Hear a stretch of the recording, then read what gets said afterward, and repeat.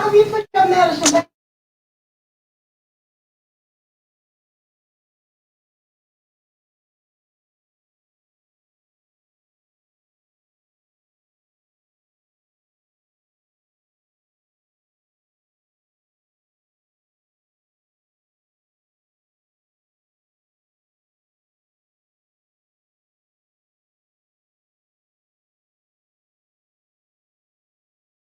Alright, let's get this shit started. First of all, I want to say good evening to beautiful, beautiful, nicer.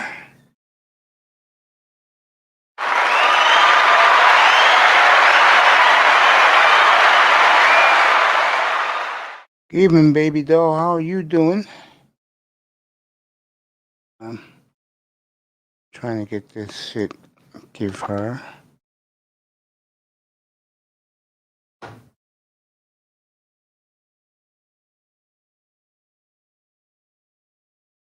Folks, I'm sorry for if you don't hear me. Trying to get this shit started the right way. Hey, nicer. First of all, good evening, gorgeous. Number two, drop the link with what Bernard Riley said about me, because I couldn't get it in my community room. Curious to hear what the big Pooh Bear has to say about yours truly, baby girl. There you go. It's a little backwards, this one. But you got it. There you go. All right, let's get this shit started. We got a couple of things tonight. I was going to start with Sam Darnold, but I'm going to start with the Chicago Bears. Cal Brandt of the hit football early morning television show Good Morning Football reported today that the Chicago Bears is going to shock the world of who they're going to get a quarterback. Remember, he's a Chicago native. He should be an insider to the Bears. And the Bears are a very old mom and pop organization. The McCaskies. Okay? But he said this evening, said it on the show today, but the Bears are going to really shock the world.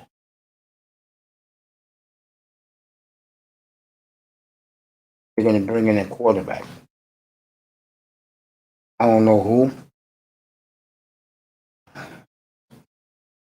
I can't think of someone they're going to bring in. Ryan Fitzpatrick? If that's the case, then y'all.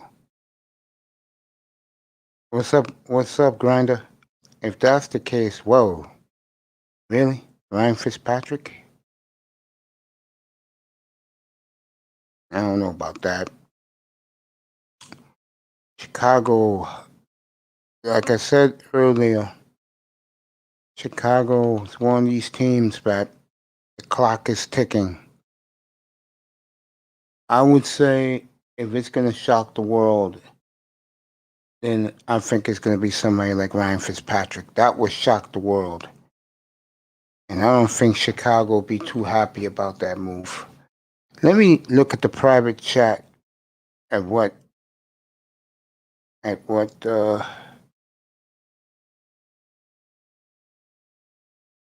now you have to put that in the private chat, baby. Yeah, you're gonna have to put that in the private chat. It's just not working. Every time I want to see what this man says, it doesn't pop up. Put it in the private chat, nicer. I appreciate it. Underrated Grinder, give me a minute or two. I gotta hear what Bernard Riley said to me. Let me see. Sweetheart, put it in the private chat. Put it in the private chat. Because I can't do it here. Put it in the private chat.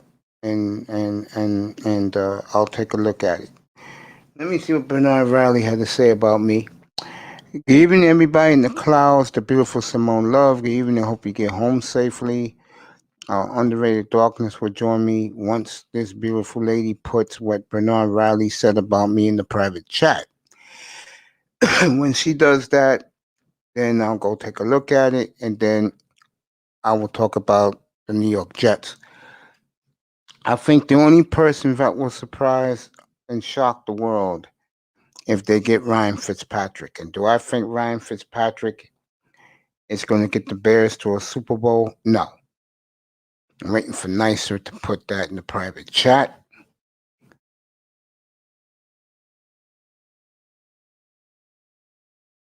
And she hasn't done it yet.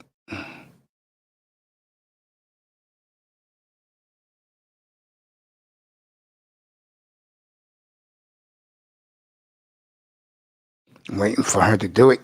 Put it in the private chat. And then I'll talk about Sam Darnold. If it's Ryan Fitzpatrick who the Bears are seriously talking about, all you do, sweetheart, is press private chat. It's right there. Just go to the private chat and type it in. That's what you do. Put it in the private chat. Cause I can't activate it right here. I wish I could. I can't. Oh, yes, I can. I'm sorry. Leave it like it is. I forgot. My bad.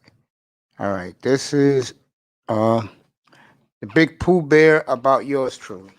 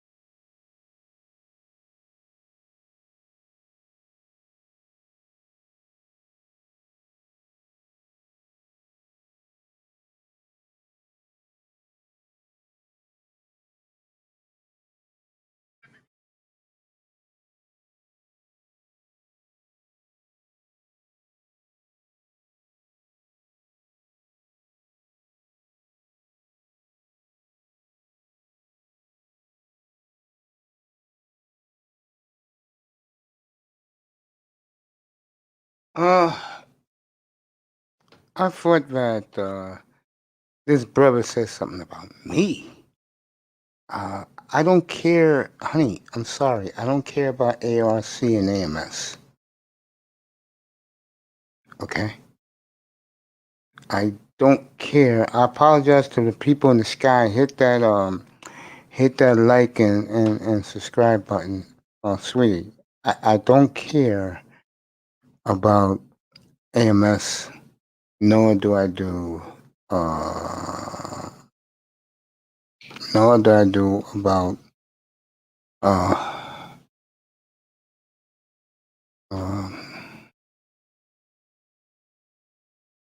um ARC. That's them. That's not me. I'm sorry, folks. Let's get back to this show. Underrated. We ready? Let's go. Uh, Sam Donald. Let me get to him. Uh, Joe Douglas basically said today that he'll take phone calls. See, the GM in Miami, when it came to a Tagovailoa, he automatically said weeks ago he's my quarterback. Joe Douglas did not do that today. I'm gonna tell you what Joe Douglas basically is saying. Be ready to part with your number one.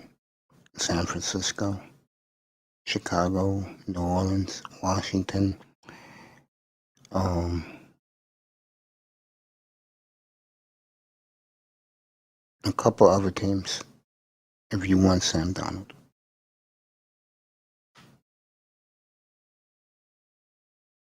That's basically what the GM of the Jets said today. See, the Jets is playing power move football, folks. Yo, what's up, bro? What's going on, man? You know, they're playing power move football right now. And if uh they control the next two drafts. What's up, Mr. Miami? And I said that to everyone. Been saying that for weeks, and now Joe Douglas came out and said he will take phone calls for Sam Donald, which basically tells you that they're going to move on from Sam Donald. Now, I want to say this. A lot of people have come up here last couple of weeks defending Sam Donald. Really? Like Sam Donald's turned the world on fire? I'm pretty sure that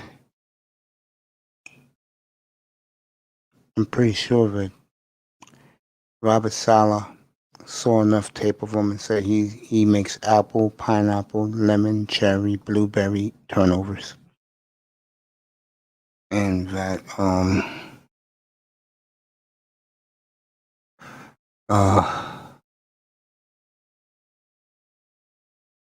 God. This man was one of them who said that he don't think they was gonna trade Sam Donald. I would Yeah, say Sam no, Donald. and this is why I don't say it, Mace. I'm looking at the Sam Darnold situation with the Jets, like what's happening with Tua. That Deshaun Watson became available. Basically, it feels like people already are like souring on him when a Sam guy Donald? the same. And like this is why I say Jets fans have no right to complain about how bad Sam Darnold was. Don't criticize how bad he played, but how you should criticize the franchise not building around him. Here we go. Go ahead, bro. It's all yours. Underrated. No grinder. Go Boy, ahead. Anthony, you know what? Good evening, brother Mace. Good Good evening, brother evening, Anthony. brother. It's about time to get back Anthony, here and talk about the I'm being Jets. honest. I'm not Anthony. I hear what you're saying, and don't believe.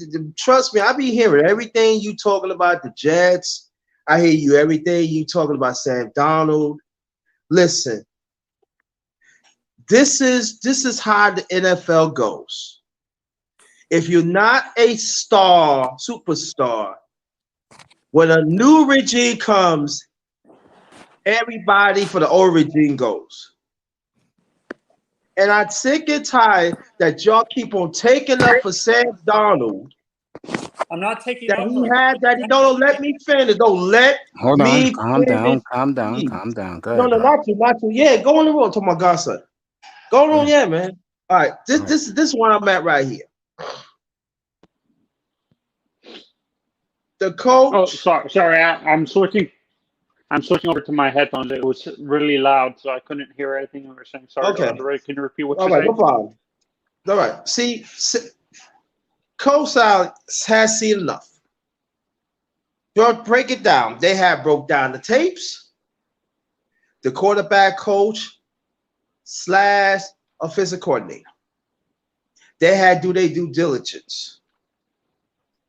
And this is the thing. I'm glad Brother Mace you bring this up that people don't like to talk about, but I'm gonna talk about. And it goes to any team. when you start taking calls from other teams, and you making calls, that means you going goodbye. Oh. Get your ass up here. Okay. You go. Now Look, let me say this and then we'll let now Manzano go. Let me say this and we'll let Manzano go. The problem with Sam Darnold, Manzano, is Jet fans really haven't turned on him. Jet fans see the pot of gold, and so do the organization. You get a third pick, a third number one, you can do whatever you want. That's what they're looking at it. And let's say if they don't get Watson or Wilson, Zach Wilson's the cancellation price. And then they can still build on their draft picks. But And let's also say, Russell Wilson. We cannot leave Russell Wilson out. No, I said Wilson. Yeah, go ahead, Manzano. let's say this happens. Let's say Sam Darnold. Let's say they don't expect what they don't get what they expect, or they're calling teams and they're not going to give them a first round pick like they want it to. The Jets want maybe a round pick or fourth round pick at best and stuff like that. Would they actually still take that, or because I keep on hearing rumors that the Jets want a first round pick.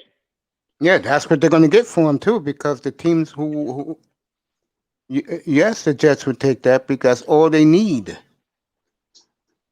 Yeah, and they'll get it. They're going to get it. Oh, right? Oh no. Let me clarify. Let's say they're calling teams and teams are not offering a first round pick. They're giving them either a third, a fourth, or a second round pick. Are the Jets fine with that, or would they demand them to give them a first round pick? Teams are going to give them a first round pick because the teams are going to want them when picking low.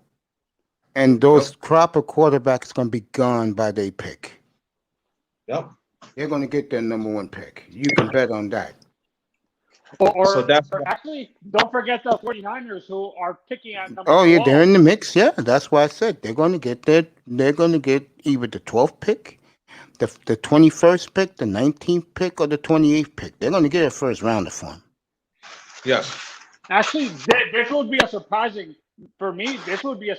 trade. Let's say, because honestly, I think Darnold could benefit from being coached under Josh McDaniels.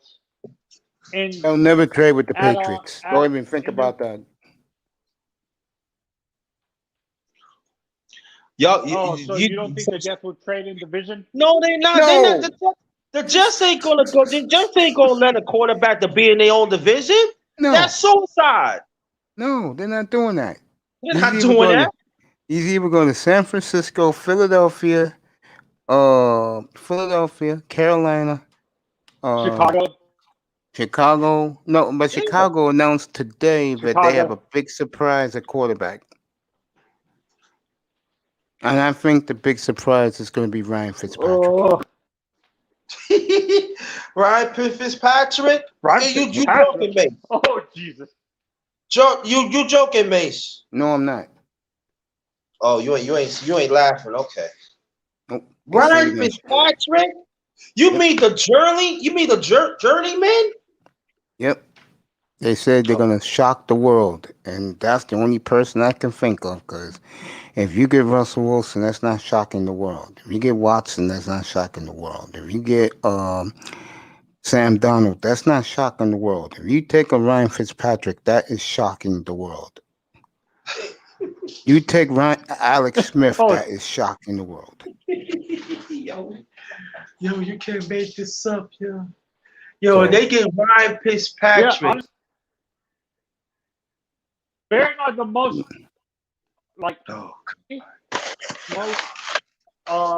improperly run organization ever, to be honest. Like, what possesses you to? Honestly, Ryan Fitzpatrick is not a starter. He's a backup at best. Bears are desperate, man. He's a backup at best. The Bears are desperate, bro. Desperate, yo. If they can't get no quarterback right now, I hear Anthony. You get Ryan Fitzpatrick. a journeyman. Who else they can get? Good enough to win with that defense, but I don't think he's beating Not Brady in a Don't big forget, spot. right. they have enough. They I think they they have enough defense picks. is strong. Right. I think they have enough. Actually, Yeah. I think they have enough capital to trade up for a quarterback. Maybe. How Don't the they? Jets going? How Don't the the Bears Bears can have have enough enough capital to trade up? No, they don't. The Bears? You got to beat. You have to beat the Jets and the Dolphins to have capital to do things with their picks.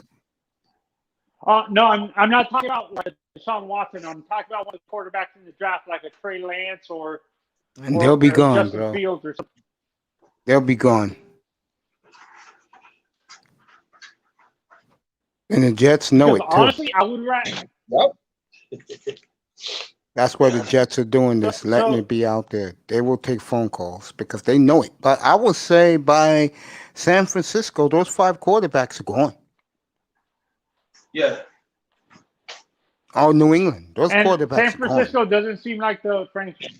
I'm not sure if you guys agree with this, but do you feel that San Francisco doesn't feel like the franchise to risk a whole bunch of capital to trade up for a young quarterback like that in the draft, or do you think He already said to. I said it here. No one listens to me. I said it here 2 weeks ago.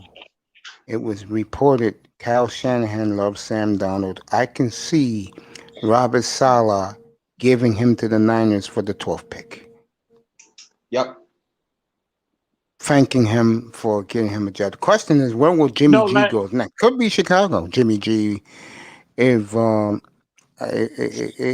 Niners let him go, I could see Chicago going for him. But see this Mace. Yeah. This is what I'm at right now, right? Mm-hmm. Yeah. I want to talk about Chicago. This is the time that Chicago should act right now because if they wait, that means possible they don't get nothing. And I'm saying if you could get Jimmy G, hey, Jimmy G is not bad. But if you're gonna wait around and see how many draft picks you got, or see who will make the next move, Chicago, you're gonna be laying on Ryan Fitzpatrick. You got a strong defense. Guys, hit that like and subscribe. We are getting new people coming in tonight. That boy Vader, welcome to the family. Donald should go somewhere else and be his best self. Facts. I do agree with that. What's up, DJ? He said the trucker, Bears and New England. That's what he thinks. Jimmy G is a Patriots killer. And Jimmy G going back to New England. That is excellent points, my brother. Yeah, that's what I think. I think New England is the ideal choice, and I would say now. Once I'm gonna say what you think about it. I said Jimmy G goes back to New England, but Chicago could be a dark horse. Yeah, I can see that. Yeah, because Chicago said they're going to shock the world. And Mason underrated. Yes? Actually, there's rumors going around that Miami might trade, like for Watson, or on top of the Watson trade, they might trade a star player like Xavier Howard to the Cowboys for a first-round pick, first and second. I can see that. The Dolphins, I think, are finding out right now that the guys they'll be interested in are going to stay. Green Bay is letting it be known most likely they'll franchise Aaron Jones. Yeah, right. So they can't franchise the center though. I wouldn't want that center. If I'm a team, I wouldn't touch no 30-year-old center. No, too old. Remember the offensive line doesn't. Honestly, the offensive line actually gets better as they get older. Actually, no, that's not true. Because I honestly, Manzano, go ahead. What you doing? Go ahead. No, I want underrated. You are right. What you're saying, by the way. Underrated counterpoint to what. Paul G says in the chat room, Dallas don't want that. About interior. Dallas don't want that crap. They don't want Xavier and how he calls him garbage. Oh, I don't I don't know Uh, why. I don't know what he's talking about. What quarterback anybody, yo, do Darby, Dallas have?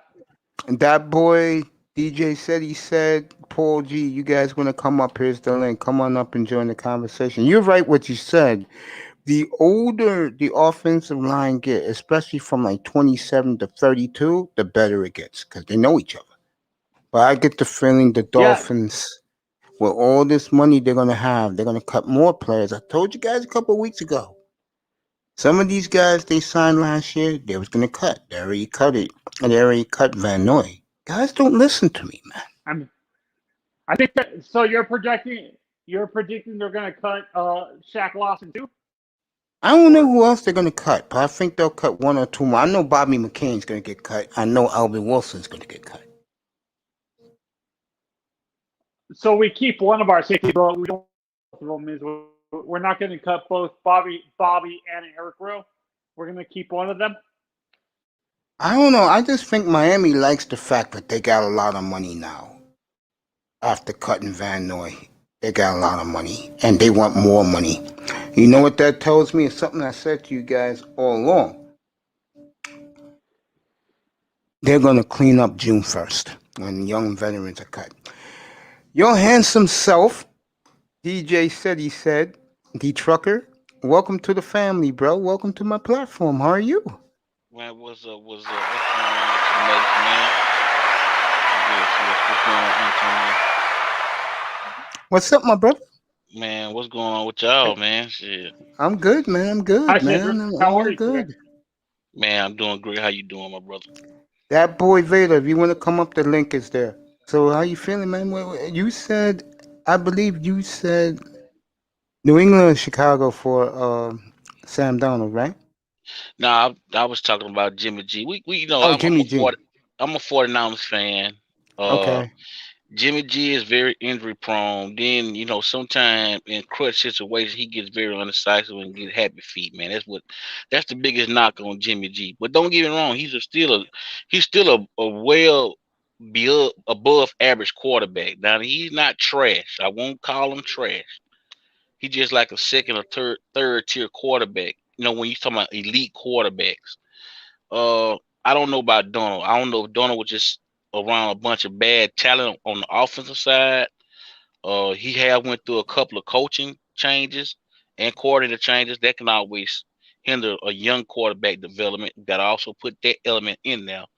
So you just don't know. And then it's a lot of good quarterbacks that's in the draft. The Praise the kid that's Lord. coming out of Alabama. Go ahead. Praise the Lord. Praise the Lord. I've been saying this, Cedric, DJ Cedric. Yeah. Sam Darnold didn't have a fair chance with the Jets. No, yeah. So realistically, I don't know why certain Jets fans are giving up on It's him not the already and Jet stuff like fans, that. Manzano. It's not his fault. It's the new coach. He don't like what he sees on film. Well, it's just like the thing with Tua. Everybody think it's Tua. Man, the Dolphins' offensive line sucks. The tape is already out, and somebody already did a YouTube documentary about their offensive line like maybe 3 weeks ago.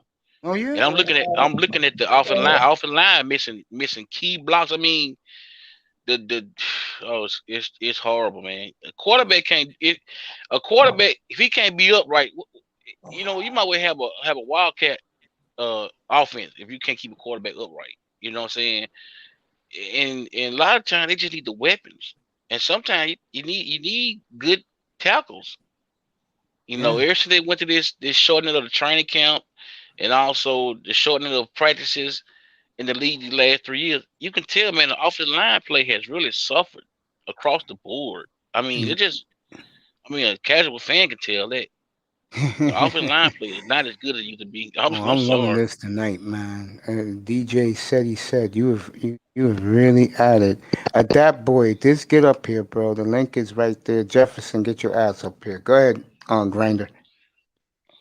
LT man, what's up? Go ahead, Grinder. I was saying this. Good evening, brother. How you doing? Nice seeing you again. What's going on? What's going on? What's going on, man? All right. And I say this that get back to Justin. I want to not go, but now y'all just talk where you want. The Jets. This regime right here is not playing games. Facts. They not. They know what's going on. They know if they made an error, that's going to put the Jets back for years. So what they doing is maybe we want to hear from what they want to do more, but they're gonna be very strategic. Mm-hmm. They are being very strategic, and it Well, will not surprise. Huh? I'm gonna let you talk, but all I'm gonna say is that if the Jets trade Donald, they're gonna be very brash at what they do because they know they hold the entire draft with their balls. They really do, and they're loving it. And so are the fans up here in New York, by the way. Yeah, Okay, yeah, okay. great. Question. I got a question. Go ahead, sir. In this year's draft, how many picks do they have? The Jets Yeah. got 2 number 1s and 2 2s, but if they trade Donald for a 1, they'll have 3 number 1s. They have 3 next year. Mm-hmm. Okay. This is what I would do if I Mm-hmm. was the GM. First of all, that's New York. Let's get just see that's the Mecca. Okay, we can say everything we want to say, but that's the Mecca, right? Okay. Me personally, if I was the GM, I'll be trying to get Russell Wilson, a proven commodity. If I can trade both number one for say him, get maybe 2 or 3 second rounders, load up on some talent. I think because you want to sell tickets at the end of the day. It's about tickets and it's about getting a productive commodity in the backfield. Because sometimes when you got a person that's productive, they know that's a winner. Sometimes that can kind of motivate the offensive line play a little bit better too. Me personally, I would go for that. Wilson, I think he'll bring a little more creativity to that organization, being that they got so much influx and because they done went through so many coaches in the last 7 seasons, man, don't make no sense. They went through what 3 coaches, so 4. that's what I would do.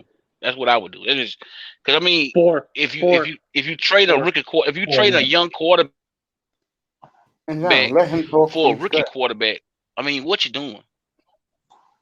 I think they are very. That's just my opinion. I think they're very intrigued with Zach Wilson, but I think if they would trade those 3 number 1s and another player or 2, they'll do it for Watson. Much younger, and um, it's something I said a couple of weeks ago up here, DJ. I told these guys up here that America loves college heroes. They do. Watson, Trevor Lawrence, Tua Tagovailoa. Those 3 guys, America follows wherever what they do because they watch them play in the biggest stage and the biggest games in Yeah, college. they already got a built-in brand. I see what you're Yes, saying. exactly. If Yeah. you like Miami right now, I unless they get Watson for Tua or Russell Wilson, let's say they trade Tua to the Redskins for their number 1, they'll get a lot of pushback by America. They would. But That's but I want to say this though. yeah, good. We gotta say this. Russell Wilson, he talked about the teams that he wanted to go on. One of them was Dallas. He never said the Jets. Now the only way if he come to the Jets, it's gonna be Poison, Seattle. yeah. It's gonna be Seattle. Exactly. That's the element I'm putting in there too. Now you got it because that's a big media market, and that's gonna appeal to her as what she trying to do as a artist or either in a socialite or whatever she trying to do, and also it's gonna put him at a higher clip as an alpha male being viewed by the public and also his peers. And then, like you say, if you can go win New York, man, oh my God, the money. But this is the thing. How about Yeah, Vegas? that's true. I really How about Vegas? Huh? Go How about ahead, going to under, Vegas? How about Russell going to Vegas? I mean, That's right? intriguing. That's intriguing. I don't think they'll do it, but that's intriguing. It ain't gonna be popular like him going to Dallas or either going to New York. I don't care what I nobody think if say. you go, I think if he goes to the Raiders, that would be major popularity because the Raiders Yeah. are a household, like a brand where they have a big Jets. No one cares about them outside Long Island. Right. Yeah, but you gotta understand though the New York element in that. If he goes to But the Jets or the Giants, it's still you got what I'm saying is New York carries his own brand regardless of what team in New York. If you in New York, you in New York. Okay. yeah, Then you looking at the money that you can make off the field too. His yeah, but brand, his marketability with Scott. And I got to say this, Sierra has really changed his image for New York. He looked like he can really pass and go for a New Yorker right now because she really has helped his style and image. I'm sorry. I, but I, I'm but, I, just but yeah, go ahead, she. Go ahead. I mean, go ahead, Grinder. no, I'm gonna say this though, and I think this is the one thing you tend to forget. The only way Russell Wilson going to go is because Ciara. Yeah. And I don't, and this is what I feel. I don't want you to go to the team because of your wife. You should go there because you want to go there too. And you got to be tough nails to play in New York. And that's the thing that I'm concerned of. He gonna think about her needs, so he said, "Okay, babe, I'm gonna go." So that means your heart is not gonna be the culture of New York, and I don't want a person that I don't want a person that we had dealt with person in the past that come to New York, and they don't want to adopt to the culture, and they just want to pass by. I don't want because we got to understand how Russell Wilson. You see, y'all hear some of y'all talking about Russell Wilson. He should play for the Jets. You know what I'm saying? We want somebody that go fit that culture. We want somebody that could deal with the media. I'm telling you, and Russell Wilson, to me, nah. If he going to Jets, is it because of Sierra? Point blank. He's well, not going to yeah. be I adopted. mean, well, yeah. I mean, even if he go to Dallas or either New York, it's not for him. He already won a Super Bowl. He already appeared in two of them.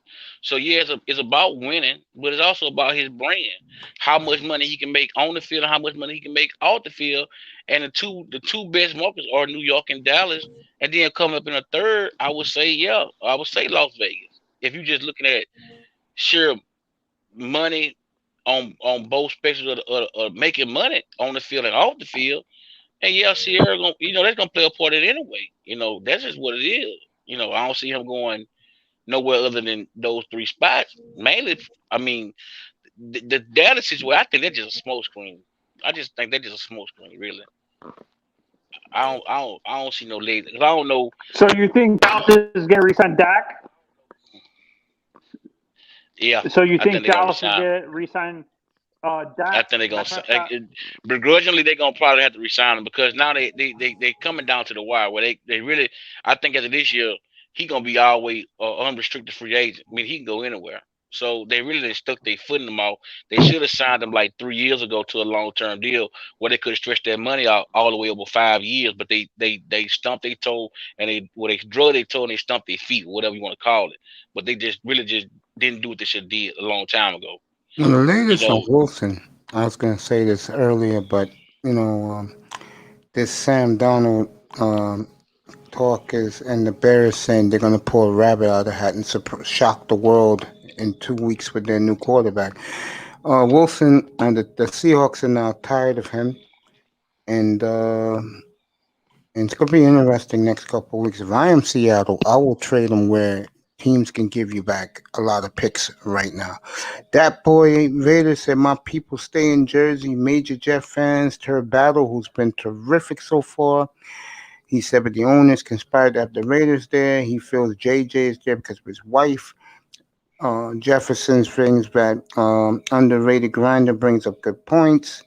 Um, that boy Vader says Russell Wilson is a small market QB. He will struggle in a major market. Um, it's good to see you too, Tier Battle. You know, we go way back in these chat room streets. LT Man says, does Mo Williams still playing with the Vikings? Nah, he's been gone, man. Yeah. Dallas gives the money to Zeke. I Yeah, they think gave the honestly, money to Zeke. Russell. Honestly, and Yes. for me, I think Russell. I think me and Mace talked about. I think the best in Miami because he could fit in with those rich Jewish in that rich Jewish community, right? Like he can Yes, I fit in think well his. with that type of community, right? I, yeah, I think that's the place he would fit best to me and Watson. And I'm not being biased because I support the Dolphins. I just feel that the Dolphins of these teams, they're ready to win right now. They're not Right. going to sit back and hold back. And it really does pay when you have all these draft picks. I know underrated one's a Jet fan. He would agree with that. It pays to have these draft picks, right? Underrated grinder. Yes. Yeah, but what you gonna do with them though? You can have all the draft picks in the world, but if you making stupid decisions with the draft pick, then it's all for naught. My thing is now, what are you trying to do? You trying to win now or win a few years down the line? It's what I it think comes down Miami. to. I think Miami wants to win now. Russell Wilson And honestly, with and the Deshaun is the best evaluation, quarterback out there. Manzano, can you let him talk? yeah, and for me, honestly, Wait, Manzano, let him talk, please. no, go ahead. Go ahead, Manzano. Jeez. Go ahead. Manzano, honestly, go ahead. I disagree with the evaluation of our offensive line. It's not horrible. Remember, we had 3 rookies on that O line, Cedric, and you can't really. And 3 of them were injured throughout the season. They weren't healthy. That's why the O line was so inconsistent. So I don't know why people were rating our offensive line, forgetting the fact that throughout the year, Austin Jackson had injuries. So did Solomon Kinley, and so did Robert Hunt. And the veteran that we signed couldn't stay healthy in Eric Flowers. So how can you really trust the ratings of PFF or some of these rating companies rating our offensive line when we had injuries throughout the year with our offensive line? I'll You say talking this. about the Dolphins? You talking about the Yeah, Dolphins offense line? that's what he's talking about. Yeah. Well, I'm gonna say this. I'm an Alabama fan, so I know Tua is a great quarterback. First of all, y'all shouldn't even drop the Tua. I thought Fitzpatrick was doing a great job. Y'all should have got some weapons in the first place. But okay, we move. That's what y'all done is already here. So evidently, I guess y'all didn't really believe in Fitzpatrick, and y'all dropped the Tua. So now you gotta say what? Okay, Tua only been out what? This going his second year. Now you gonna try to blow it up and get somebody else? They don't make sense. I From would rather have organization Deshaun. wise, they don't make sense. I would rather have Deshaun You might well, Watson any day of the week than Tua Tagovailoa. Yep. You got to be kidding me. If they have a chance to get you get a chance to get get Watson or Wilson, you do it. Quick. yeah. I mean, hey, I'm not gonna argue that, but it just and what I'm saying. If you're not gonna get one of those quarterbacks, it don't make no sense to move to it. Can we all agree with that? It don't make no sense. Yeah, If you but want, but DJ, if they don't get one of those two, they're gonna keep Tua and let them play.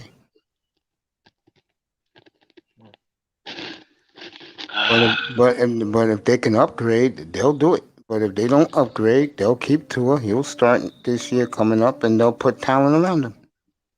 Mm-hmm. Do you agree with that? yeah, you go out there, you get you a real receiver. Yeah, Yeah. I Get the guess. kid from Sure. get the kid from Either LSU. LSU, yeah, the kid from LSU, either kid from either one of the Bama wide receivers. You can do one of it. Me personally, I kind of like Waddle. Waddle's the better receiver than me. Yeah, he's climbing up right now. Yeah, he's the better. People don't believe. Now, don't get me wrong. Devontae Smith is a great receiver, but if you talking about like a receiver that you can use for punt returns, kick returns, who's very shifty, who can be in a phone booth and make your ass miss. Waddle's the man for you, and he got good, and he got a lot of heart, so that you can't coach. And the boy is like extremely fast. I don't think Smith got that breakaway speed he's deceptive fast, but he ain't got like that. I'll get 10, 20 yards on your ass before you blink. When you blink, I really do think that Waddle is that type of that guy in Kansas City. What's the wide receiver in Kansas Tyreek City? Hill. Yeah, Tyreek Hill.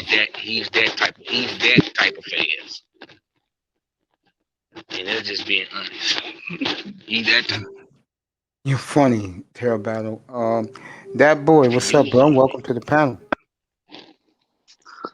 That boy, Yeah, what's up? How you can you doing? hear me? Yeah, What's he's going crystal on, man? clear, bro. Thank you. I appreciate you, Mace, stepping on the panel. Thank you, No everybody problem, on the brother. panel. That division, man, the AFC East is gonna be crazy. Like I said, I got Buffalo at least for the next 5 years. Buffalo's Wow. getting crazy to me. Like Wow. I The like the East is Jets. going to be a battlefield. Oh yeah, no Finally, doubt. the AFC, man, I'm telling you right now, it might be one of those seasons to where everybody's tied because they split the games they got to play next year. Could you imagine the AFC East that way? Because it's possible.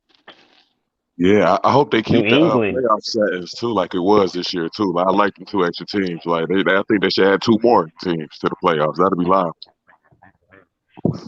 Yeah. you know what?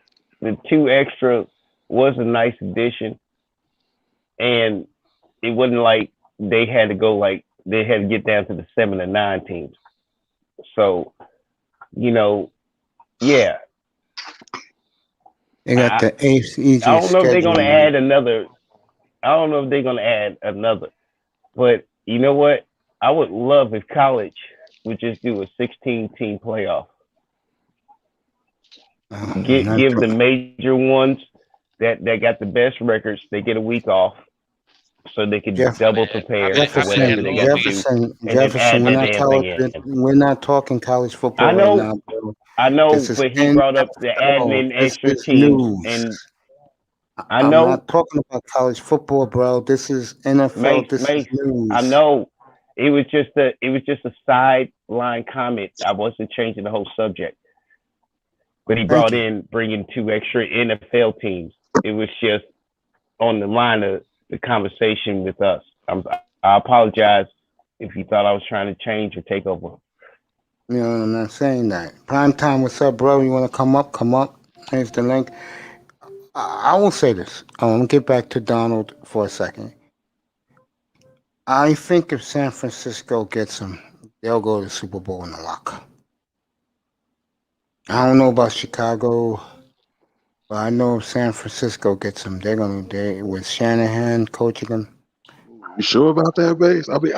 I'm sure about that, bro. I think San Francisco's the best team in the NFC. There was you gonna Mace, sign can I ask you one quick question? the Rams with Stafford? Say about that. I don't take the Rams seriously, bro. Ooh, okay. Remember, the reason why, I'll give it to you in a second, Jefferson. The reason Yes, sir. why I was just gonna.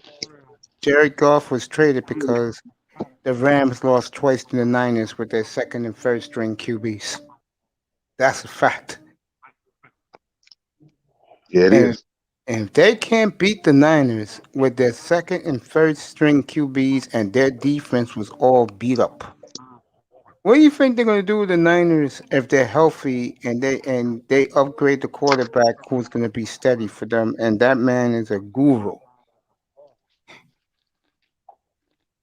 Right. True. Well, I can't sleep on Stafford though. Like that's my thing. That he's the wild card. The Stafford. Like if he get hot, That's your opinion. I'm not disagreeing. I mean, I agree to disagree, but I let you see up here, my brother. That boy, I let you speak your opinion. You think Stafford's? If you think Matthew Stafford's the wild card in all this, okay, we'll see. Everybody will see. I'm not. True that. I'm not one of these guys that my word is the law up here. So, go ahead, the DJ said he said. Yeah, I'm back, man. I was just getting this thing situated here, man. But I don't know, man. I like I say, it's gonna be a very interesting draft. I think a lot of teams need some more than just one piece to make their team where they want to be. And we're gonna have to see. I think there's a lot of great talent in the draft, but teams ain't really got the trade down. I just don't know really right like the from the 2 to the 5 pick is really like where everybody's like really just like unknown where they gonna go. I think everybody know that Jacksonville is pretty much locked in with the quarterback that they want, which I'm not that real high on Trevor Lawrence, but hey, that's just my opinion. No, I agree. I'm not arguing with you, my brother. Like I just told that boy Vader, you up here, you state your opinion. No one's gonna give you pushback. That's how you feel. Yeah. Yeah, Go that's ahead, how I feel Jefferson. about Just that guy. Go remember, ahead. we all are fans. We're just giving a fan opinion, so we can't put you over the sticks because that's Prime your time. What's personal up? Come opinion up. as a fan. He's right. Hit that like and subscribe, people. Yeah. Yeah, And I like the I Niners too. Like, Yeah, and the Jets control everything, man. And they can do whatever. Everything's going to start on the 14th. I'm going to be on that Sunday afternoon all day because that's the day you can negotiate and make a deal with the teams, with the next team, and you can make trades, all that. And on the 17th, I'll have it here, my brothers. I'll have it here. The free agent signings live up here, man. I'm really looking forward to it. Yep, the I, Jets I had a control the question stat. for you, man. Say whatever you want. Go ahead. Hey, are they doing the combine this year? I haven't heard about that. The No, they're not combine doing. this year is gonna be the pro days of the colleges Yep, Okay. that's what it's gonna be. They canceled the actual in Indianapolis. combine in Indianapolis. They're gonna everybody pro day is gonna be they gonna be the combine because they don't I want will to put have everybody in the same yeah. because of COVID or Yeah, whatever. I'm gonna have all the That's the reason why. That's the reason why but I the mean, Alabama quarterback had jumped up in the Oh starting yeah, lineup. that's what I've been saying, my brother DJ. I've been saying that for the last but to 3 be weeks. honest with y'all, that's a good idea because how many? I mean, the colleges got the same cameras and could set up the same thing on their Well, field. well, don't you think So I NFL mean, Network go, and ESPN's can send all their camera people Hello. all over the country? yeah, that's Yeah, what I'm somebody was saying thinking. something about that. I mean, they could hire people there. Yes, you're right. So I Jefferson, you're mean, right they about can that. work around. Sweetheart, get up here. Go ahead, DJ. Oh yeah, man. That's the reason why Matt Jones And you bogged out a little bit. Move a little bit towards your router. out about Matt Jones. I There didn't you go. now truthfully, I didn't think Matt Jones was all that good, but the Neither boy do got a I. killer. The boy got a killer arm, and he's very fucking accurate. So I mean, they talking about he might be going to New England. So with He's that, gonna skyrocket. he's on yeah. You So got to remember with the that system these organization, players are playing in. It You got to doesn't matter. factor in If you the show system they accuracy, playing in. if you show accuracy, people are coming to see you. And Mac Jones shows accuracy. well, But I what ain't I'm trying to bring saying it to to you, college Mace, or nothing like that. is well, Go is ahead. he a draftable player in the NFL? Jefferson, he's Then it his applies. skyrocket to 15 or 12, bro. Of course, he's a draftable player. Yeah. Oh, then he is right to bring up the name. He say I didn't want to bring up college. No, that guy's draftable, so you can bring up his name. I was just Yeah, Well, what I'm saying, backing him up. I'm not trying to take it to a college conversation, but what I'm saying is, well, if you know about Alabama football, which I probably don't keep up with like I do, because I'm down here in Alabama. That is a pro style system, It yes, is. it defense and is. offense. So we got the running back Najee Harris. He's gonna be high in the draft. Both receivers gonna be high in the draft. Yep. The quarterback is gonna be high in the draft, and then we gonna. I mean, shit. Look like from what they saying on ESPN, like the first 3 rounds is gonna be heavy SEC players anyway. So Yes, always is, by the way. Hit that like yeah. and subscribe button, people. So it's gonna be what it's been for the last 5 years right now. So Yeah, I think by the time New England picks, those quarterbacks going like after New England picks, those 5 quarterbacks are gonna be gone. yeah, Pasada, $40. I What's think up? It's no sweetheart. It's coming. I just put my past the $40 up there. It's messing around. How you doing? How you doing, mate? What's up, bro? Yeah. Welcome to the panel. Yeah. How y'all doing? How y'all doing, brother? Yeah, I'm man, good, what's going on? man. Welcome to the panel, my brother. Carolina Panthers fan, LaMelo. Charlotte fan of all sports. LaMelo. Oh, I know what this is. Yo, what's up, bro? What's up? How you doing, Different man? name tonight, man. I'm Yeah, good, I just man. changed my name, but Different yeah. name tonight.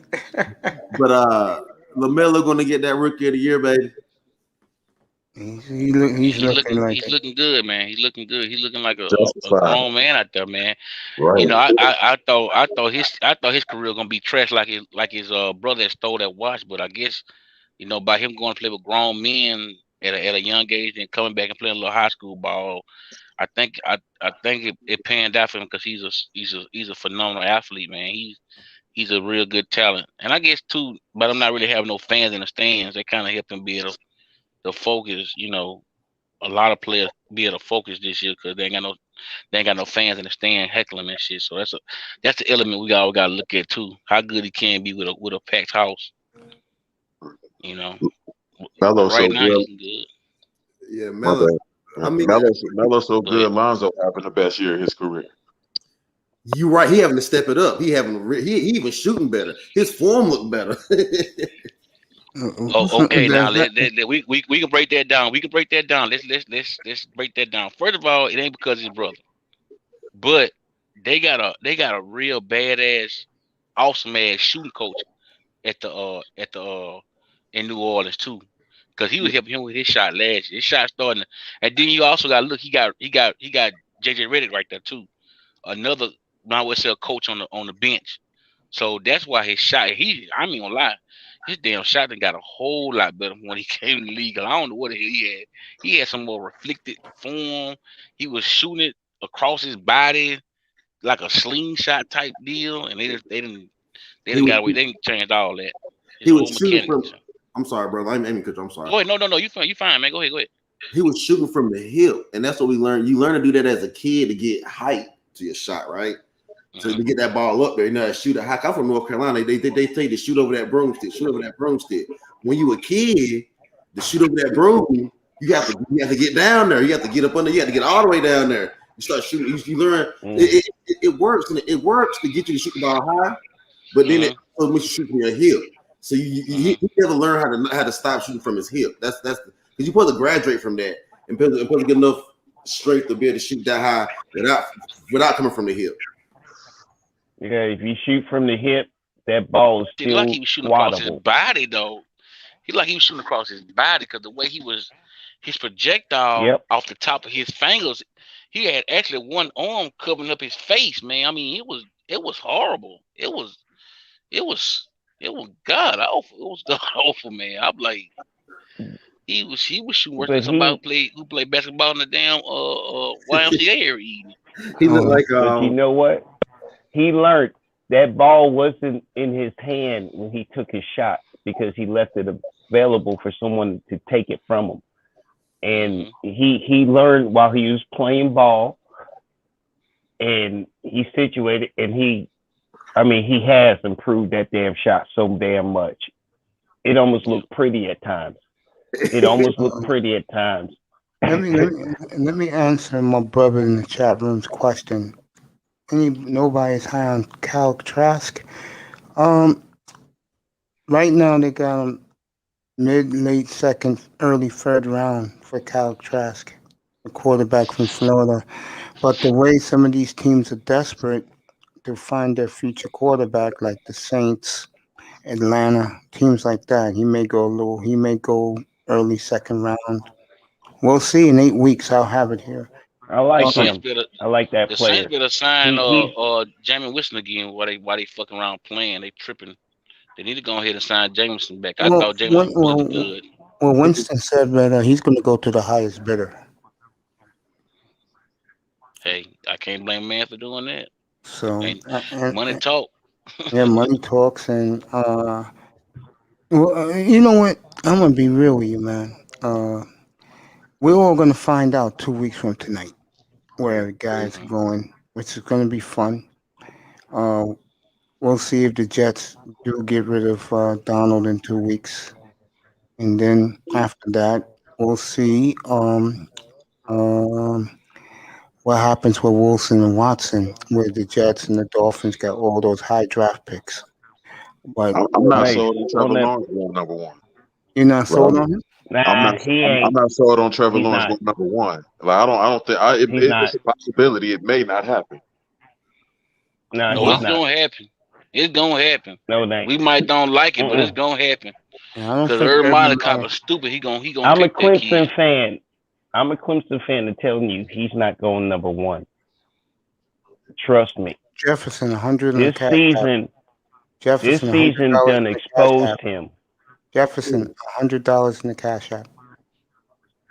Oh crap! Never mind. Who spent $100? I said I will bet you $100 in cash app. He's not going to be first round pick. I don't think I, I don't think Urban Meyer would come back or go to the NFL if it wasn't him coming out. Facts. this is just a bet among friends, Good point. Mace. And I don't want you to lose $100 when I'm right. So I'm just telling you, he's not. that Yeah, alone. He I might don't be the want you. second. He might be the second pick in the first round, but he's Help, not gonna be the first. that's They not. desperation too. They not coming off Lawrence, dog. If anybody know Urban Meyer, he's He stubborn. got exposed this season for real. And I'm gonna leave Jefferson is, alone. he got exposed this season. Well, And you go tell the scouts, Jefferson. Go ahead, go tell the NFL. I don't have to scouts. tell the scouts. This is just the fans' opinion. I don't get to choose shit. Okay? None of it. I'm just saying. Jags owner I will don't think fire. you go. Jags owner will fire Urban though. Yeah, I totally agree with that. You already got on Urban for hiring that racist trainer. Drew Brees and Biggie Ben won't leave yet. Yeah, no, Brees is gone. He's gonna go to NBC. He need to go. I mean, he done. Yeah, I agree with that. And Big Ben, his arm is broke. It's Yeah. over. You know what? A lot of people need quarterbacks now. If you look at it, There you go. you need quarterbacks. You think? Yeah, Do but let me y'all ask think you guys Cam this. Newton gonna get picked up from free agency? Oh, I don't know. I You know still what I think would love? so. I I would still love Let me think ask so. you. What's up, Lou? I would love Let me to ask you this get question. Watson and bring Cam back. Let me ask this question. Do you guys see the kid that was in Ohio State and the Redskins cut? Steelers picked him up a couple weeks ago. That boy is Yeah, actually pretty Haskins. good, and he was Haskins. underappreciated in the team he was with. He was underappreciated. I'm gonna be Coach honest. didn't- That Coach boy didn't got like some him. skills. Yeah, Sure, young that boy man. got some skills that Yeah, no he one got used skills, yet. but I'm if you telling you mentally right can't now. put it together, what the point of having skills? I'm just, I You're right. mean, come on now. Look. He might go to a team that the coach is giving him an honest chance. And boy, I'm Oh, gonna tell you that's right now, Tom Brady did it. Remember what Tom Brady got a chance, and No, he ain't wasted. what happened That is you had an Reggie Bush did Go immature ahead. kid. You had an immature kid going to a solid Organization. program organization. That's what you got now. So Facts. yeah, it probably was good for him to go somewhere like that. Not saying that the Redskins wasn't solid in the coaching, but they're still not on the same page with the ownership and the management. That's where the problem coming at with the Redskins. So now Absolutely he going correct. somewhere. Totally They agree. got one voice, people might don't like Tomlinson, whatever his name, Coach Tomlinson. Mike Tomlin. But one thing about it is you don't have a whole lot of voices undermining his authority and what he see fit for the team. I agree. You see what I'm saying? He And you got know full what? control of the team. And the team's playing for him. I was impressed by Washington this And season. he's gone though. It doesn't matter. He's not there no more. He's with I Pittsburgh. don't want to see Haskins in I the AFC know, North, but though. That's what I don't want to see. Good point. Right. I stay in Cincy, man. Good I point. stay in Cincy. He was gonna love to eat the Bengals up. Oh my goodness. Yeah, he's gonna. I think them threatening Big Ben last Wait. week I was very disappointed. I wish they would just cut his Wait, ass and get hold up, house. Mace. Time out. They threatened Big Ben. Yes, last week. That was last week's news. They took half his salary. Oh, No, they didn't shut take them half up. a share. I, They just stretched it out. They just stretched it out over 2 more years. He asked for that because he would have He been pretty great. I yeah. think He he would pretty much not. said he'll play for free. okay, Yeah, they just that was stretched it news out. to me, y'all. They gonna give him money on the back end. They gonna give his money on the back end. They gonna give him all his money. He ain't losing no money. They gave him a few more dollars to stretch it all the way out instead of just getting all this massive contract. What it was like about like 30 something to 40 something million for 1 year. They're gonna stretch it out, I think 2 years or 2 or 3 years. But they gave him a little more money so they can kind of stretch it out. That's all. I don't know what Big Ben want to do. Uh, He wanted to play with that broke arm. That's what he wanted to do. You still talking about the broke arm? Oh man, come on now. Big Ben, His good, arm, good quarterback. that arm is done. You think Done. so? I've seen that arm for 12 years. That arm is done. It's done. It is. I don't see him doing anything. I just see Pittsburgh waiting it out to get his heir apparent. I remember think- when Ben was getting it downfield 60 yards with 3 people on him. He can't do that anymore. That's real talk. Well, where the problem is with them, I think they really need to get them a bell cow at running back. The kind of take some fresh out of Big Ben because Big Ben can't do it by his goddamn self, and y'all don't have the receiver core that y'all used to have, so you might as well go get a running back that can take some of that load off him, and get back to the old play action type football that y'all used to run. Spread them out a little bit, but give them a little play action, put a hard nosed running game, and kind of protect your quarterback. He's still a good quarterback. He still got something that most of these rookie quarterbacks ain't got, and that's knowledge and wisdom of the game. I think Ben Roethlisberger was very, very, very lucky that he had bigger stars on the team than his ass. Yeah, he did. Oh, yeah, that is true.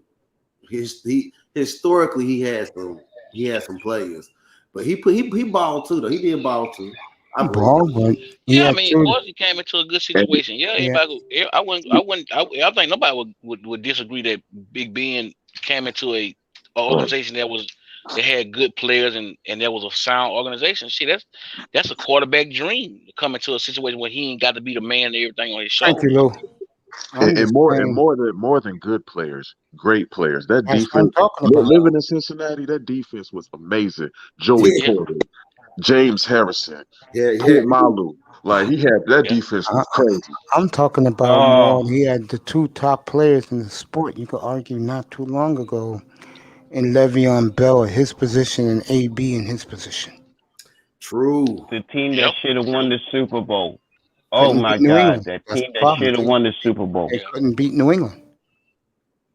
But New England, who they have? They just said Elder Bridge. Who they really had? That's the point. He does his best without. He did his best without real talent. Well, when you got a tight end like Gronk, and a quarterback, Gronk, like Brady, Yeah, but you can't undeniable. Gronk and Brady's a first round up ballot Hall of Famers. yeah, Because if you look back at this Super Bowl, when shit got heavy and it got to be crunch time, where Brady was going? He wasn't going nobody else. Gronk didn't play. Gronk is already Hall of Fame. Gronk didn't play.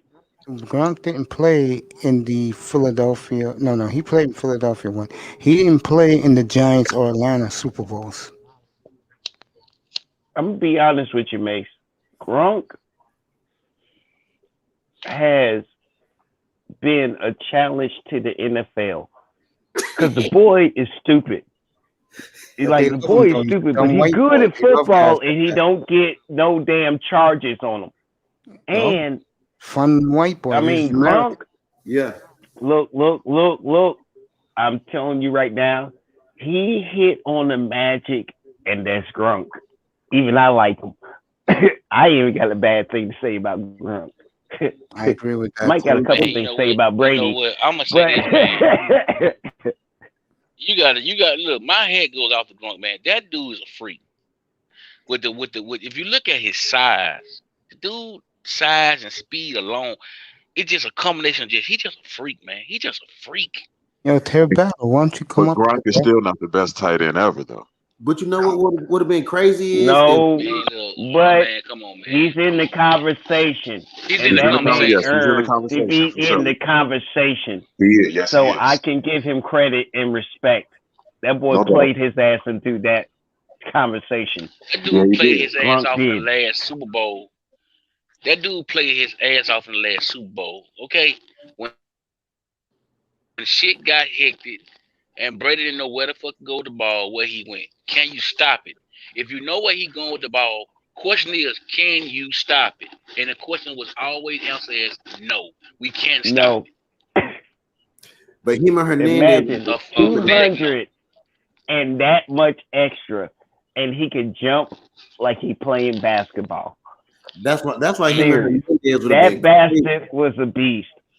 Serious. All right. like imagine you remember when Hernandez and Grunt were together. Imagine how crazy them boys would have been together if they would stay together.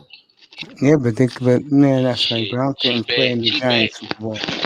Cheap ass Belichick wouldn't have kept them boys together. He probably did something stupid like let one of them go or try to keep everybody on a low market value. Yeah. They did win You 6 know Super what? Bowls doing that. Grunk said in Hulk talk, Grunk take year off. Grunk heal. Tom Brady called. Grunk play football again. That's it. All right, it. since you brought him up, why do so many brothers respect Tom Brady so much? I'm curious to hear this. Ooh. He earned it, Kick man. my team's Hell, ass There you repeatedly. go. Kick Yeah, my he earned it, team's bro. ass He earned it. repeatedly. That's Yeah. why. Right. I can answer that. I can answer that, base. Like Yeah. he got it out the mud. Tom Brady got it out the mud. He wasn't the number one pick. Like what was he? Round 6 or 7? 6th round, 100, 200 pick on Right. the nose. Like nobody believed in this guy, and he got it done. What 7 rings now? Yep. That's check. Look. Tom Brady's so good. He got even Eli Manning the goddamn Hall of Fame. What the hell are we? Come on now. We talking about Eli. You know what? He got Eli You know Manning. what I'm saying to you?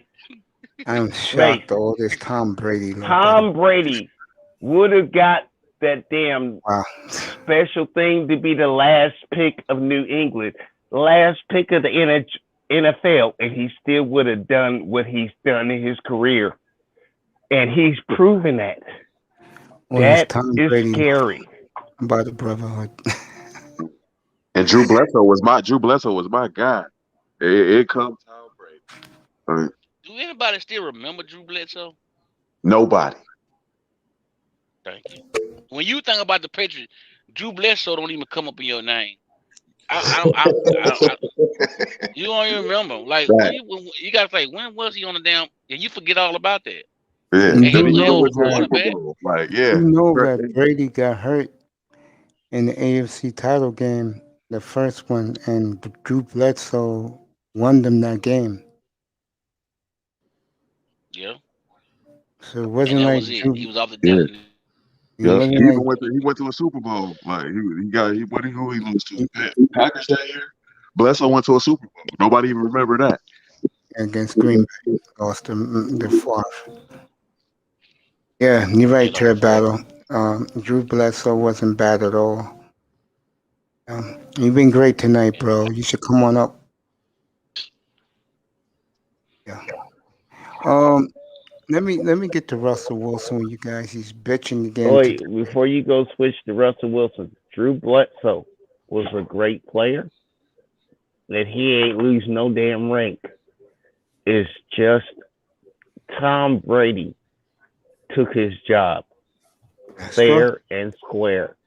Yeah. And Going that with that one. is what happened because it was, and then Drew Bledsoe even supported the move, and that's rare for a starting QB to do. So I know he Belichick is the honorable man on that one. Yeah, he did. Facts. I know Belichick. He couldn't stand him because he was right. I mean, Drew Bledsoe No, I said the other way around. knew the game. He knew how to play a QB, and the thing was, they bumped heads. But I mean, even the coach says, Oh, he was fighting for his I life still in the respect the hospital man. for weeks. How he's going to fight Respect the the coach? man. Yep. Anyway, let me get to Russell Wilson. Go ahead to your next point. Go ahead, man. Yeah, Thank let you. me get to Russell Wilson. He's bitching again. I can't believe that Russ is showing his true colors now. Last week in the Athletic, they had a tremendous article, and he let the commissioner know, and he was in his box at the Super Bowl, that he was better than the two quarterbacks on the field, and that's one of the reasons he wants out of Seattle. The other reason is because they just can't protect him. He's been sacked 200 times in his career. I mean, 400 times in 9 years, which doesn't make sense. Now they're saying that Seattle's tired of him, and you guys think he'll be traded before the draft?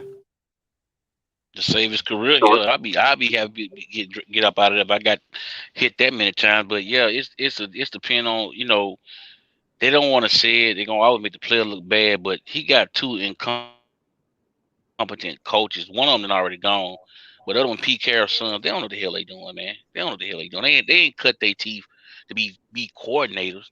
They need to be position coaches. They're not coordinators.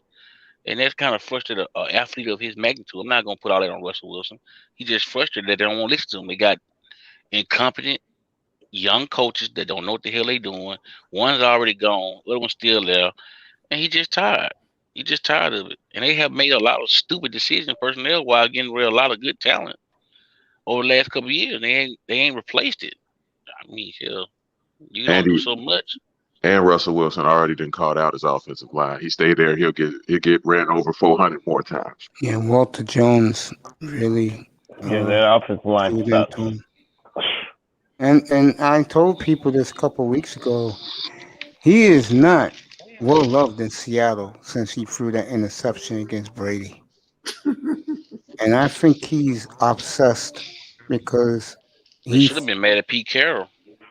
No, the reason why they're not mad, Seattle fans keeps winning. They keep winning, so they're not gonna, as long as they're winning. Well, I look at it like this: if you got a 240-pound running back that at his prime was unfucking stoppable, and you on the 1 yard line, I'm gonna let y'all decide what y'all gonna do then. I'm getting Marshawn. Beast mode. No, it's the curse of Marshawn. That's what they're dealing with right now. That Marshawn Lynch curse. They did not want the Marshawn Lynch curse. They didn't want. They not want the Super Bowl MVP. You're right. They didn't want. They did not want Skittle eating, dreadhead, Bay Area. They used to run into school buses. Gangster. They want him to. You know what? Yeah, They should You're have right. made the ball to him, man. That was his job. First of all, how you gonna throw a slant pattern?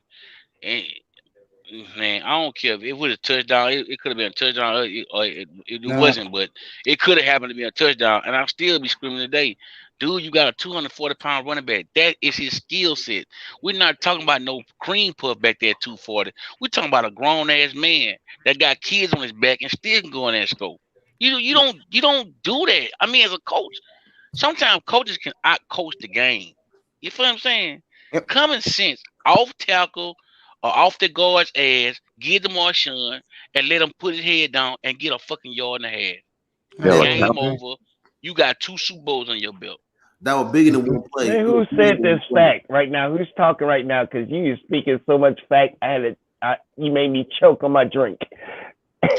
Yeah, Jefferson, just please. That was GJ said just now. Go ahead. I like him. I like him. He's telling the truth on this one. Go ahead, brother. Who was speaking just now before Jefferson? No, I was just saying everything DJ said was nice. Like they played Marshawn on that one. They definitely did. But he was gonna get that touchdown, regardless of what play they drew up. Beast Mode was gonna get that touchdown. They played him on that. They didn't want.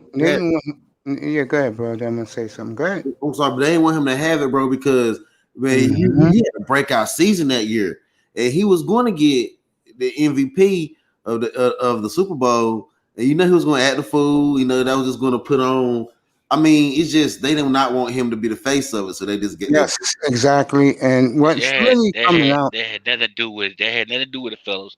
They didn't want him to get his bonus money. Come on now, y'all notice the NFL. Come on, player. We can't keep doing this. It had nothing to do with bonus money. They wanted Russell to sign because in that article in the Athletic last week I talked about the one good thing about what they said, something I've been saying for years about Russell Wilson.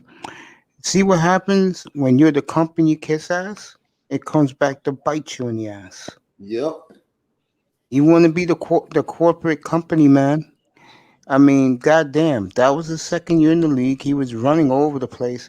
All you had to do was change the play, give it to Marshawn, or run it in your damn self. It's only a yard and a half away in Dynasty in Seattle. Instead, this cocksucker wins 4 more Super Bowls. You know? Yeah. Yeah. That's true. I mean, I think Wilson did a after interview about the Super Bowl like a year later or something, and he said like Marshawn should have had the ball in his hand. I think it's caught up to and him he made a face about it. I think I saw an interview. I can't remember where it was, but that right there, yeah. That's like Walter Payton. That's the Walter Payton moment in the current day. Yes, you could say that. Mm-hmm. Yeah, you could say that. It's a good analogy, Jefferson. I agree with that. The one thing about Brady is, yeah, Brady could have audible into whatever play he wanted to play, and Brady would have audible. Let Brady had Marshawn. He would have audibled into that shit, and still would, and then would have politicked and said, "Y'all gonna give me the MVP because I'm the one that called the play." See, Russell could have played that way. He said, "You know what? I'm about to audible into this play, and when I audible into this play and we win, y'all gonna still give me the MVP because I'm the one that saw that defense and put that in motion." He could have still got the MVP. He still could have been the face of it. Yep. That's what it's all about, the face. But Marshawn wanted to win, man. Marshawn don't care about the face. He want to win. Me personally, as me being a man, I don't care about personal accolades. I want to win. I want the championship. I would have gave it to the best weapon we had on the field in a short yardage situation, which was Marshawn Lynch. Put a hat on the goddamn hat. Get that damn freight train back there and get him the damn ball and get the hell out the way and throw my hands up because I know he'd have won it. That's what I'd be. But hey, I'm just one man that don't know that I'm just a truck driver. That's what I'm telling saying. the truth, bro. You're telling facts, bro. He did hand the ball, but threw it right to him. Yeah, Malcolm. What he did now? Boy, you dropping them loads, truck driver style. I tell you that much. You dropping them loads, truck driver style, boy. Keep on dropping them loads. Appreciate it. I'm just Everybody's doing a great job tonight, man. There's a brand new panel except for Jefferson too, and my boy Terry Battle from the Manosphere.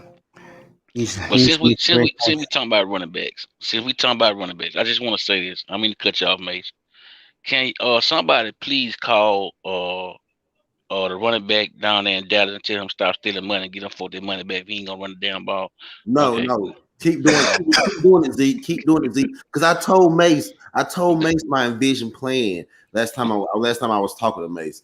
I would really like to see Watson and Zeke at Carolina.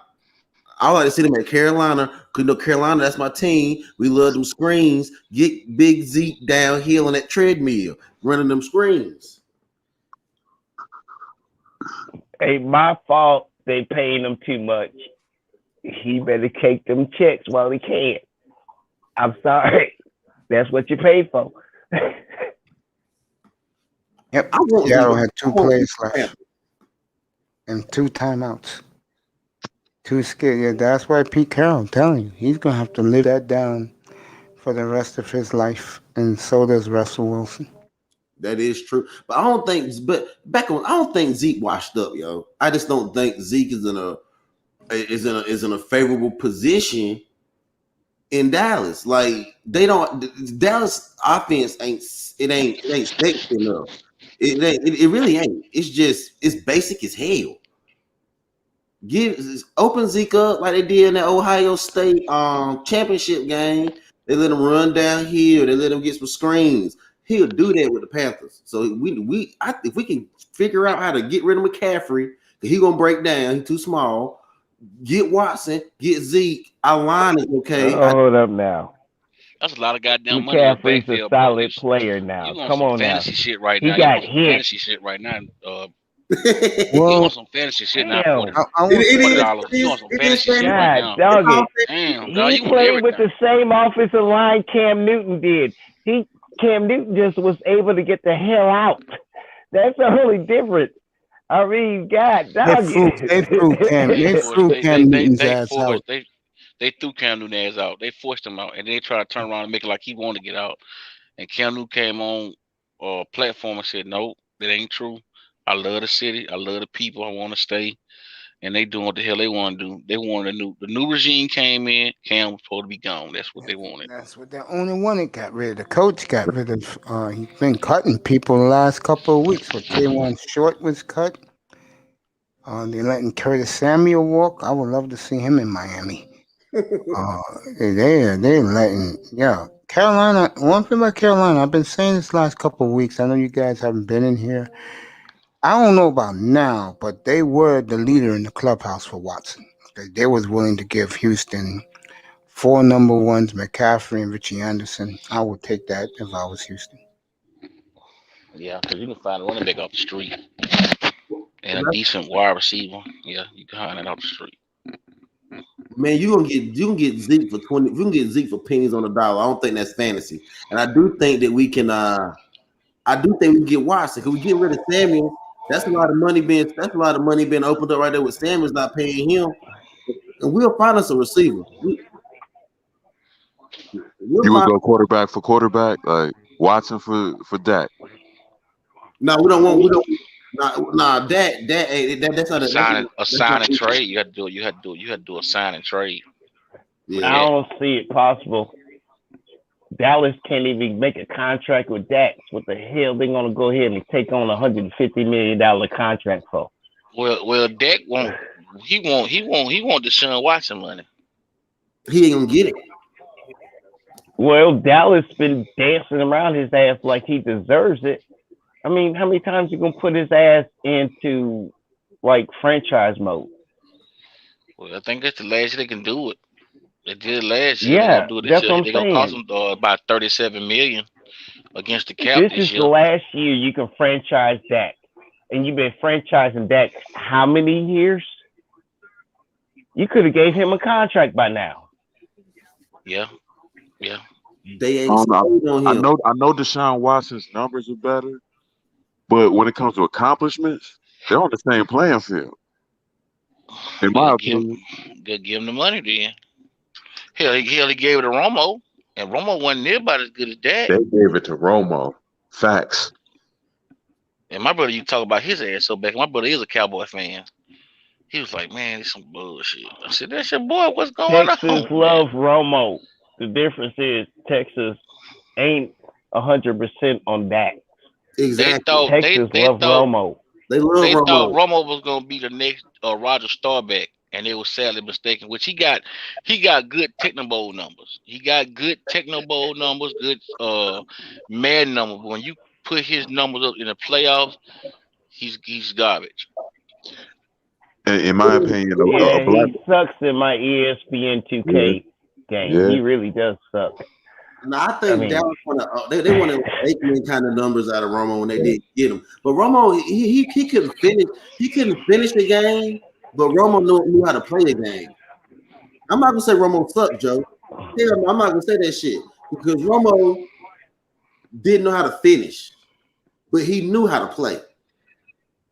Yeah. Hell, Romo making just as much money he is now than he was on the field. She getting like $14 to $16 million just for being an analyst. at CBS. So he making a fucking killing, bro. And he do know the game because he be breaking down shit to make it seem like it's so simple, to the coming fan. He really do break the game down and tell you what the quarterback thinking and what he looking at and everything. I think he do a great job at CBS for 16 million shit. I wish I was in his seat. Yeah, well, these ex-Cowboys Can I are be getting honest? paid stealing money. Romo had a sidestep. You remember how many times you thought Romo was about to get hit because Romo run like Marino and Kosar, and he make that sidestep, and then he throws the ball. Romo had that sidestep. He dodged a damn sack so many times, and you're like, how? And you that damn slow.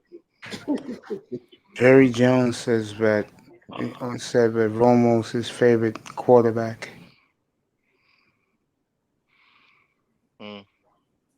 To me, I don't know about that. I'm not gonna say Romo sucked though. That's all I'm gonna say. I'm not gonna say he sucked. He had charisma. Romo had charisma. All right. Romo made a career out of his NFL charisma, and honestly, the whole damn state loved Romo. So Romo must have did it right somehow. I'm not you gonna. You know what though? But Dak is doing the same thing. Dak embracing being a cowboy. He got the Stetson look with the tight jeans, the boots, and the cowboy hat with the open fly button down. He's selling it too.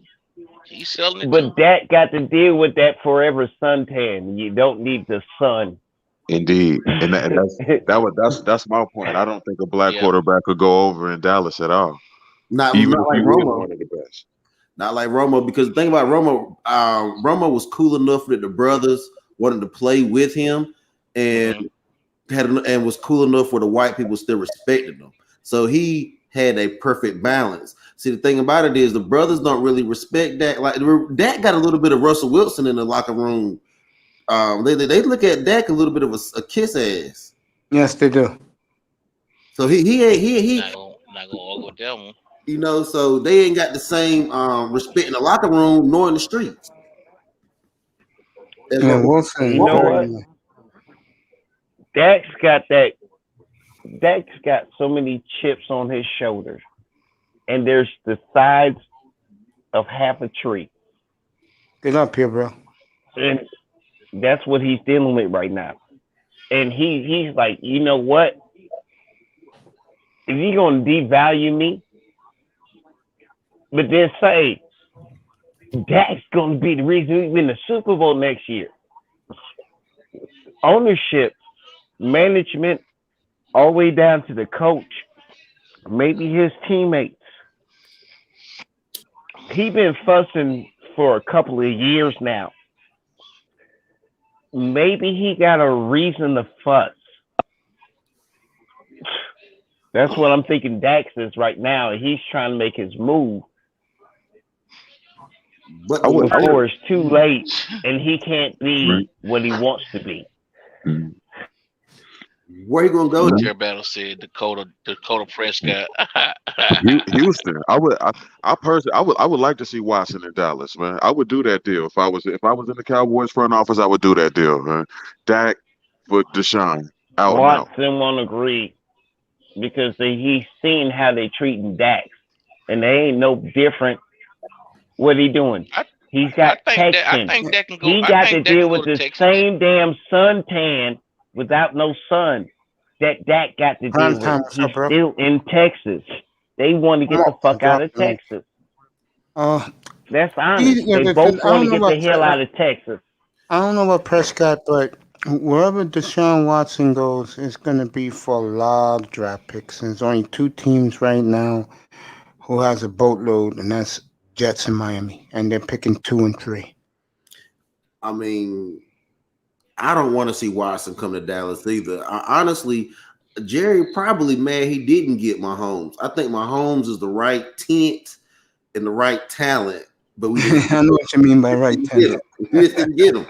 We just didn't get him.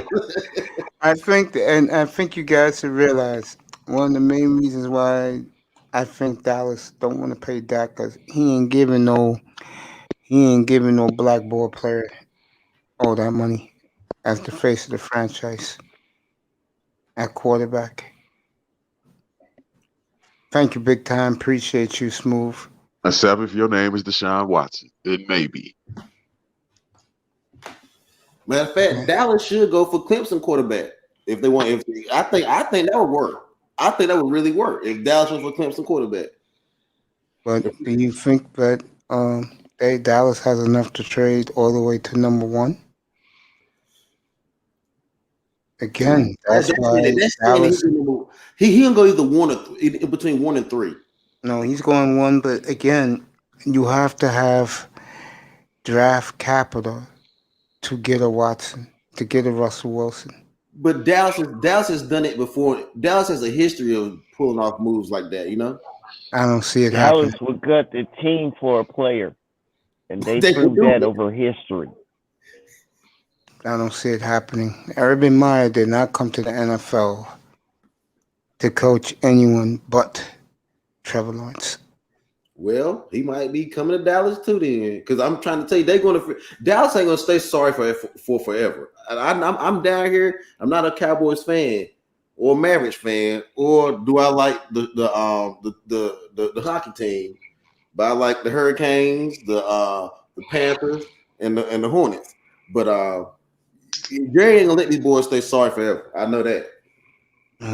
Then Jerry better trade that 10th pick That's to Miami for Xavier Jerry's Howard. not a coach, Mace, but he keeps making coaching decisions. That is true. That's the problem with Cowboys. I think one of the problems with the Cowboys is they believe their press clippings too much. Facts.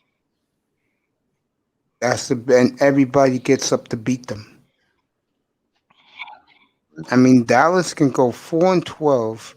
You know they're going to rebuild, yet Las Vegas makes them as one of the favorites. Do that make sense?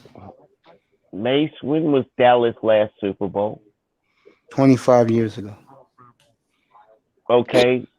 Dallas is that fat chick that still think they pretty right now. Okay? Yeah. That's what exactly. That's a good analogy. That's where their prime time come up, their battle come up, big time come up. Yeah, you're right. That's an excellent point you just made, Jefferson. And to my point, they living in the past. Dallas is living in the past. If you play quarterback, you got to be Aikman. If you play running back, you got to be Emmett. If you play wide receiver, you got to be Irvin. Like they even gave CeeDee Lamb 88 for that same reason. They living in the past. Yep, it's true. The culture around here is almost like that too. The culture in the city is like that. You know what I mean? Carter, they trying to get Carter High School back good just because it used to be good. I mean, Dallas is a very old, back stuck in his ways in the past kind of city. Y'all are very true about that. Yeah. They still riding around on old Cadillacs and old Buicks around here. Yeah, but that's Dallas, man. I mean, hey, I can't worry about Dallas. The only team I worry about is my team, but also teams that make news. And right now, the Jets are the story. And to further notice, and I'm not a Jets fan, but they are the story. They cut Le'Veon Bell as well. Yeah, I told you they're gonna make some moves. The Jets they cut Le'Veon Bell though. Yeah, they cut Le'Veon Bell. Yeah, he's in Kansas City now. Jets right now are the main story, and they can do whatever they want to do, and they know it. And next couple of weeks, all you're gonna be hearing after you'll hear it in 2 weeks. It's gonna be nothing but Jets. Look, even my Giants fans said, "Yo, bro, what? You need to pay attention to the Jets." Huh? The Jets? Yep, they're the story. I'm telling you right now. I was telling you, the Jets is making some damn moves like ninjas. And what I'm thinking is they may trade players just for the other people's draft picks. Yeah, of course. That's how serious the Jets is trying to be this year. I don't know what the hell changed on that side, but Jets smell blood in the water, and they're trying to be sharks. And they're trying to be the version of Jaws right now. I Because think the the team that AFC gets, East is open. I think the team that gets Watson goes all the way at the top. He's If that they good. make the system around him, It yeah, doesn't they matter. will. He's there, and you'll build it. That's why you have scouts. You'll get the talent Yeah, around them.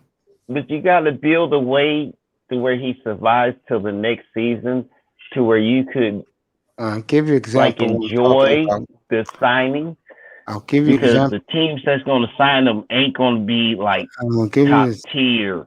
I'm gonna give you an example. The Jets get them. They're gonna have $70 million to spend on free agents. They could build them a team right now. 7 million? 70. That 70 ain't. zero. Oh, 70. Okay, my mistake. Damn. They can be deadly then. If Miami gets them, they cut Van Noy yesterday.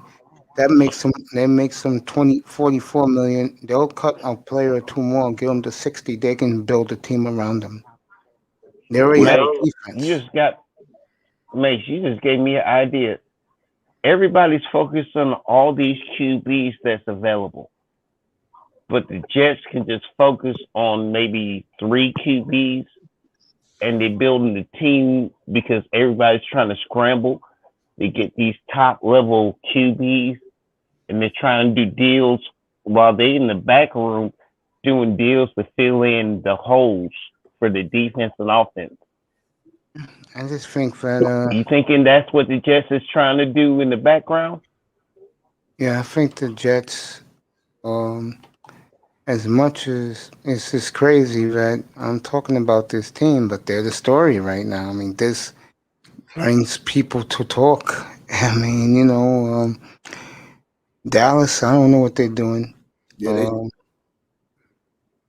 What do you think? What do you think about Atlanta as a sleeper team? The Falcons? The Falcons. I think that one of these teams that don't They get a could be quarterback. ninja enough too. I think of They're no, a I don't see ninja. it. Not with Tom They're a Brady in ninja that. group. Not with Tom Brady in that division. No, what I'm saying is they got the budget cap to sign free agents, and if I they just work think it right with the drafts, because I've been watching your fantasy drafts, and you're like that app you got, that's the draft thing that where people just pick, but that's Oh, just you mean I fans. be But doing the at the draft end of the simulator? day, And I'll be doing the yeah, draft. that's exactly it, the draft simulator. But the thing is, I don't know, because social media, maybe the general managers and everything else is paying attention to what you pick, because the NFL kind of changed, because I noticed they start picking like the fans do. And those teams that advantage, like, it's kind of odd. I kind of got a question to y'all, all y'all. Have you noticed in like the last 2 years at least, it seems like they're paying attention to what's going to bring you in and buy a ticket. But this COVID kind of messed it up right now. But you're still buying the merchandise. You're still buying like the live feed or whatever. I'm just, as a fan, and that's where we coming from, because we the reason why the game is played. Think again, and I'm gonna answer that boy's question first. I think Atlanta takes Justin Fields, my brother, at 4. It's a good pick. That's what I think Atlanta does. Yep, a lot of Kyle Shanahan's guys are on the Niners now. I totally agree with that. I mean, on the Jets now. I totally agree with that. I don't see them getting the last run with Tom Brady in that division, bro. That division's a lock. And Brady's going to sign a 3-year deal in 2 weeks. 3-year extension. That division's over. Nah, they coming for Panthers company. They coming for it, baby. Yeah, that division's over. Look, If I'm Brady Atlanta, got what he said he was gonna get. He Atlanta, said, you might "I'm gonna win the next Super Bowl without you, New England." Atlanta might as well start the rebuilding now with Justin Fields. And New Orleans got serious issues ahead of them too. Yep. A lot of cap issues. Rumor is they may trade Michael Thomas to Jacksonville to reunite with Urban Meyer. Yeah, Drew Brees retiring is Taysom Hill the future. All right. Yeah, you're right. They got Winston. You're right, brother. They might even let Can I ask Kamara you- go before it's all said and done. Ooh. Don't do that. Ooh, don't do that. They Every always team in the league will they be lined always up play with they Kamara. always play the running backs though. Always. They do. No matter how good they is. Yep. Like, Kamara is no joke, bro. That boy is no You know joke. yeah, what? he is. Yeah, Kamara is no joke at all. It's no At joke. all. Another team would love to have him. Every team in the league, bro. Trust me, they'll all be. He is one of You the. know the sad fact is, Mace, you asked me a quick question and I just thought about it and I got your answer. The sad fact about Tom Brady, Yes. he won a Super Bowl the year after. The organization said he wasn't shit. And the organization ended up being shit Problem while with he it, wins a Super Bowl. that was the It problem. did Tom Brady make a coach? Because No. Tom Brady just proved I can do it with the next coach. Yep, he did. And Tom Brady was giving him the finger Yep, he in the was. organization that doubted him. Ooh. And you know what? He pissed in the yard and told him. And you know what? That's why Tom Brady Problem will was, be remembered the because problem he was, won the Super Bowl the year after. the problem was New England never paid him. He only made $14 million a year in New England. Does Tom Brady? That's good. Does Tom Brady turn into a coach or owner after these 3 years? I think he's going to be hanging up here in New York. You 40 gave club. Tom Brady a lot of credit, though, man. You gave Tom Brady a lot of credit. Let's just say Tom Brady and Gronkowski together is a badass, a super You know friends what? type duo. I can't, cause The two people said you these last thought ones- was the most stupidest pick ends up winning you Super Bowls. Oh, How is that not? You was right about the super. Like no. That is whatever hell DC made, and they had the like Superman, Wonder Woman, and all them all up in it, and they Super saved the Friends. world and crap. Yeah, Justice League. whatever it League, yeah. was, I don't know what it is. I get where you're going. Yeah, that mean. I mean, come on now. You could just say this. Gronk is gonna go down in this era. It's one of the greatest tight ends of all time in this era. Oh, man, I gotta put this up there. Oh God, I gotta put this up. So, Oh, then where is it? There you go. This is facts. Cause she does make the money in the family. If Tom got divorced, he's taking half of Gazelle's money. Hell's yeah, he is. Yeah, he is. Hell yeah. I don't blame him. Tom a smooth operator. I would still hump her. I'm gonna leave that sorry. alone. Anyway, No, she that rich than that many Yeah. people, and Tom Brady getting a settlement check. I'm Let me- be honest with you guys. I'm gonna be honest with you guys. For the kind of money Oprah got, I will hump her. I don't give a damn what you say. you can have it, bro. Yeah, I sure would take all of it. You got a woman that got a I $1 know. billion. I don't fuck with grizzly bears. I don't Yeah, fuck with grizzly bears. If you want to fuck with grizzly bears, She's $1 billion dude, grizzly bring bear. a lot of fruit. Is all I'm saying. She's got got more more than than bring half a some billion dollars, salmon bro. She got like and all that $3 other billion. stuff, so she don't eat you, cause Oprah eat motherfuckers. Look Sam at Jones. Stedman. Yo, Don't look at Stedman. I know where my man was coming from, though. Isabel, she got a Jefferson. $1 billion. My man get $1 billion from her humping her. Yeah. For once, I'm with Mace. Money ain't everything. You damn right, it's not. You better know what you're gonna do with that money when you get it. Yo, Mace, we Yeah, smacked live my best life. That's what I'm gonna do with it. I'm gonna live my Good best one, life. Giselle ain't going nowhere. Tom Brady has a political career after football. Ooh. Giselle ain't going nowhere. Yo, that boy. Giselle ain't no Oprah. That boy. How old is Giselle? How old is she? I have no idea. I don't give a damn. She ain't no Oprah. I'm a guy. She can be 900 years old. She ain't no Oprah. I'm a guy. I don't get into. She ain't got $1 billion like Oprah either. So hey, she got a lot of money though, bro.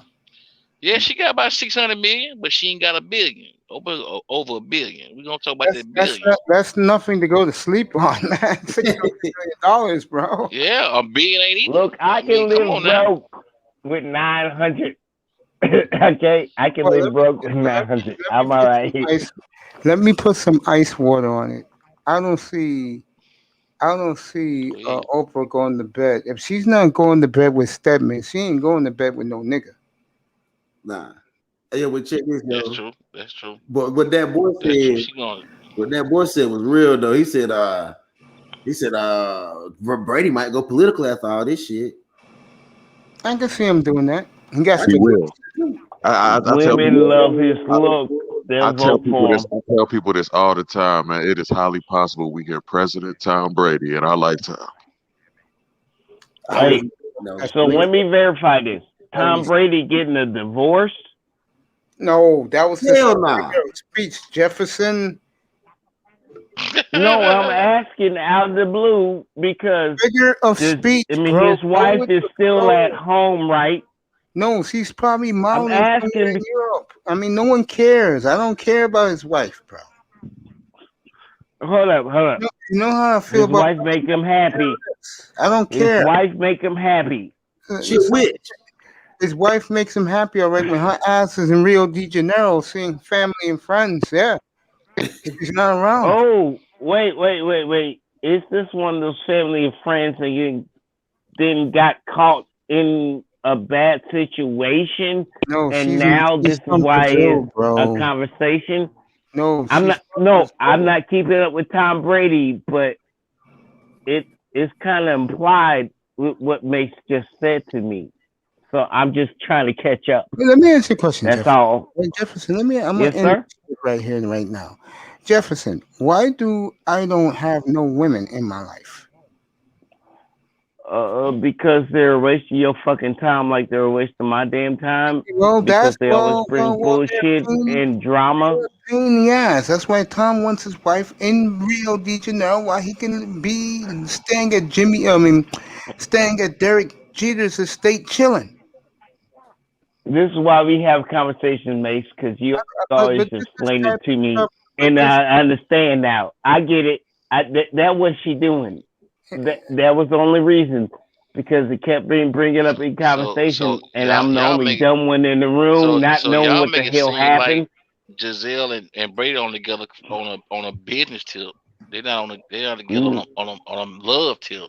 I think that it's a love tip for, let's say, 50-50, but I think it's more of that when, guys like Brady, any man, after a while, you get tired of the wife nagging you.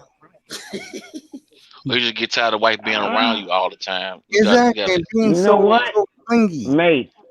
What? May I apply something to you?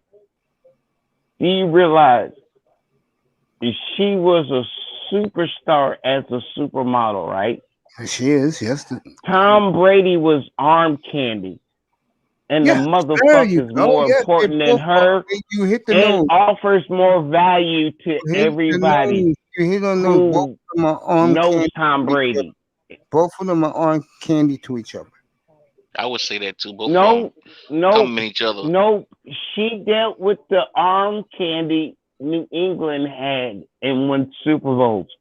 Okay. My question. Okay, this is my question. This is my question. It didn't win a Super Bowl. Tom Brady left and went to Tampa Bay He and went to won Tampa one. because Bill Do Belichick you never realize paid him. what the difference is? He went to Tampa because he Tom didn't Brady get paid. The nigga was making only $14 That's million. fine. Listen, But Tom Brady said, I'm always going to win. Because of his he wife. proved it. Fine, please. He did say that. Tom Brady said, I'm always going to win because of my wife. But that's on some other shit. His wife do some You just saying to make somebody her With, feel good. with That or was without just lip his service. wife, That was just lip service. Tom That was just Brady lip service. is always Nah, going to win. I think y'all feed into that too much, man. He just Nah. said to make his wife feel good. His wife a witch, bro. She be doing some other shit.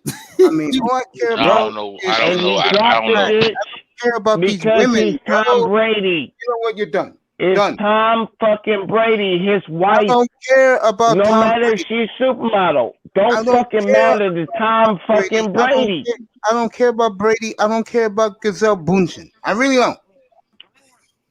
Tom Brady made his name You know what? worth something, I'm on and the verge he ain't shit. of getting rid of you, bro. I because mean, don't come wanna on. hear We this say shit. Joe Montana, Marino. I told you I didn't Tom want to hear this shit. Brady is going to be one of those guys. I don't Honestly. care. I don't Mhm. care. I don't care. I know. Then cut it out there. I want to hear about him. I don't care. Okay, fine. I'll Thank leave it alone, sir. Thank you. Jesus, man. This guy and Tom Brady. I'm going to say it one more time. What is You it got a about man crush on Tom Brady, huh? You got a man crush on You Tom must Brady. do. I mean, my God. There's nothing wrong with He that. keeps beating my team. That's all. I don't. Everybody's I cracking gotta I up. respect the understand. man man. that keeps beating my team. I think gonna Well, beat him. I'm just not stupid. Stupid The Tom. motherfucker keeps proving himself right, and he said he's gonna do it. And if you ain't gonna recognize the man said, I'm gonna do it. And he did it his whole career. Fine. That's Well, why I'm he's in pissed off Tampa at now. Tom Brady. Jefferson. But I can respect The what the next hell 2 he did weeks. because he Jefferson. said he The was gonna do next it. 2 weeks, I'm going to be talking up here about trades and free agent destinations. I don't care about Tom Brady. That's fine. I Got don't a care man about crush Tom on Brady Tom either Brady. until he But play you my keep talking team. about him. You keep bringing him up. You got a man I crush gotta on Tom respect Brady. the I man. understand. I understand. It's cool, Mace. He got a man crush on him. You know, it's all I got a right. We question got for you, Mace, whenever you got get there. the What only way did you're gonna be able to give a problem is admit that you got a problem. Don't is that what they say? Yeah, Tom. If the Eagles gonna get draft a quarterback, they may draft one year if it's there. That's the rumor too. Honestly, Here we go. all y'all kept your word to yourself and to your family. Tom Brady gave that word, and he gave it. I can respect the man Thank that walks Jefferson. the I same hate to path do I it to can you, bro. because Good he night. did it. And I hate Tom Brady. Trust me, I hate Tom Brady because he beat my team. But I Bro, can you respect got the a shit man he crush talked on because he Tom backed Brady, it up. man. I got to. Joe Montana. Oh God. Oh God. This Hold nigga on, said your God. family. Oh God. Oh God. Can't take it, bro. I mean, this is nothing's about Tom Brady. Oh shit. This is about free Oh agents. God. You got a man crush. Where are guys gonna go? Mace, that shit was funny, bro. I ain't gonna lie. I mean, Yeah, son. come on, man. I don't care about Tom Brady. And I don't understand. I'm gonna say it one more time. I don't understand these millennials, brothers who treat this man like he's Hurts. Jesus. Jalen Hurts get the team? I think so. I mean, hell, ain't nobody else there, so it is a team to lose. I mean, Jesus, man, Tom Brady. That was a great question though about Terra Battle though. In Philly, does Jalen Hurts get the team? That's my question. That was my Yeah, question yeah. to you. This is Ain't what nobody I'm who else talking there? about. Go ahead, Who else fellas. Go there? ahead. Elaborate on that. Go ahead. Who else there? Who else Thank there? you, Big Tom. They got the 6th pick. They can trade up. And Man, everybody can't get a damn quarterback, Mace. Somebody gonna have to go another position.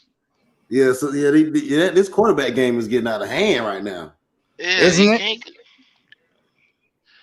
Yeah, I think it is. I think they need to go and get a wide receiver. The Eagles. Eagles need a wide receiver. Who would Somebody who the can stretch the damn field. Would they trade up with Atlanta? No, that Atlanta is not trading. unless they What really want what pick do Atlanta got though? Yeah, 4. 4. Dang, that's pretty good. Ooh, that's kind of high. I could That's see Trey Lance. I could see Trey Lance. I think it's a little high for Trey Lance because I'll tell you right now, if Atlanta drafts Trey Lance and he's a bust, everyone's getting fired. This new coach, this new GM, I don't think they do it. I don't think they touch Trey Lance, even though I heard. Who is Trey Lance? Who is Trey Lance? Oh, he's a black quarterback from North Dakota State, the same school that produced Carson Wentz. Gotcha. I gotcha. I heard about him, but I just ain't never seen his face. I Oh, seen it. I but seen no, the highlights. Like Trey Lance is a beast. But, no, I don't think that's a good pick at 4 I because agree. you already got a quarterback, even though he's not the best quarterback in the world. I think they can use that pick a little bit, at another position and utilize that pick for next year instead of something that's down the line. That's just my opinion, but carry on. Yeah, the money boy, the money men, two of the money men is in the chat room. Lou and Big Time. Smooth's in there. The money men. That's a little inside joke, fellas. Anyway, let me see what Terra Battle's saying. Panay Sewell, the best lineman. He's a lineman, not a linebacker. He's a lineman. Offensive tackle. Yeah, he's the best in the draft. Trey Lance is like Bobby Cam type with a wild arm. Oh, Baby Cam. Okay, I got it now. Baby Cam. Yeah, you could say that. Yeah, he He's winds the ball up too much. I already see that. He doesn't throw he winds the ball rather than the best year that we ever had with Cam is when Cam wasn't winding that ball back, but he just was just Who the hell got a battery and Russell Wilson back? I just seen the damn thing come across my phone. what It's about crazy. Russell Wilson? I'm trying to see who got a battery in his back. They got into some more drama. That's all. Trey Lance. Yeah. Oops. Yeah. That would be interesting if you know. I don't know. I just think 2 weeks from tonight, it's gonna be fun in here with all the people signing contracts. I think what will take the luster off everything is the big time free agents to be that they all get franchised by Tuesday. That will take a lot of the fun out of everything. Hmm. no doubt. Because then you're gonna have to wait to June 1st and see the free guys getting cut all over the place. And teams who save their money, they can go shopping. Yeah. You think Matt Ryan gonna get dealt, Mace? Yeah, I do. Before they after they get a quarterback. Before. I think they're dealing to either the Bears or the Redskins because one of those two ain't gonna have a quarterback. I mean, both of them ain't gonna have a quarterback before the draft. And if they wait for the draft and then see Hmm. teams on draft night, they see teams like New England moving up a little. See a team like San Francisco trading for Sam Darnold, and I think Sam Darnold will end up in San Francisco.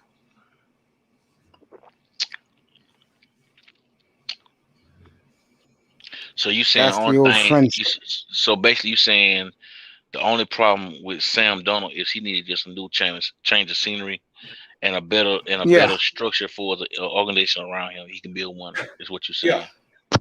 yeah. I do say I, that. I think Darnold will do good in the Niners, man. He's USC prospect, Cali, like it works. Yeah. I know. I done heard it all. Sometimes that shit works. Sometimes that shit don't. If you trash, you just trash. Well, I'm not gonna You're call right him about trash that. yet. If you trash, you trash. You're right about that. That's not even an argument. But Hey I man, see where y'all come. Sometimes it's best to get a quarterback out of college that didn't have all the weapons around him. And at the time he came out of USC, he didn't have the best USC team. In the era that he was there, so he had a lot of. It wasn't. It was a shell of itself, basically when he was there. So it makes it like the Panthers are going to stop making a move for Watson and start making a move for Wilson. I can see that. That's a good. Yeah, he played at North Carolina State, so I mean he did play in that region as a collegiate player. So it'd be like he going back home, really. Yeah, I need to go. So I might as well take my mind off Watson. We're not because I already from what I just got from my homie and what I read and got sent to me. That they don't want to do that no more. Well, they look like they want to go with Russell Wilson, but I'm not mad at that either though. That's a better quarterback. I think Russell Wilson's a better quarterback than Watson, even though he got more years under his belt. But he's a more proven commodity if you're looking at winning right now, Well, and also winning in the playoffs and stuff. Yeah, that probably like a 5-year deal, and then go for Watson when he's a little bit cheaper. Russell Wilson does have a no trade clause, yes. Yes, he does. But he would lift it. He would lift it. Watson got no trade clause. Both of them got no trade clause on their contract. 3 of them different teams. Watson is Carolina, Miami, the Jets. Wilson is the Raiders, the Bears. The Raiders, the Bears, the Cowboys, and the Dolphins. No, not Dolphins. Raiders, Bears, Cowboys, and Saints. That's where he said he would go. Yeah, Saints. That's right. I can see him in New Orleans. They might gonna want too much for him. Yeah, he's another small market team. Yeah, no doubt. But he would have a hell of a lot of fun down there in New Orleans. I think they really would embrace him because he already look like he Creole and Mexican right now. So, I'm just saying. Yeah. Boy, New Orleans would be better than New York. No, New York is a play for him and his wife. I think everywhere else is just a play for him. New York is a place to get her something to do and get her back in the swing of things and get her name back out there. And they can both make money off the field together in New York. But if you go to anywhere else, it's just gonna be pretty much him. Probably in Dallas, he probably can make a little money off the. They can probably make some money together off the field. Right. Indeed, that's what it is though. The Russell Wilson and the big hill. That's why he wouldn't want to go to a big market. It's for that reason alone. New York, L.A. The last place he would want to go is Atlanta. Like, oh no. I don't think he really want to be right there in the backyard where that rapper at Future. I don't think he want to go to Atlanta. That's the last place he want to be is Atlanta. Atlanta, New York, LA, big market teams. It's outside of Vegas. I can see Russell Wilson in Vegas. I can see that. Yeah, I'm not gonna fuss that. Yeah. I can see him in Vegas than the Watson. If you're just talking about the best quarterbacks out there that's asking for a trade. I can see Watson in Vegas too. I can see Watson. Watson where? In Vegas. I can see Watson in Vegas too. I don't think he'll mesh well with Gruden. I think Gruden will probably want Wilson if he had to choose.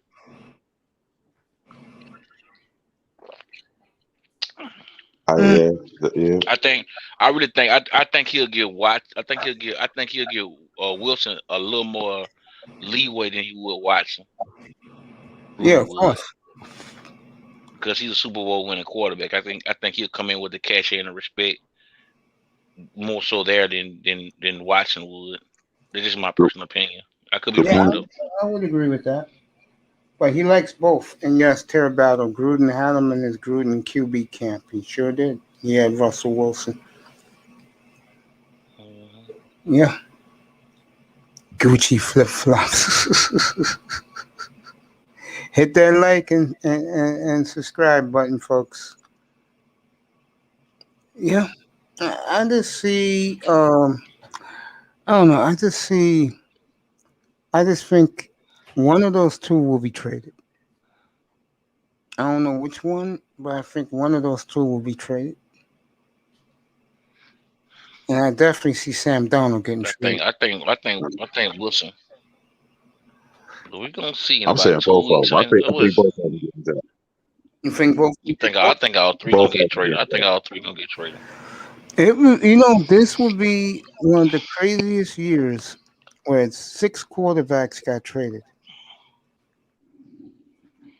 And I'm going to say this right now. I don't know who's going to sign Cam Newton and Winston, but you talk about 2 quarterbacks that I think Winston will get a job quick. I don't Yeah, see because that. he's younger. He's Yeah, younger.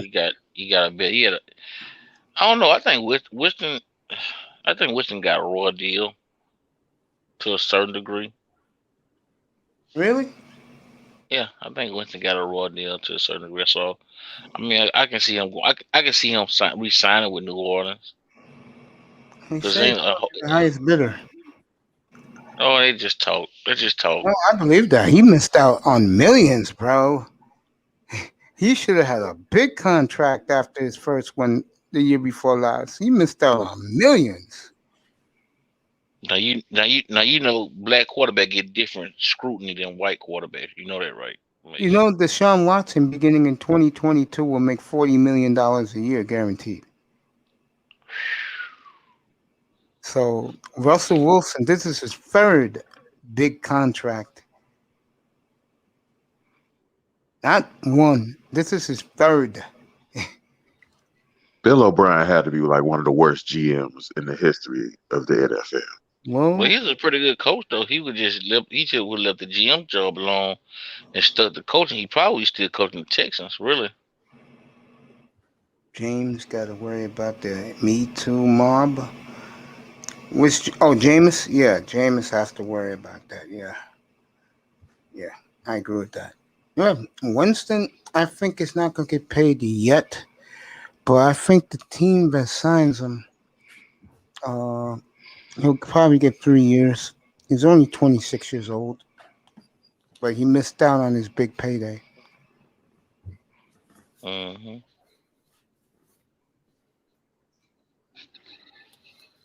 Tell you who else missed out on his payday was Teddy Bridgewater. Yeah, Bridgewater got his money. Yeah. And Cam Newton never got his. Nope. Jameis Winston got to worry about all the broads they bring into the NFL. I think what Jameis Winston has to worry about, stop acting stupid. That's his I think he problem. did a good. I think he did a good job this year of really maturing and growing up and seeing that being a starting quarterback in the NFL is a privilege, not a fucking right. I think he really grew up, Mace. I think he did. He lost a lot of weight. Mm-hmm. I think it really was a humbling path for him, man. Yeah, The I same agree. thing. The same thing. I think Haston gonna have to go. That's why I hope Haston don't just get the starting job next year. I hope to see see Big Ben play for the Steelers next year. You know, just to kind of give him another year to sit under a veteran quarterback and learn and humble. See, the thing about it is, somebody said that Bridgewater has changed since the Vikings. I think Bridgewater has. Bridgewater was the same quarterback. I Yeah. don't think he changed at all. Just he got little hands. Huh? He got little hands. Yeah. So he has to wear that glove. Yeah, he got to wear that glove. He got real little hands.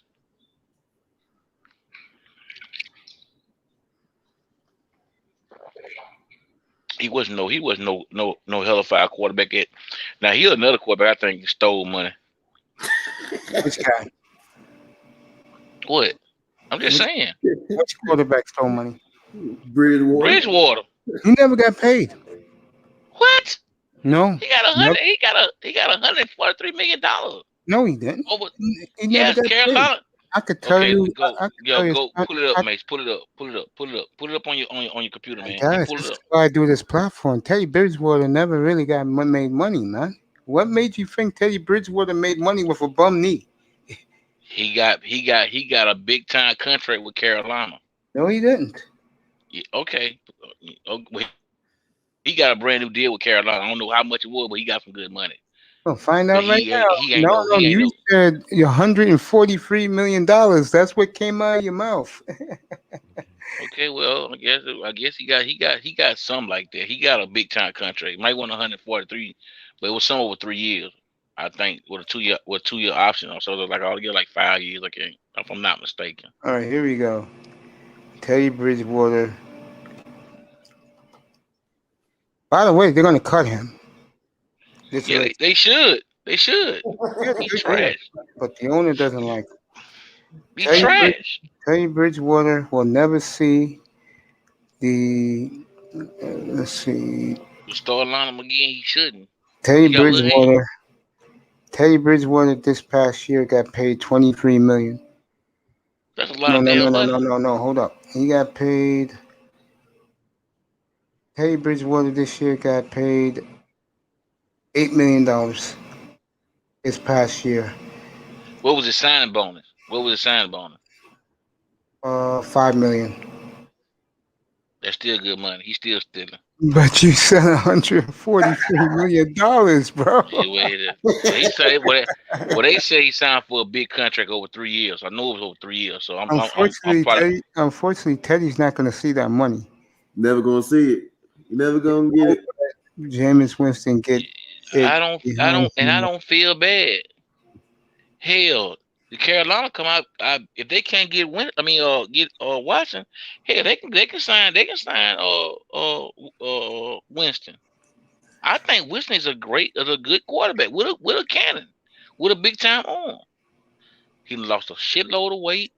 I think he's really then humbled himself, and I think it's just a matter of time. So y'all can call it what you want. No, I don't, bro. I think he's an idiot, but I don't think he's a bad quarterback. I think he's matured.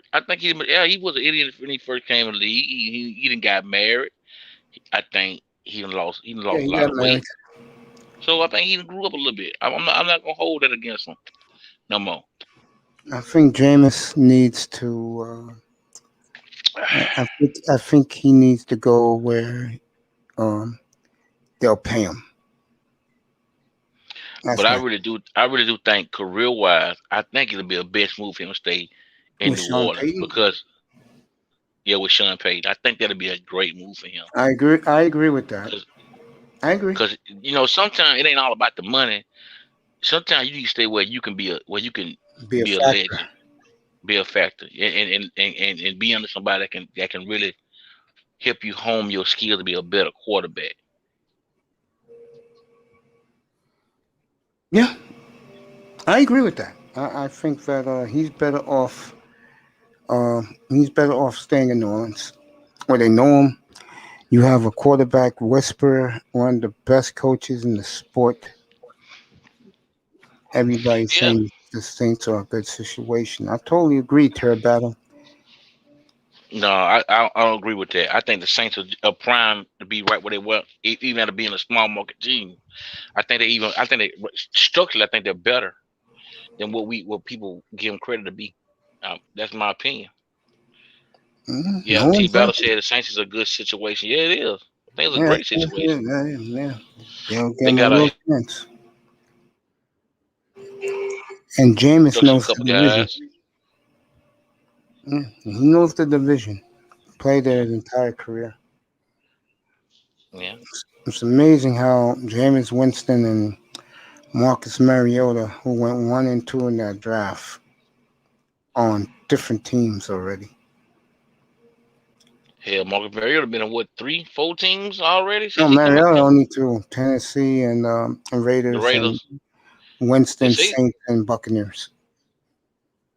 They saying Mariota probably going to the damn to Washington. That's what I'm hearing. Don't know how true it is. I can see that. I mean, I think to be honest with you, these guys can go anywhere. The question is about these guys is Bruce Arrington. Anzano, you should get back up here. The question about these quarterbacks is who's gonna blink and and give like Houston. Who's gonna be the team to give Houston what they want? Who's gonna be the team that gives Seattle what they want? That's gonna be the question. It's gonna be fun too. Hopefully, Yeah. in 2 weeks we'll have all these answers. Super fun. Yeah, I mean, I Well, love to some going. see. Actually, I was just about to say, Mace. That's why I dropped out the first time. My phone was dying. It's all right, bro. Thank you for Having you, how you like it up here, bro? Man, I love it. Thank you for making me Come part of back the Win anytime. Lab and your platform. Thank you for bringing me up here on the panel to the panel chat. Thank y'all. I appreciate you, Mace. I appreciate the Black Manosphere. I love it. Thank you. That's right, man. Black Manosphere for life, man. Anytime you want to come up, just come up, bro. It's not a No problem doubt. with me. I appreciate it. Thank y'all. Y'all have a good night. Good night, brother. All right, baby. 100 to you, man. Here you go, bro. Go off with a bang, bro. There you go. Thank you Yes, for sir. being. Appreciate you, man. No doubt. Yes, sir. Yeah, come back anytime. I'll be back tomorrow. I'll be back tomorrow morning. All right. All right. Appreciate y'all. Appreciate you, brother. Likewise. Deserve Thank that, Rich. It was great tonight, bro. Indeed. Thank you. Thank you. That boy Vader was outstanding tonight. Let's give him one more ovation for being here. Manzano is back. Then I have the March Hi, everybody. What's going on? You ain't getting So, no March do you Madness. guys? So, do you guys think Sean Payton can fix Jameis Winston's turnover issues in critical moments, or is it too late for him to correct that part of his Yeah. game where he? Yeah. He can fix that. I mean, come on now. I mean, you got Alec Because he had Kamara. bruises. No, the funny thing is, we say Sean Payton is a quarterback guru. They said the same thing about Bruce Arians, and Bruce Arians couldn't fix that part of Jameis Winston's game where he was throwing interceptions in bad moments or critical moments during like a playoff run or something like that. Bruce Arians couldn't fix it. What makes you think Sean Payton can fix it? Okay, now let's break this down. You got to look at the fact that Jameis Winston got cut, and he had a chance to sit on the bench. He ain't done it in his career, never even from Pop Warner. So when you get humble pie, you'll be surprised if you really want to be in the league. See, don't all those questions come into your thought process when you sitting on that bench or when you trying to find a team to just even give you a chance. The man only made like $1.5 million last year with the Saints. So that's somebody that shows you that they want to play ball. They want to play. You got to really humble yourself when you had a big time contract. You was a starting quarterback. And he still was high on himself when Harrison came in the building. So he felt like he couldn't be replaced. But lo and behold, he was. No, he replaced. He never made the big money. So you gotta look at all that. You gotta look at all the dynamics around it and behind the scenes. You know. And So I think. Go can ahead. I throw in one more point? And I'll give it right Go back ahead. to you. Oh no. Go ahead. You want to talk about humble pie? They put a damn I forgot what they call these quarterbacks. The ones that are just running all the time.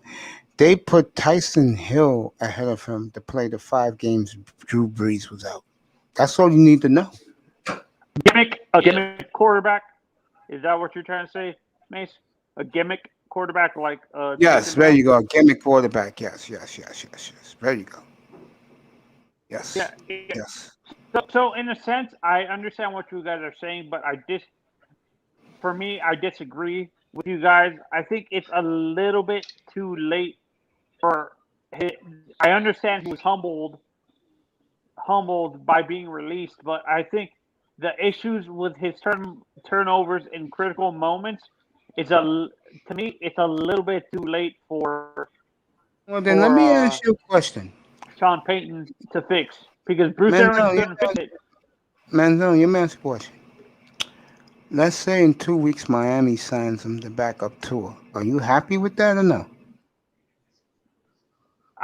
I'm okay with it, but what I need to see is I honestly don't think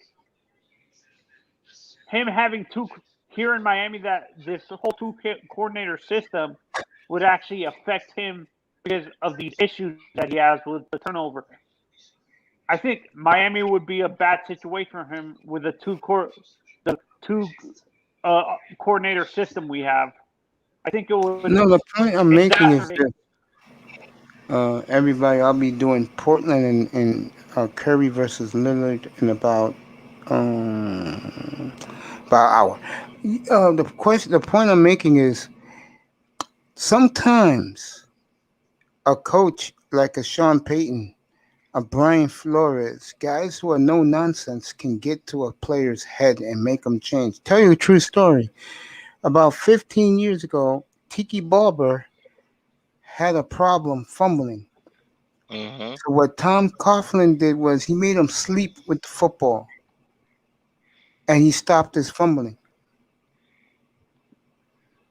And if Okay, he I didn't, understand that, Mace. But what I'm trying to say is, I think having a two coordinator system that Miami has, I think would exacerbate his turnover issues in critical moments because he's going to be listening to two separate lines of thinking when it comes to calling plays. That's what I'm saying. I don't think it's a bad. I think it's a bad situation for him. Is what I'm saying. Coming to Miami. I know what you're saying. Okay, that's your opinion. I was gonna say I don't know where Winston's going, but I think he's going. I don't think he's going to be in New Orleans. I do. I think he's going somewhere, and he's going somewhere in 2 weeks.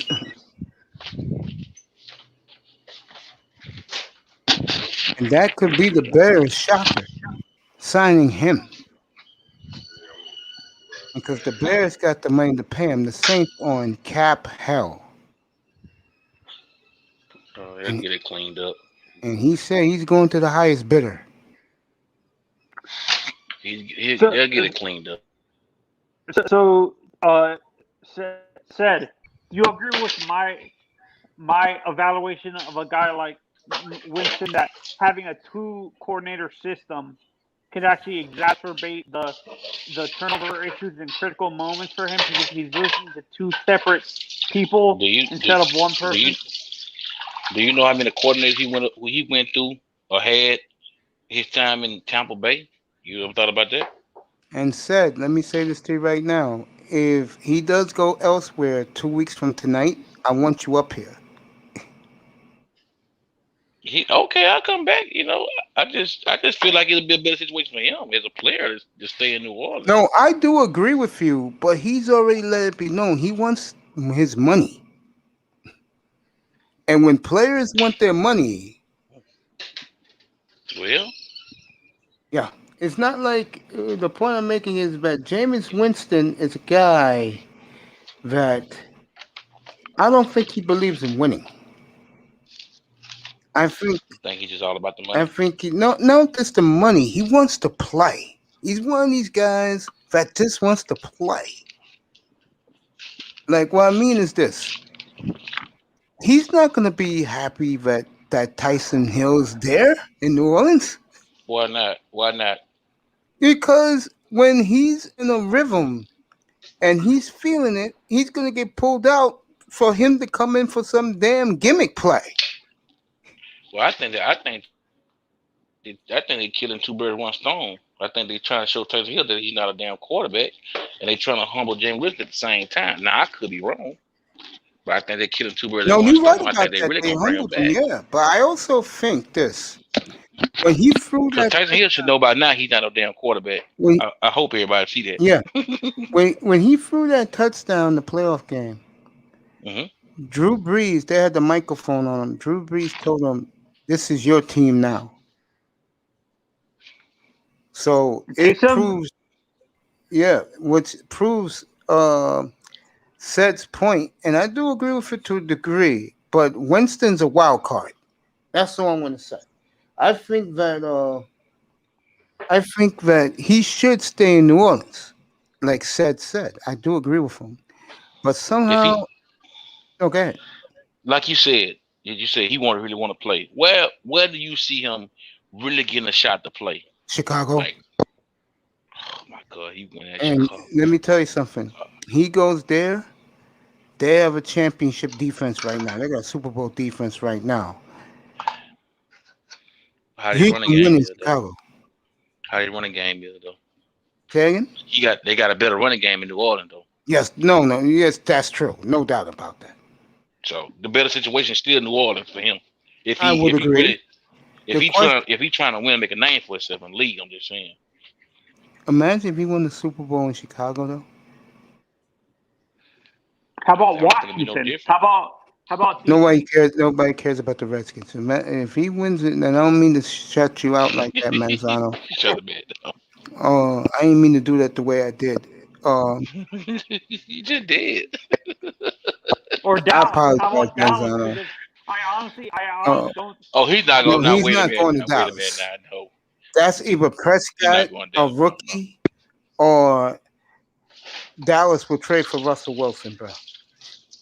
There ain't gonna be no Jameis Winston. It'll be a sign and trade for Russell Wilson, or they gonna keep Prescott. That's just facts. It's not gonna be Jameis Winston. Manzano, I do apologize, bro.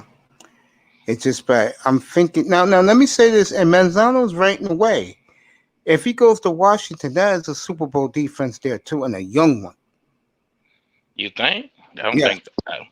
Yes, I do. Yeah, Washington. Yeah, Washington. Yeah, they got a good defense. And you see, They guys really like do. Winston, the one beautiful thing about them, about a guy like him, if you're willing to pay him, you don't have to give up anything. Okay, Mhm. so you saying pay him? Yes. What his market is price wise? What do you think is reasonable for his price? His sticker The price? truth?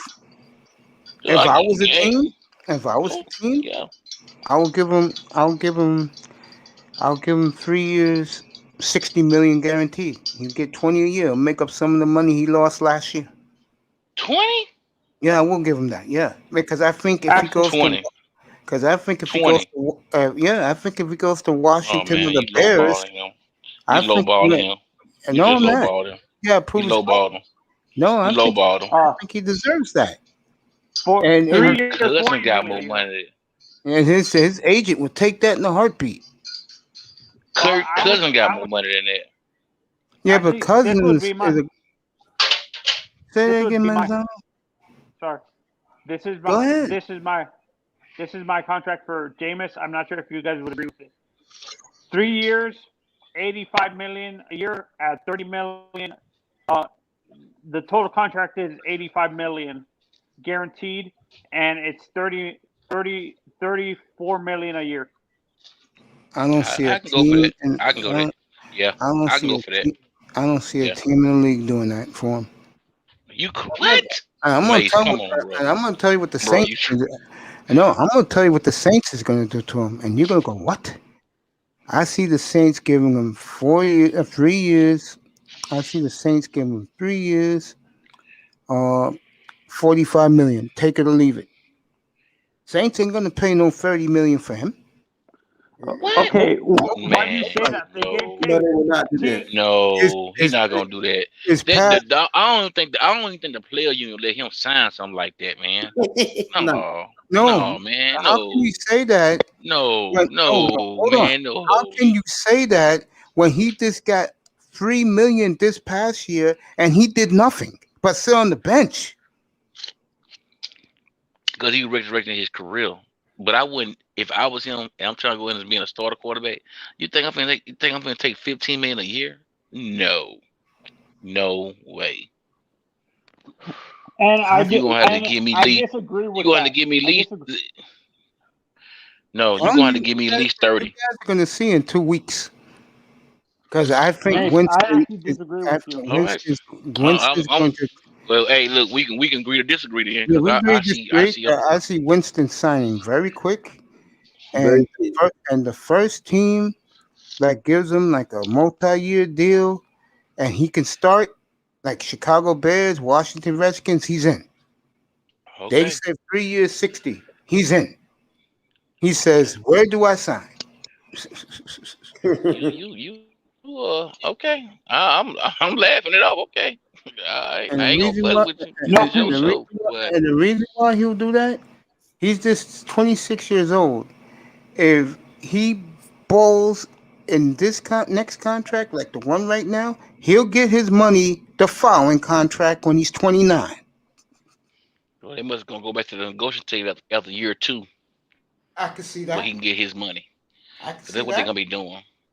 I can see that. I still don't see no $15 million. He's still gonna be over 20. Easy. Okay, we'll He's see. still gonna be over 20 easy. He is going to sign quick. I mean, Sean Payton, you may be left high and dry with Tyson Hill, bro. Well, they just drop a quarterback. Yeah, they still got the draft. Yeah, but the good young quarterbacks will be taken already. Well, that's the price you play when you gamble. I mean, I'm New Orleans right now. You better come to the table for this guy very quickly because he may be gone in 2 weeks from tonight. Because Winston wants to get and paid. Mace, actually, the reason why I disagree with you is because when you look at Jameis Winston, a guy like Jameis, I understand you're saying he would sign right away, but in a sense, I think he would want more because he look at Kirk Cousins' contract. He got a 3-year deal for $95 million with uh, $45 million of it guaranteed. Do you really think he's not going to ask for that price in What his did the contract? Saints? What did the Saints offer him? $3 million. He took it. Yep, that's why I said the most guaranteed money up front, and I think that's the core. I forgot about Winston. I think it's Winston who the Bears are going to go get, and I think for the Bears, that's a good deal. I think all Washington. I can see So that. you don't think the Dolphins are going to sign him as a backup? He wants to be a starter. I Is don't know what you're what saying? happened, bro. Said he said. I don't know what happened, but here's the link. Come back up. Uh, it depends. Like the way I look at Winston is, people are not going to touch him really because people are not going to touch him because of his past. Remember, this guy does have a track record, Manzano. This guy is not spot clean. Mm-hmm. I think people seem to forget that. So you don't. That's what I'm saying. I think honestly, it would benefit for him to have structure around him, like around in the Dolphins organization. I know he's going to be a backup, but I think he has floors there, and he has guys like Reggie McKenzie and Chris Greer and Marvin Allen there to mentor him, to tell him, keep him on the straight and narrow so he doesn't make any mistakes off Yeah, the but field. the Dolphins ain't gonna pay him that type of money.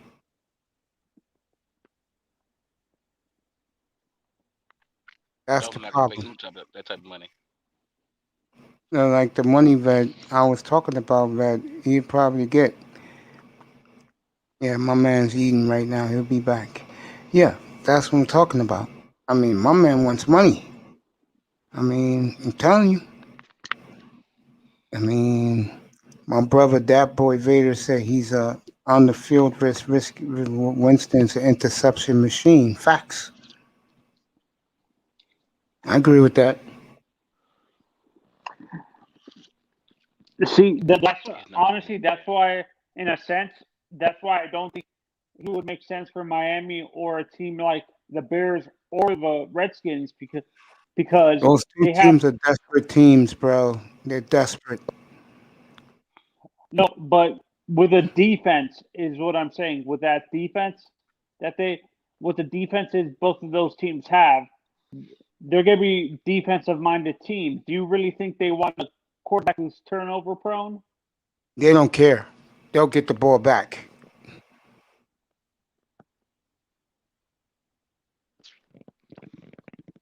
Desperate times in those two cities, especially Chicago, because if they don't win this year, they'll all fight.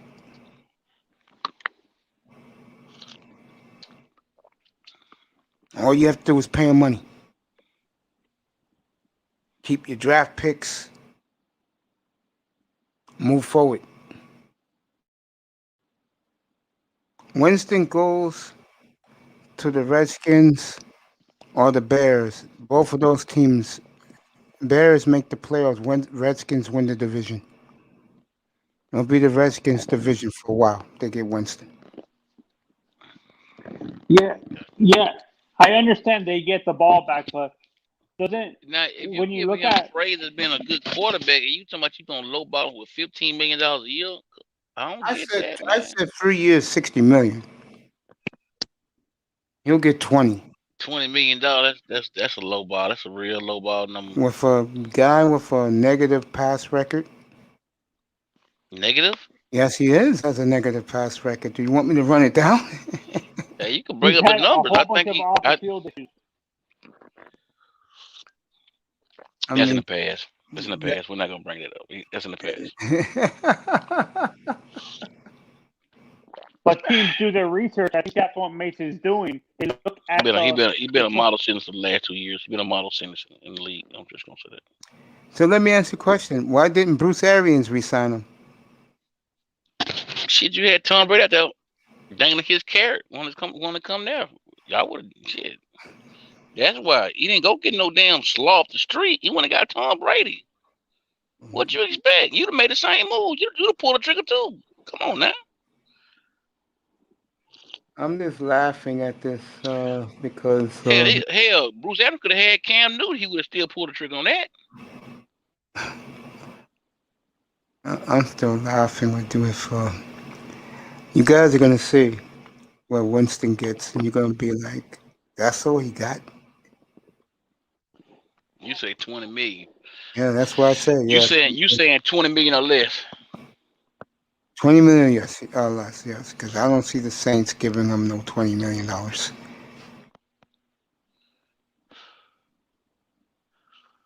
I think that Jameis is going to get some of his payday back, and I think his agent and him will take it. And he'll be elsewhere in 2 weeks from tonight. I hope he goes to the Bears or the Redskins. That'll be a good move. So if the AFC East gets, I honestly think if Deshaun Watson and Russell Wilson go to the AFC East, I think the team that's going to actually be affected the most is the Patriots and a little bit the Bills, because I honestly think Josh Allen is going to go brought back down to earth. I don't think he's going to perform like people are expecting him to.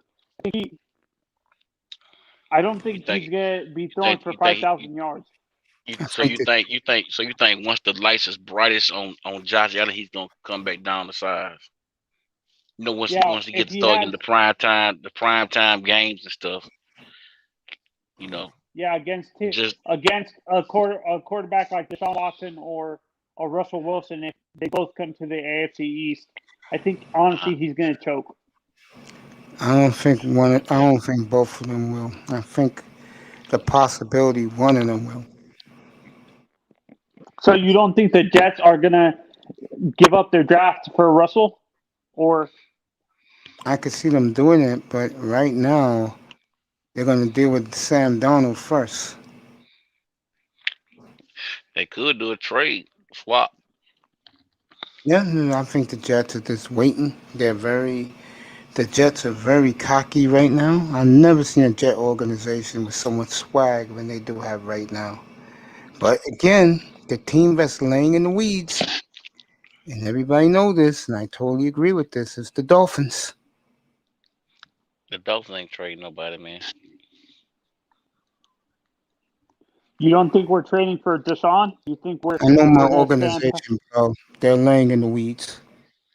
What they laying in the weeds for? Deshaun say he want They to come. got all they do. They got 2 1s, 2 2s, a 3, a 4. They can trade all of that. We don't care. We have a championship defense right now. We will improvise, and Watson's only making $11 million this year. We will improvise and get the players we need to surround them with. That's why I say Just waiting. Let's wait and see what happens. Okay. And I think for me, this is my max rate I would give up for Watson. I don't want to give up the farm. I want to keep one of our first round picks. I think Miami what I don't would care. do Miami is doesn't care. Well, you're not gonna get them then, because Miami Houston already doesn't put out care. they want the form.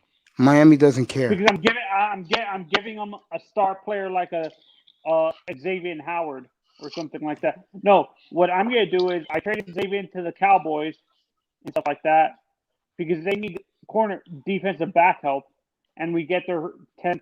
We trade the 10th, the 3rd and the 10th pick, and we keep our 18th, and we give them a 2nd and a 3rd next year. With You still gotta Xavier. get rid. You still gotta get rid of Tool if you're gonna trade for a quarterback. You're gonna have to get rid of Tool or either Fitzpatrick. You can't have all that money back there. Patrick is gone already. Okay, Yeah, well, you're gonna get rid of Tool. Yeah, And that's keep what I'm saying. I y'all think still we got trade. Y'all still got Josh Roaster. No, Whatever his name is. he's been gone. Oh God. He's Buffalo with. got one of the best offenses in the league, hands down, and going to be hard for anybody to beat them. I disagree with that. If a team like the Dolphins gets Deshaun Watson, I think honestly, That's Buffalo is everyone's going to saying crumble. that. Too. Everyone says if Miami gets Watson. See, to me, the team to beat right now is Indianapolis. Even if Buffalo gets there, they're gonna go and lose their 5th Super Bowl. Yeah. Who's gonna lose their 5th Super Bowl? Buffalo. Yeah, I think the Colts gonna be that quiet sleeper too. I really think Buffalo gonna be that quiet. Buffalo, but the Colts. That's my pick right now. Colts gonna I'm with you based on that. I think be a quiet sleeper. What's up, Iman? I'm good, man. How you doing, man? It's been a while. Good, brother. Always good, bro. You know you my boy, bro. We rock it. You know that. Go ahead, speak, bro. So Iman, go ahead. I don't know what y'all was talking about. I just kind of came in, heard a little bit, and I heard you say I saw what was in the chat about the Buffalo Bills. Yeah, no, I don't think they're gonna. It's gonna be tough, man. The Chiefs have still got the AFC on lock, man. Honestly, so the Chiefs. I don't think so. I think it's Indianapolis' time now. I mean, that's what I'm saying. But yeah, so the Chiefs are still there, but then Indianapolis has the Chiefs are still there, no doubt. You know what I mean? The Colts got to prove themselves, so we'll see. It'll be interesting. I think I think the only team they got to worry about in that division right now is the Titans. That's it. But I think Jacksonville is coming, man. I think Jacksonville goes 8 this year. Yeah, they're coming, but this year, no, I don't think so. Not this year. No, I think they're coming. Next year, Jacksonville will really turn the corner and be a champion. Solid team next year, but yeah, they're not. 2022, I'm talking about for Jacksonville. But I think the Colts could be a Super Bowl favorite because Wentz already, he already had a team Super Bowl bound, even though he was injured. Let me ask you guys a question. Same topic. Yeah. I'm gonna go around. I'm gonna start with you, Iman. Is Philadelphia that stupid that you gave him up for a 3rd rounder? I think they probably, I think they're part of it is stupidity, but I think it's that they wanted to get rid of him. It had to have been something else, besides. They say he was mental issues too. Yeah, of course, man. I mean, he couldn't handle competition. He could. What you mean, like quarterback competition? Yeah, he couldn't handle it. No, because of the whole Nick Foles thing. Yeah, that's why. What I mean? I forgot who's the linebacker. Darius Leonard, his name. Indianapolis. He's already checked Wentz and let him know this is his locker room. Yeah. The wide receiver Pittman wouldn't give him his number. Told him kiss my ass. Really?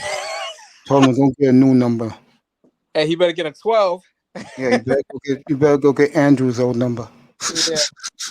But yeah, I mean, like part of it is that the competition because he remember you got to think about it. He got injured the season they were went to the Super Bowl and won, and then Nick Foles, a freaking backup, beat Brady, right? And then after that, now he got replaced again by he got benched by Jalen Hurts, right? Yep. So all of that is a factor in it, but it's good. He's gonna go somewhere else right now. I mean, the Colts are looking good. Everything else looks good. Offensively, they could add another weapon. Best in front seven, best off young offensive line, the sport. With they got probably his name is that Quentin kid. Top 2 offensive line. Yeah, Right behind that Cleveland. yeah, that kid's already heading to Canton, bro. He is that good, bro. Yeah, so everything else is good, but it's funny he's going to the same place, that Andrew Luck got beat up in terms of that no protection, right? Same thing in Philadelphia where he's coming from now. He's going back to the Colts. And I feel like They got the protection for him now. Yeah, the Colts like screwed Andrew Luck, man. Honestly, they screwed Andrew Luck, man, for real. I think he screwed himself. Go ahead, DJ said. He said, "What do you think about that trade? What they got him for nothing?" I mean, it happens sometimes, man. I mean, he wanted to go. They had a need, so it was pulled off. I think it'd be a good move for him. Carson Wentz to get a change of scenery. God, this to me, what's up, buddy? This to me is one of the worst trades I've ever seen in my life. What's that? For who though? Carson Wentz gave him away, bro. It was a great trade for Indianapolis. Yep. A third rounder, a conditional second rounder. Are you kidding me? Shit, if my team did that, I'll be dancing. I'll be dancing fiddler in the singing in the rain right now.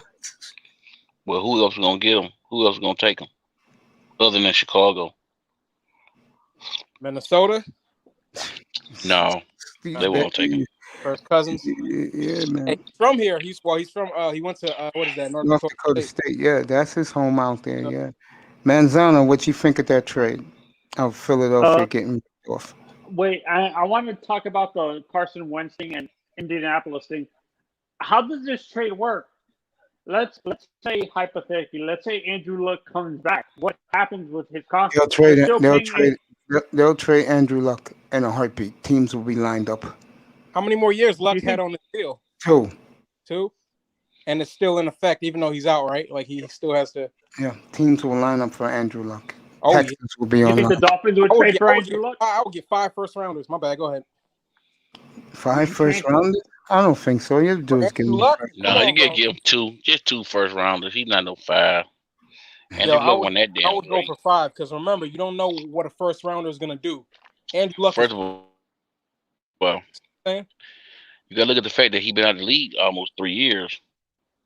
He's a quarterback, though. You know what I mean? So I mean, and even if he goes to a bad team, it's like you don't lose arm strength, you don't lose talent like that. You know. So he might be rusty coming back, but I think for the long term, he would be good for a team that really needs a quarterback. And you know that you're a battle, but the coach don't know. The coach, they're gonna look at him as a quitter, bro. Well, Wentz, the coach loves him. So but they beat him up. I mean, like, part of that wasn't all Andrew Luck, man. You got to think like he did. Yeah, but Iman, the year he quit in 2019. That young offensive line was established. But it was too late. He's already mentally drained, you know? That's true. And to beat up. Like Philly. Yeah. So it'd be good to see. So he was already mentally drained. Yes. 3 years ago? What you think? What make you think he's gonna come back after 5 years? I'm not saying this. But I know. I'm just asking the question. It's just I don't think anybody else. I'm just saying. I think 5 years. I want the truth. I think if he goes to a team like I'm pick a team right now. New England, they got a good offensive line. They got great. They got incredible offensive line for the past 15 plus years. Thank you, I'm still impressed with this, and I think Carson Wentz is going to be in the best situation because he's the bond that he has with Frank Wright. That's the first thing. Amen. And if you really look at back as the Philadelphia had a trash wide receiver. They got wide receiver. They pick it up from Costco's or outside of the Walmart. It's a trash. I mean, Greg Wall. I think Greg Wall was fucking in the cashier at the Dollar Tree. I said, hey, "You want to be a wide receiver?" And I said he dropped more Tupperware than a fucking with a dog with a one leg. Couldn't catch a fucking ball. Alshon Jeffrey played 3 times a year and getting paid $10 million a year. And Jason Peters was like 45 years old, still trying to hang around the league. I don't know why. Only God knows. And as far as wide receiver situation in the Colts, they're gonna work that out. They're gonna get younger, stronger. They got a Pittman. Now they need a more shifty wide receiver who can run the right route and with the sticky hands. That's gonna work out. But I think the Colts' biggest issue is who's gonna replace Ryan Kelly, the center. That who's gonna be who, like who's gonna make him call? Like that's a very pivotal, very important position, as especially at the pass protection.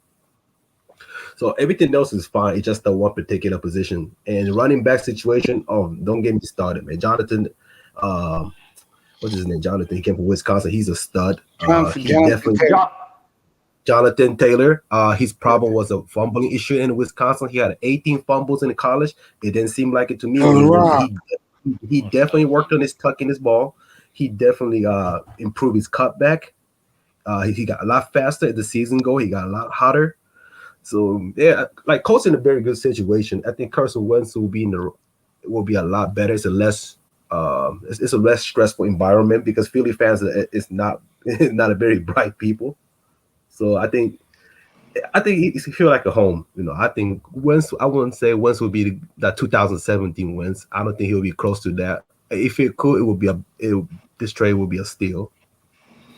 Well, I think he'll be a better situation just by having a better offensive line in front of him. Hells yes. Right at home, just by that alone, and then him having a real running game. I think the Eagles had got away from what they do best, you know, in these past years. On this throw the ball. This is Frank Reich's reaction. Yeah, former Chargers. I'm going to read your comments in 2 seconds.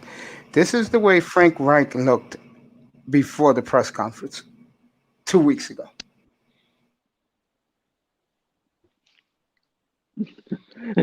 He looked like he stole something. Like that face, it looked like he did. Oh, yeah, he said that. Who just said that?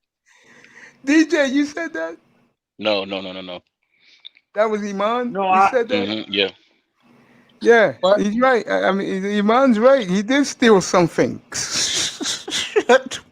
He got a grin on his face. Hey, like he's saying, y'all suckers. I just got you. Fellas, you had to be up here that day. I was when Ty, you guys know from the Manosphere, Tyrone Church. He told me to trade, so I clicked it on the NFL Network, and then Sean Jones said they only gave up a third rounder, and I looked at the live telecast. The broadcasters, they couldn't hide it. They were cracking up to the ground, man. No joke. I don't know. Show you, they really wanted to get rid of Carson Wentz. They didn't want him there anymore, man. Same with Jared Goff. I know, because he was a head case. I know. Yeah. I know.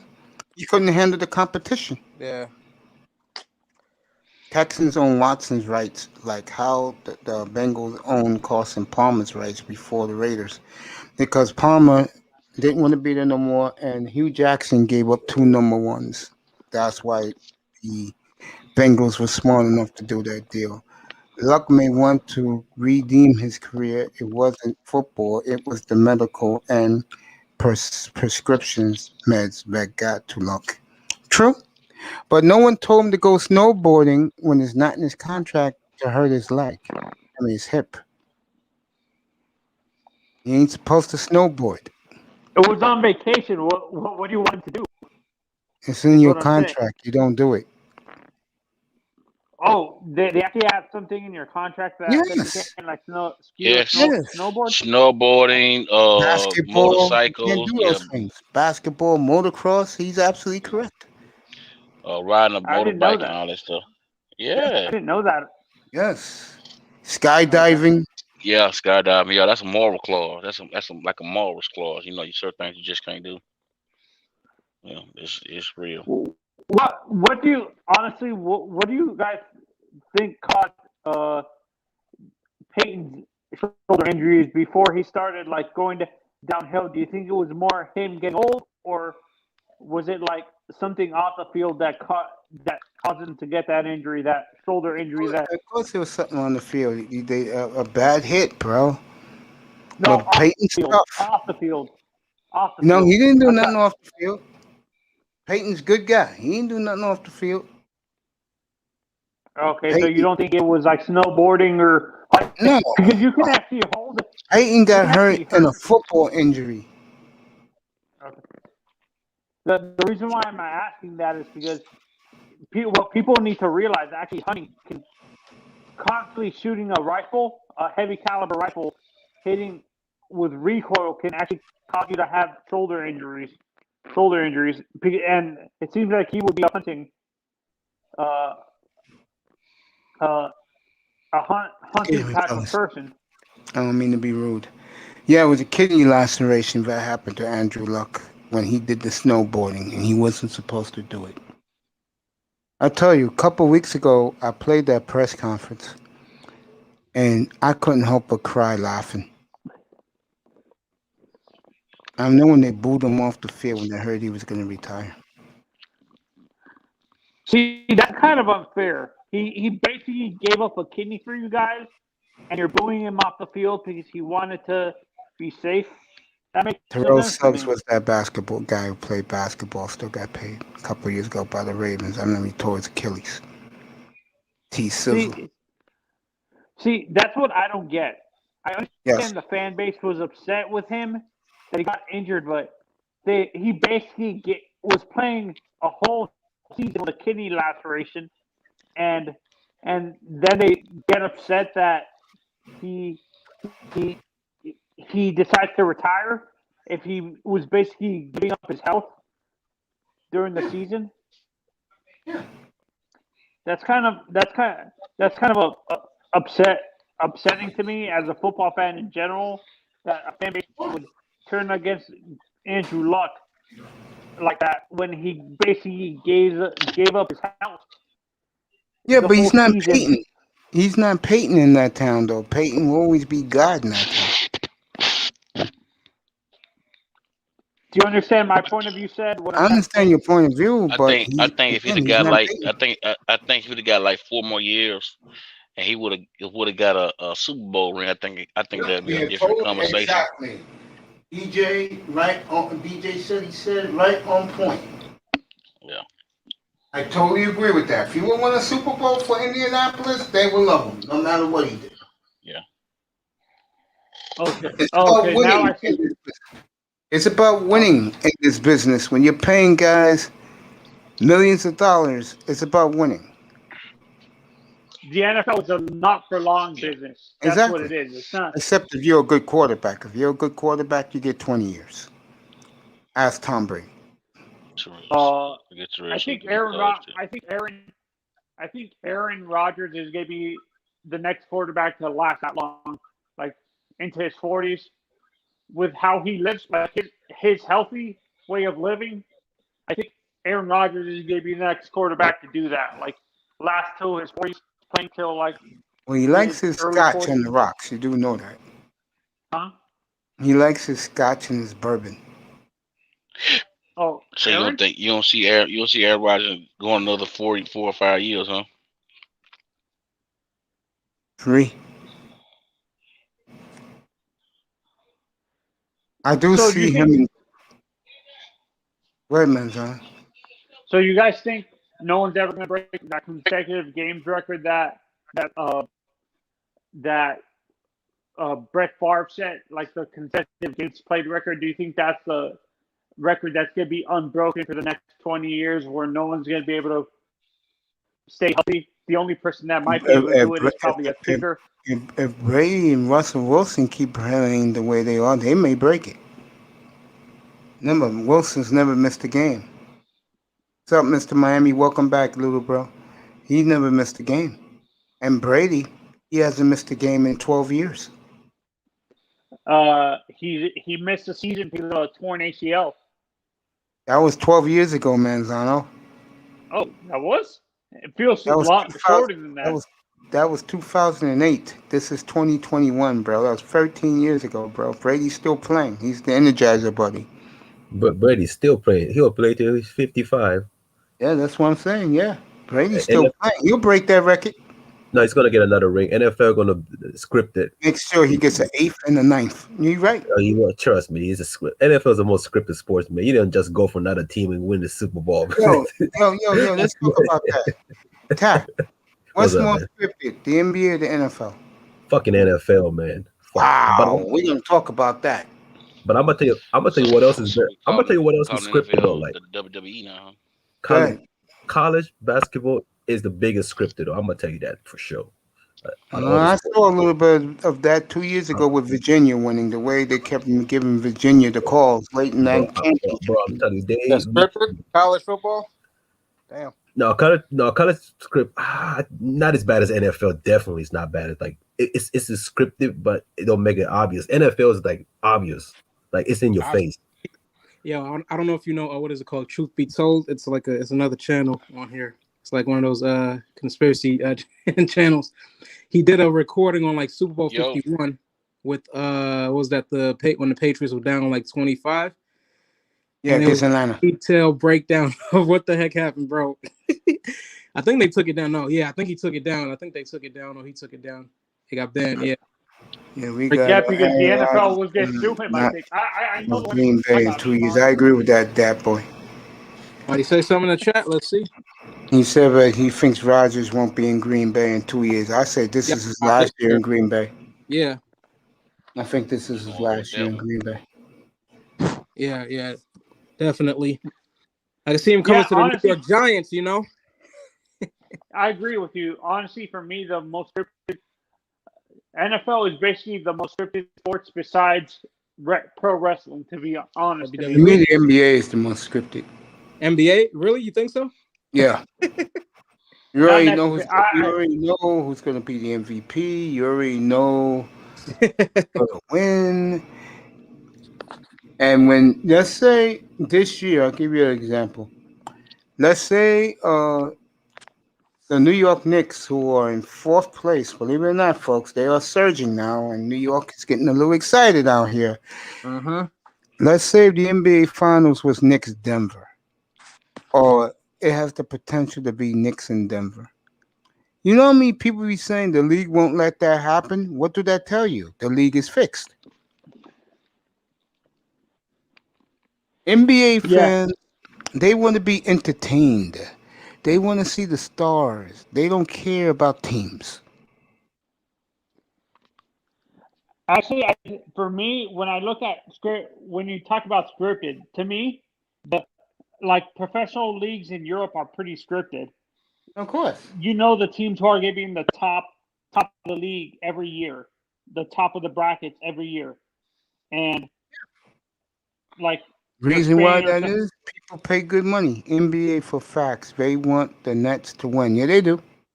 All right, they got to keep that money going in. That's what he was talking about on the breakdown of that video. Like, that's how they get $100 million contracts. Yeah, and that's why a lot of players get paid the money they get. So they won't do it. They let the league do it. Yep. The Nets finally did the right thing, putting Harden as a point guard. I think Kylie excels better at the 2 position. And I think took him a while to adjust, but Harden has a better court vision as a passer. Like, I like Kylie. I think he's a great passer, but I think it's better for him to be in a 2 position and dominate that position. Like, it's a less pressure for him, and to give all them let the Harden be the floor general. Like, you see the triple double that he had not too long ago with no turnover. That's crazy. 30 points, 12 15 rebounds, or like few steals. That if you can see the Harden like night in, night out, I think that's gonna be scary. But the only thing that's holding back is they're the 4th worst offense in the NBA. So I think they gotta at least kind of improve their, maybe after the All-Star break, make a few trades, get like a 3-and-D wingman, like a young Wesley Matthews type of player, like a Tony Snell type of player who can spot up and shoot and can defend the other players. So if they can somehow get the top 15 defense with top 5 offense, they can go pretty far in the playoffs. But like I say, it's too early. It's still only first half of the season, so only time will tell. And a lot of people think that what you just said, Tack, but a lot of people think they can't be stopped. I think they can't be stopped. So you think the finals is going to be the Lakers and the Nets? It doesn't. Yeah, it could be anybody. I don't think no one's beating Brooklyn. Too much fire. Lake Show. Nah, forget about Lake Show. Somebody else gonna come through. Be interesting. Utah got what 4.5 game lead because the Lakers lost last night. So most likely Utah's gonna win the one, and LA against LA in the second round. Utah.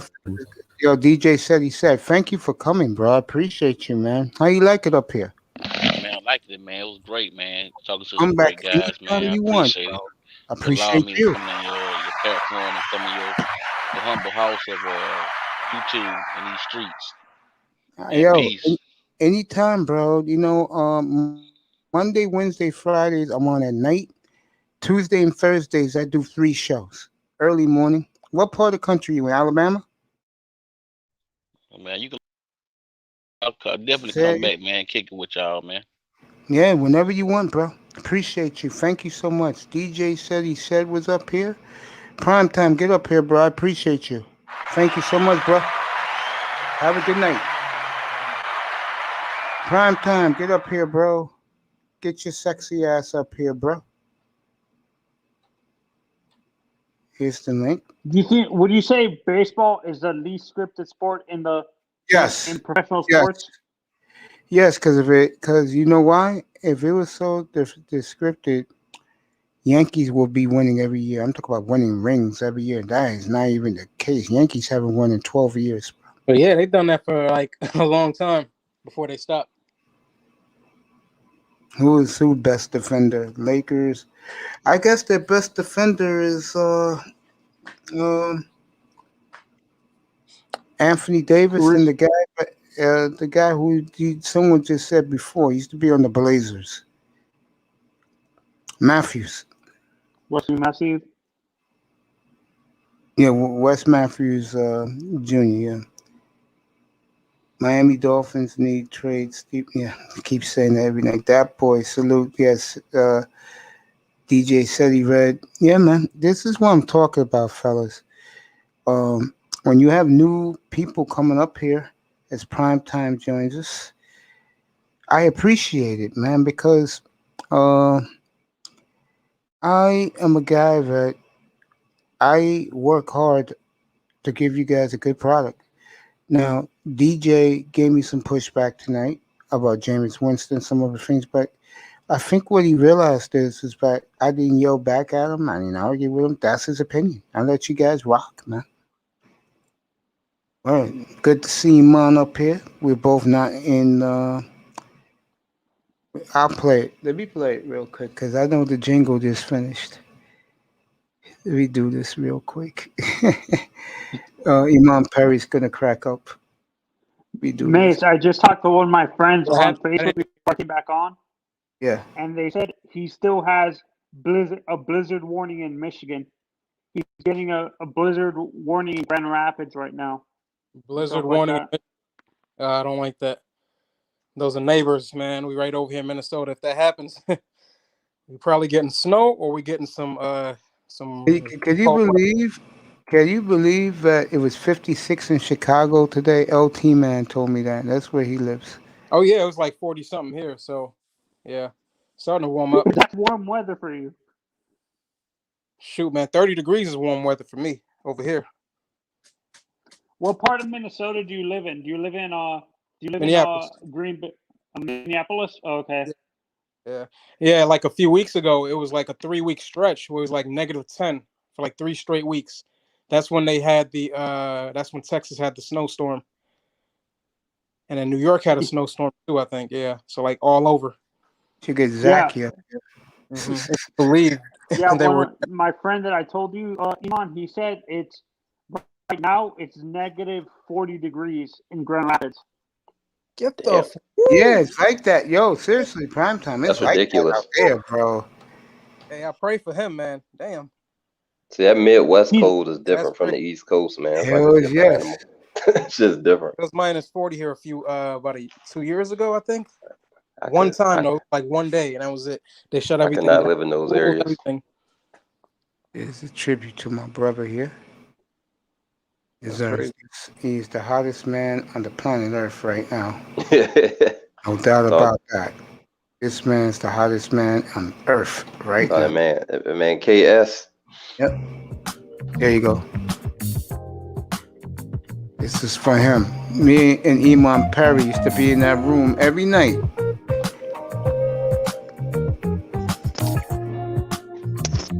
People are really coming for that man, though. They're coming for him because he's telling the truth. And it's these sisters who are busted and the simps that worship them. It's crazy, man. There you go. Kevin Samuels, everybody. This man's the hottest man in America. Just started. This jingle just finished over there.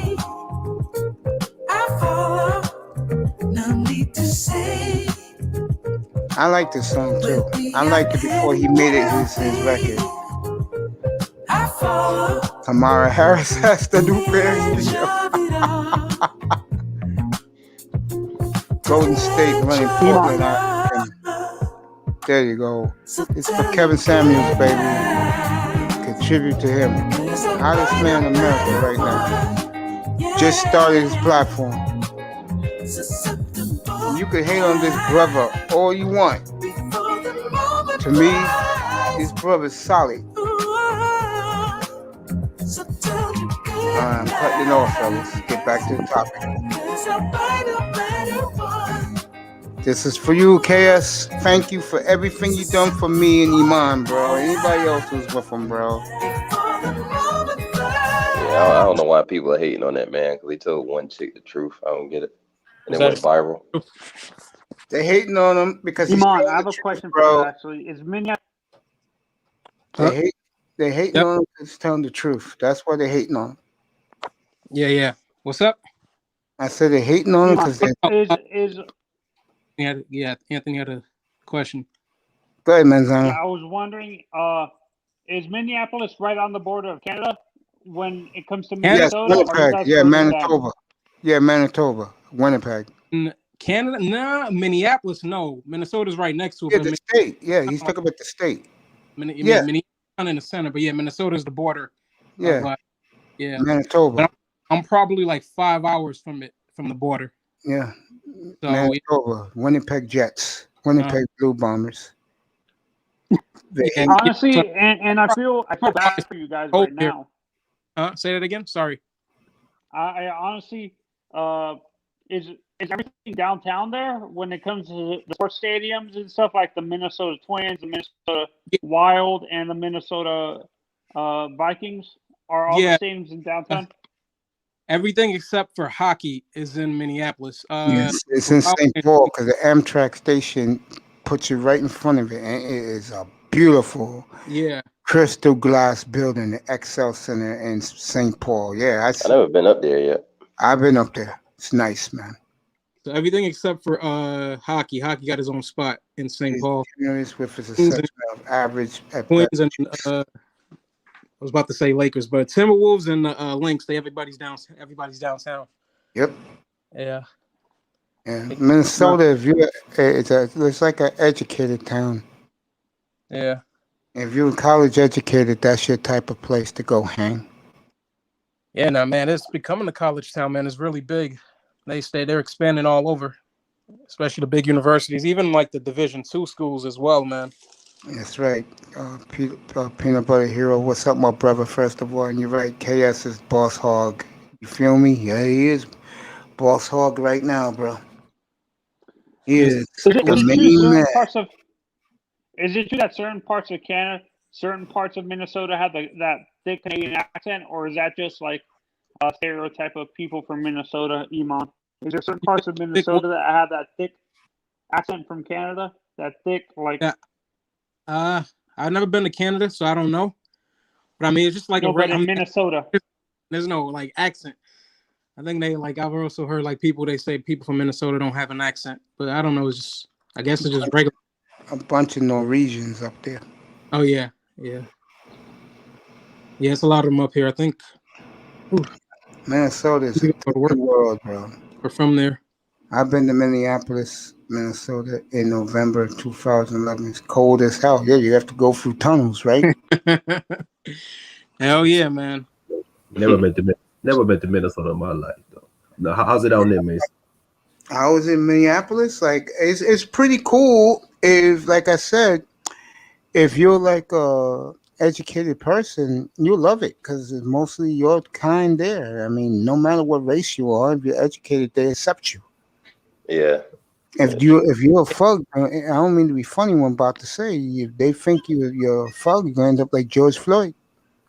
And I don't mean to be funny like that. It's real. Oh, Yeah. George Floyd. That's Sometimes real. The coldest place I've ever been to was Ireland because my In dad's Ireland. sister used to. Yeah, my dad's sister used to live there. Her kids and her husband used to live in Ireland and stuff like that. That's the coldest place I've ever been to during the winter and stuff like that. It was like negative 10 degrees at one point while we Let me were say visiting. what's up. Let me say what's up to both of my boys. I'm gonna do each one, all three of them. Matter of fact, first, my boy, one of the nicest physiques women are going crazy about in the manosphere. Welcome back, Primetime VA, out in beautiful. What part of Hawaii you at right now, bro? I'm on Oahu now, where Honolulu is. So Only what? 5:30 out there. yep, about 5:30. Nice, Yeah, bro. Another day. Yeah, another day. Yeah, I like it out here though. Compared to I the know East you Coast, do. it's Man, different, don't man. It come doesn't back, get bro. cold, so it doesn't get cold out here. Other than Yeah, tragedy, don't come back to the mainland, bro. My never other why. boy, Have you like, surfed there, Primetime?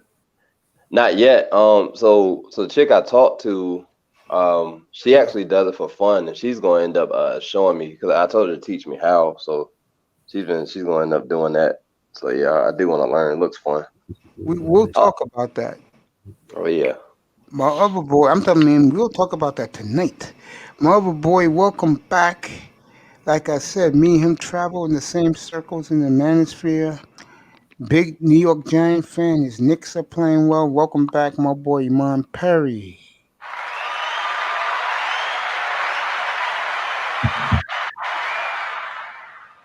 And of course, very few guys, I admit, I ride with. This MF does. Congratulations to you, Uncle. Congratulate you, Uncle. I know you're adoring seeing your little man just smiling back at you. Yeah, he did, man. He sure Welcome did. back, bro. My man, Tackman Clan Killer, aka DJ Child Support.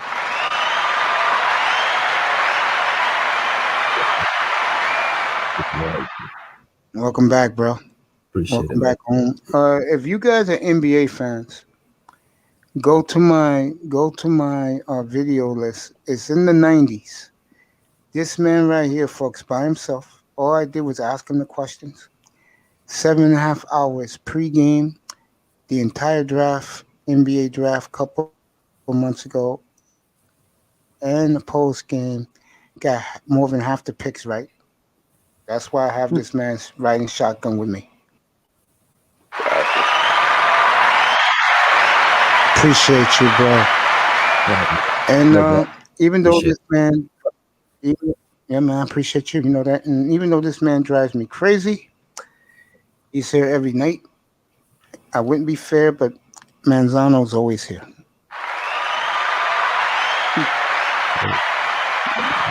Thanks, Mason. You know what?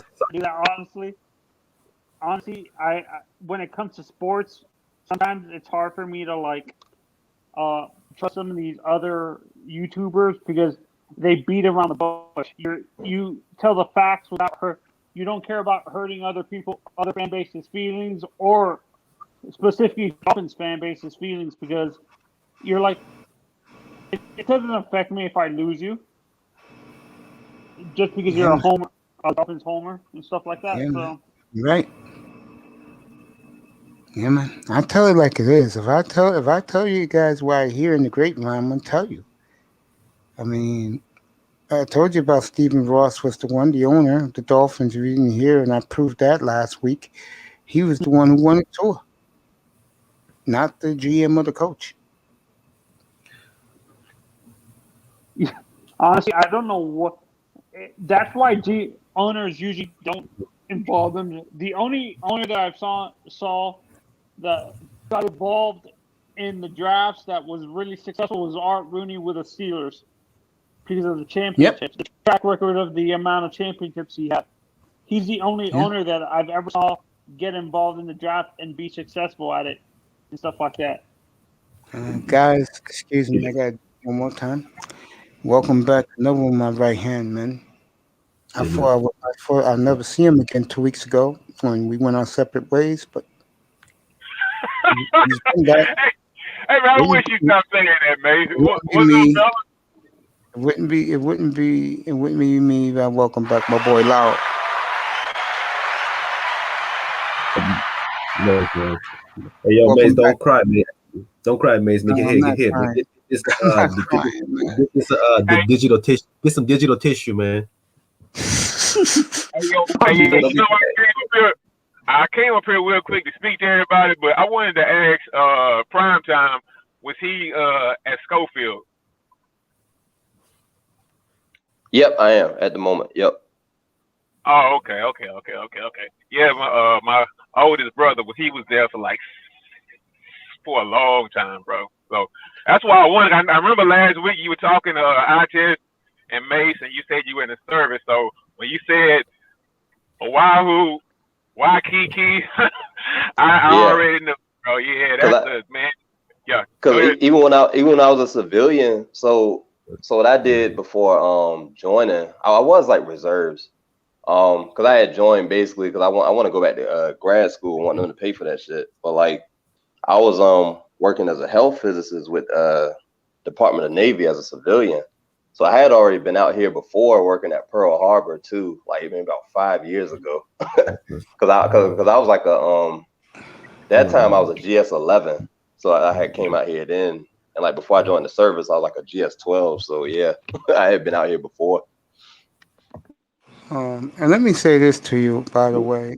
Anybody up here was in the service besides Primetime? Nope. All right, Primetime. I just want to say this to you. Thank you for all you do, bro. Appreciate you, man. Oh yeah, no problem. Keep up the great work, bro. I respect our military. I do. Yeah, it's coming from my military family. Salute to you. I appreciate for your service as always. There you go. No problem. I'm sorry, but thank you for your service, Primetime. Because I have a family member right now in the service right now. He's a special forces guy for the Army. He's a ranger right now for the Army. Oh, where? He do. Let me tell you hardcore stuff. Where I live downtown, Chase Chad Wheelers with Macy's Hope. Oh shit. Nigga, you crazy. Let me say this in all seriousness. Whenever I see servicemen and women, I always thank them. It puts a smile on their face. I mean that. It does. It definitely does. So, Primetime, were you ever based out of Pendleton? Oh, God, in San Diego? This guy. I mean, which one? Are you always a killjoy, man? No, I'm just wondering. The reason why I said it because this man was saying how much when people like myself, regular citizens, thank them for all they do for us, he was saying it, but it does. You get, man, in fact, no, Manzano, Primetime, I'll come back to that. Go ahead, Manzano. Ask him one. Jeez. Were you ever based out of Pendleton when you were in when you were active duty out of San Diego or San Francisco or whatever? Were you ever in Pendleton? Talking with the Navy? Yeah. No. So I'm in the Army now, but I work with the Navy as a civilian. Like I was a civilian GS employee for like a minute. So I wasn't in the Navy. I just worked with them. But okay, I did. You said Navy, so I assumed you were in the Navy. That's why I asked that. Yeah, so I did take assignments at like what's the one in like Bremerton, Puget Sound up in Seattle, like up in that area. I was there for like 4 months. I've been to, of course I came here, Pearl Harbor. I was on assignment here for like a year. That was like a while ago. I went to New Hampshire. I forgot the shipyard up there. But that was back when I was working in Virginia though. once I got the job at the headquarters in DC, I wasn't traveling as much, but I still like went to certain places. So that's what I ended up doing. Oh, okay. Thank you for answering my question, because when you said Navy, I assumed you were either at Quantico or Pendleton. That's why I asked that question. Oh yeah, no problem. Right, Blazers and Warriors in a good one. Blazers were down by 15. They've come stormed back. Like, prime time. So what's up? What you like better? I forget the name of the other place, but you would know. Giovanni's, or what's the other place? Oh man. Talking about out here? Yeah. So I have been to Giovanni's. They're good. Someone else was telling me about another spot that's like that's in town too. I forgot the name of it though. I've been here like 4 or 5 months, so. Oh, okay. Yeah. I have been to Giovanni's though. They do have good food though. I'm not gonna lie. Yeah. Hey, you know what? My favorite part of Oahu was check this out. No, check this out, mate. I'm laughing that Tax said something about single mothers. Yeah, go ahead. And we didn't know anything, right? So we went to a strip club, right? And I was in it like, man, what the hell kind of strip club is this, man? They don't even have fucking alcohol here, right? But I guess that was a strip club for the young guys, you know, maybe in the service or whatever, right? You know, there was some wild guys in there who aren't quite 21 yet, right? Bro, Mace, man, this stripper say, just go next door, baby. I said, next door? What's next door? He said, trust me, just go. Mace, man, Mace. Oh my God. Mace. It was bad because they have every single ethnicity you might possibly want in there, right? It was nice, man. It was nice. It was nice. Is that in Hawaii, bro? Yeah. So he must be. Is the one you're talking about near Schofield? Is it near the base? No, the one I'm talking about is more like near Waikiki. I mean, it's like Gotcha. two of them. They're like sitting right next door to each other or whatever, right? It's just in Waikiki. Sorry about that this time. Yeah. I was just no. Keep talking, bro. Really? No, man, I love Hawaii, right? Yeah. Man, I love Hawaii to death, man. It's just like a nice place to go out and chill. I mean, I know he working, but I know he gets to enjoy it also or whatever, right? Oh yeah. But man, I love Hawaii, bro. Cause like so now with COVID and stuff, like the rules and stuff are starting to let up, but so stuff here still closes early. Like stuff that normally be open. Cause I heard like on a normal like day, like before COVID, stuff used to be open here till like 5 in the morning. So a lot of stuff now closes at like 10 or 11, depending on where you go. But you still have like it's this one hookah spot in Waikiki. It's one of them, and like they stay open till like 3. But other than that, a lot of places close early. So it's like if you want to take a girl out or do something, you got to do it around like 6. Or that way you get a couple hours in or something. So a lot of stuff closes early for now, all because of COVID and shit. So, but it is nice out here though, and it's like I mean for real, like so like I said, last time I came, I was here for about a year, so I got to experience it. And that was like 5 years ago. Even now, it's a little different. Like so Oahu was more like the tourist island, and I've been to like Maui too. Maui has tourists too, but it's not as crowded. But Oahu is like very crowded, so you'll meet people from everywhere. I know when I first moved here, like I was meeting women from like Brazil. Like it's like people that come here from like Brazil and move here. A lot of Asian people here too. Oh my God! Like a lot of Japanese. Because the girl I talk to now, she's like half Japanese, half Filipino. So it's like a lot of that too. And then you got the Polynesian women. And then you got the actual like Hawaiian women. Those be the women who be like big and shit. Like they be big as shit. So yeah, it's different women, like from all over the place here. They just big bones. Yeah. So yeah, and the thing about here, which kind of surprised me, so the first time I came a couple years ago, I remember guys at my job was telling me, yeah, before you go over there, man, like just remember that you'll be good. And I was like, what do you mean? They're like, well, they love black people over there, but they don't like white people over there. Like a lot of people were telling me that shit. And I was like, damn. And it's like when you get here and you talk to some of the like military dudes who've been here for a minute, they're like, yeah, it's kind of sketchy when you go out to certain places because they'll look at you. And like even they know it. They're like, yeah, because I'm white. Like they'll look at me crazy and I be getting scared. I'm like, damn, like that's just crazy. Oh man.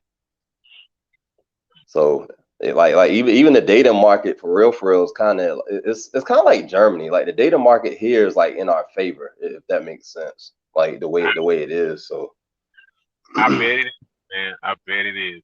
Hey, Mace, did you hear how he described his girl? He said Filipino and Asian, bro. Come on. My type.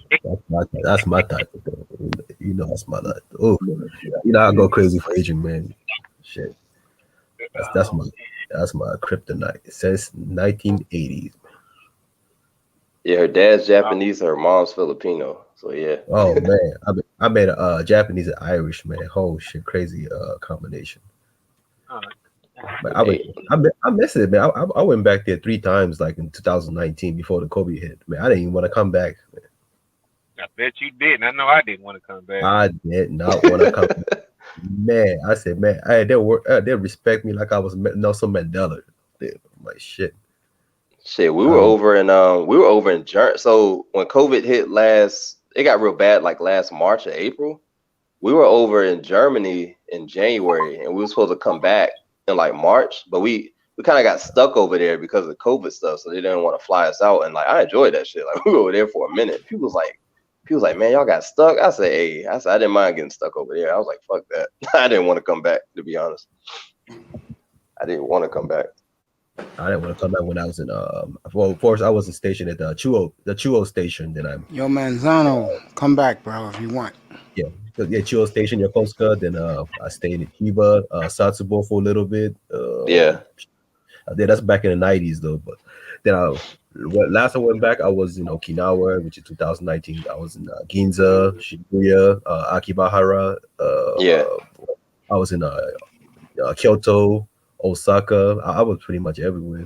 So you were all over. Yeah, that's what's up. Yeah. Cause luckily I can like I learned the language, so it's a blessing. Yeah, I've only been to Tokyo once. I went when I was working with DOD. I was like 25 when I went there, and it's actually nice there though. The people there are pretty nice. They got all those anime museums and stuff out there, and it's like the people. So what I noticed when I was out there, so you got a good bit of you got a decent amount of like African people that live there too. I got a question. When I was out there, we were interacting with people. And I don't know if it was just me, but I was like, when they would talk to us, they kind of were like trying to wait until they heard us speak. So once they heard that we were American, they were kind of chill. And like, cause my boy, he had been there before I did, so that was like his second or third time going. He was like, yeah, he was like, they kind of like when it comes to like the Africans and stuff out there, he said sometimes they be causing trouble. So like when you're black and you're trying to talk to them, they kind of like size you up to see like if you're African or if you're American before they like warm up to you. I said, that is crazy shit. Yeah, he was telling me that. That's why you don't walk. That's why you don't walk around with a spear, man. That's why you get caught. Yeah. Don't walk around with a spear. Let me ask you a question. I am a huge fan of the monsters. Is it true they have a statue of Godzilla there? Japan? Yeah, in Japan. Personally, I haven't seen one though. I'm pretty sure it's somewhere, but I just personally see it. I saw the statue of the Gundam. That was huge. Yeah, I saw the Gundam joint. Yeah, Gundam I saw that one. I haven't seen the Godzilla one. Yeah, the Japanese anime. Yeah, the anime is huge out there. But they got your statue out there in Japan, Mace. It said a black woman basher 101. Hey, bro, I stopped doing that the last couple of weeks, man. You've been playing with that little slugger of yours, man. I know you boiling, Mace, like a fucking boiling egg. I know you boiling. I'm not boiling, man. I'm chilling, man. You know what? I'm gonna be honest with you. I'm gonna be honest with everybody here. The big time you want to come up, I'll drop the link. I'll be honest with everybody. Ever since that shit happened, and you guys know what I'm talking about, I don't know what it is, but my shows have been awesome. It's been flawless, and it's been nothing but sports for 6, 7, 8 hours a night.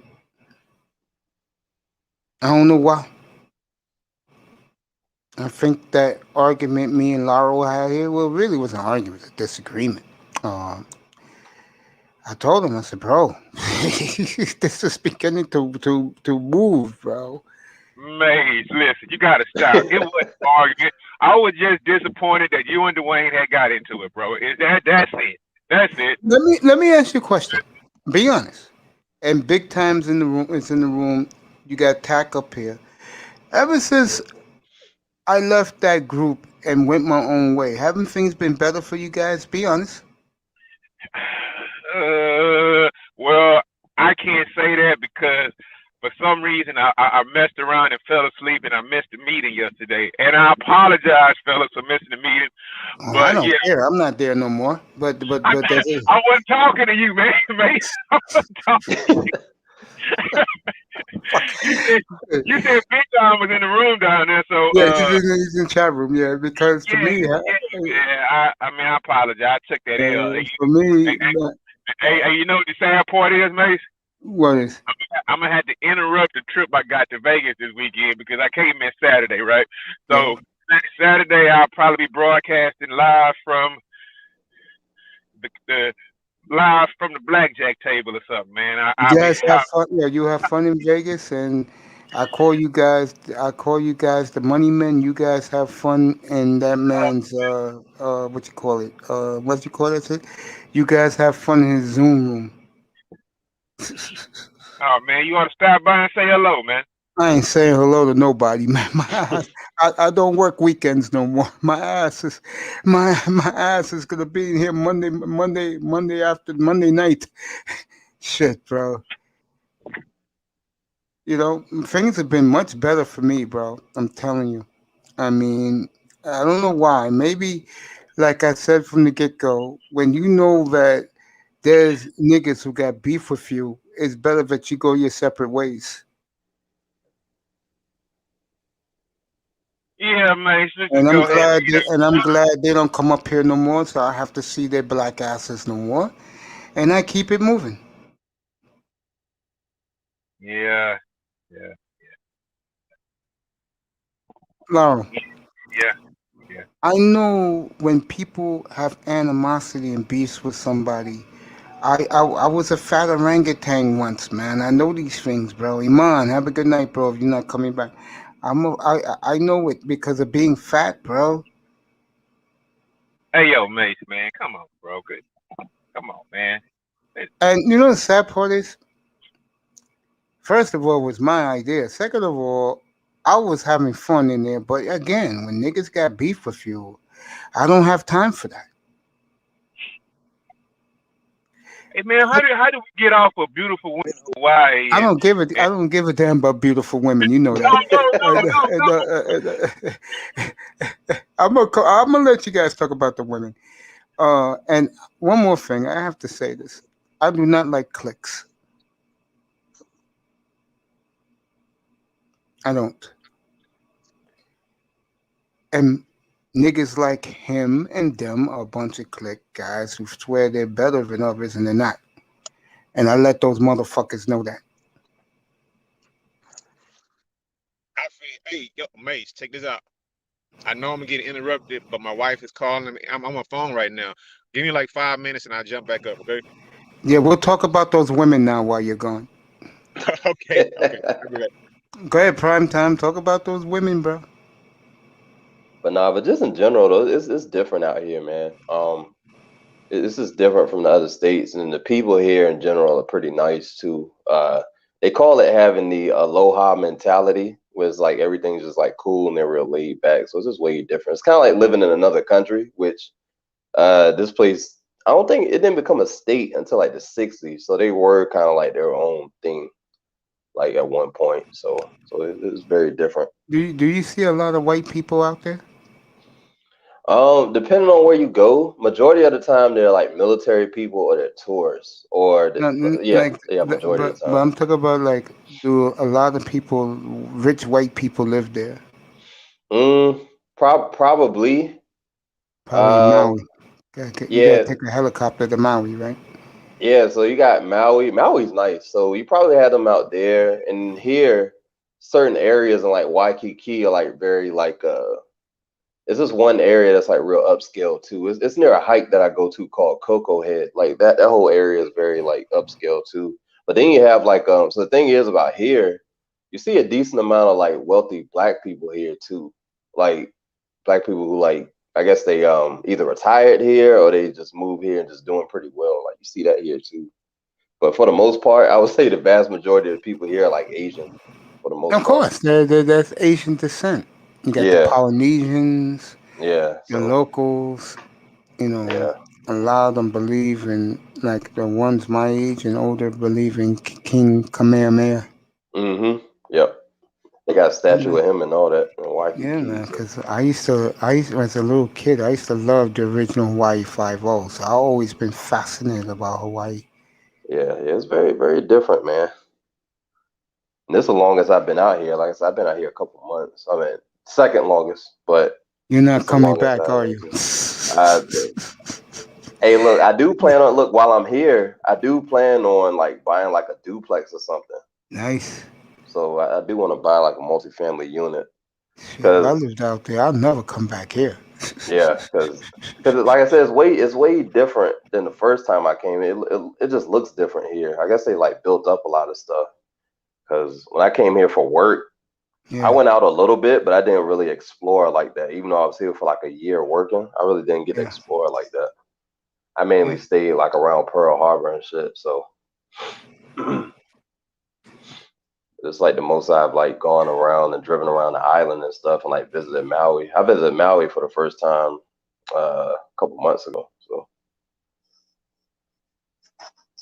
yeah, it's nice out here though. Yeah, I know, bro. Every day, 72 to 80 degrees, bro.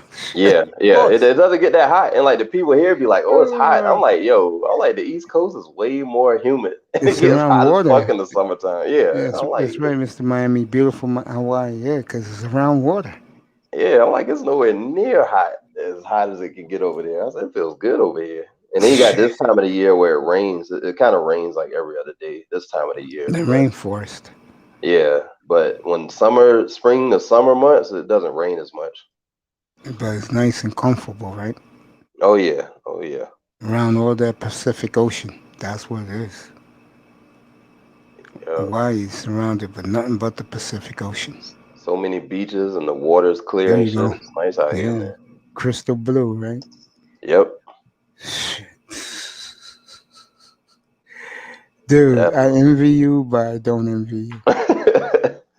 I'm telling you, man. Like I be seeing like other brothers out here living it up, man. I'm like dudes out here be doing the damn thing, man. Cause like you see the military people, you can kind of tell who's military and who isn't too. So it's kind Well, let of me good to ask you see like this. brothers In the out military, right? here. Mm-hmm. A lot of blacks stationed there? Or no? So in my unit, Yeah. yeah, like it's a decent amount of black people. I would say overall, I don't know, cause like I said, I don't know who gets stationed here, like the Marines and Navy, but Army, I would say it's a decent amount. It's kind of hard for me to like pinpoint like a most or some or something like that. So kind of hard for me to say,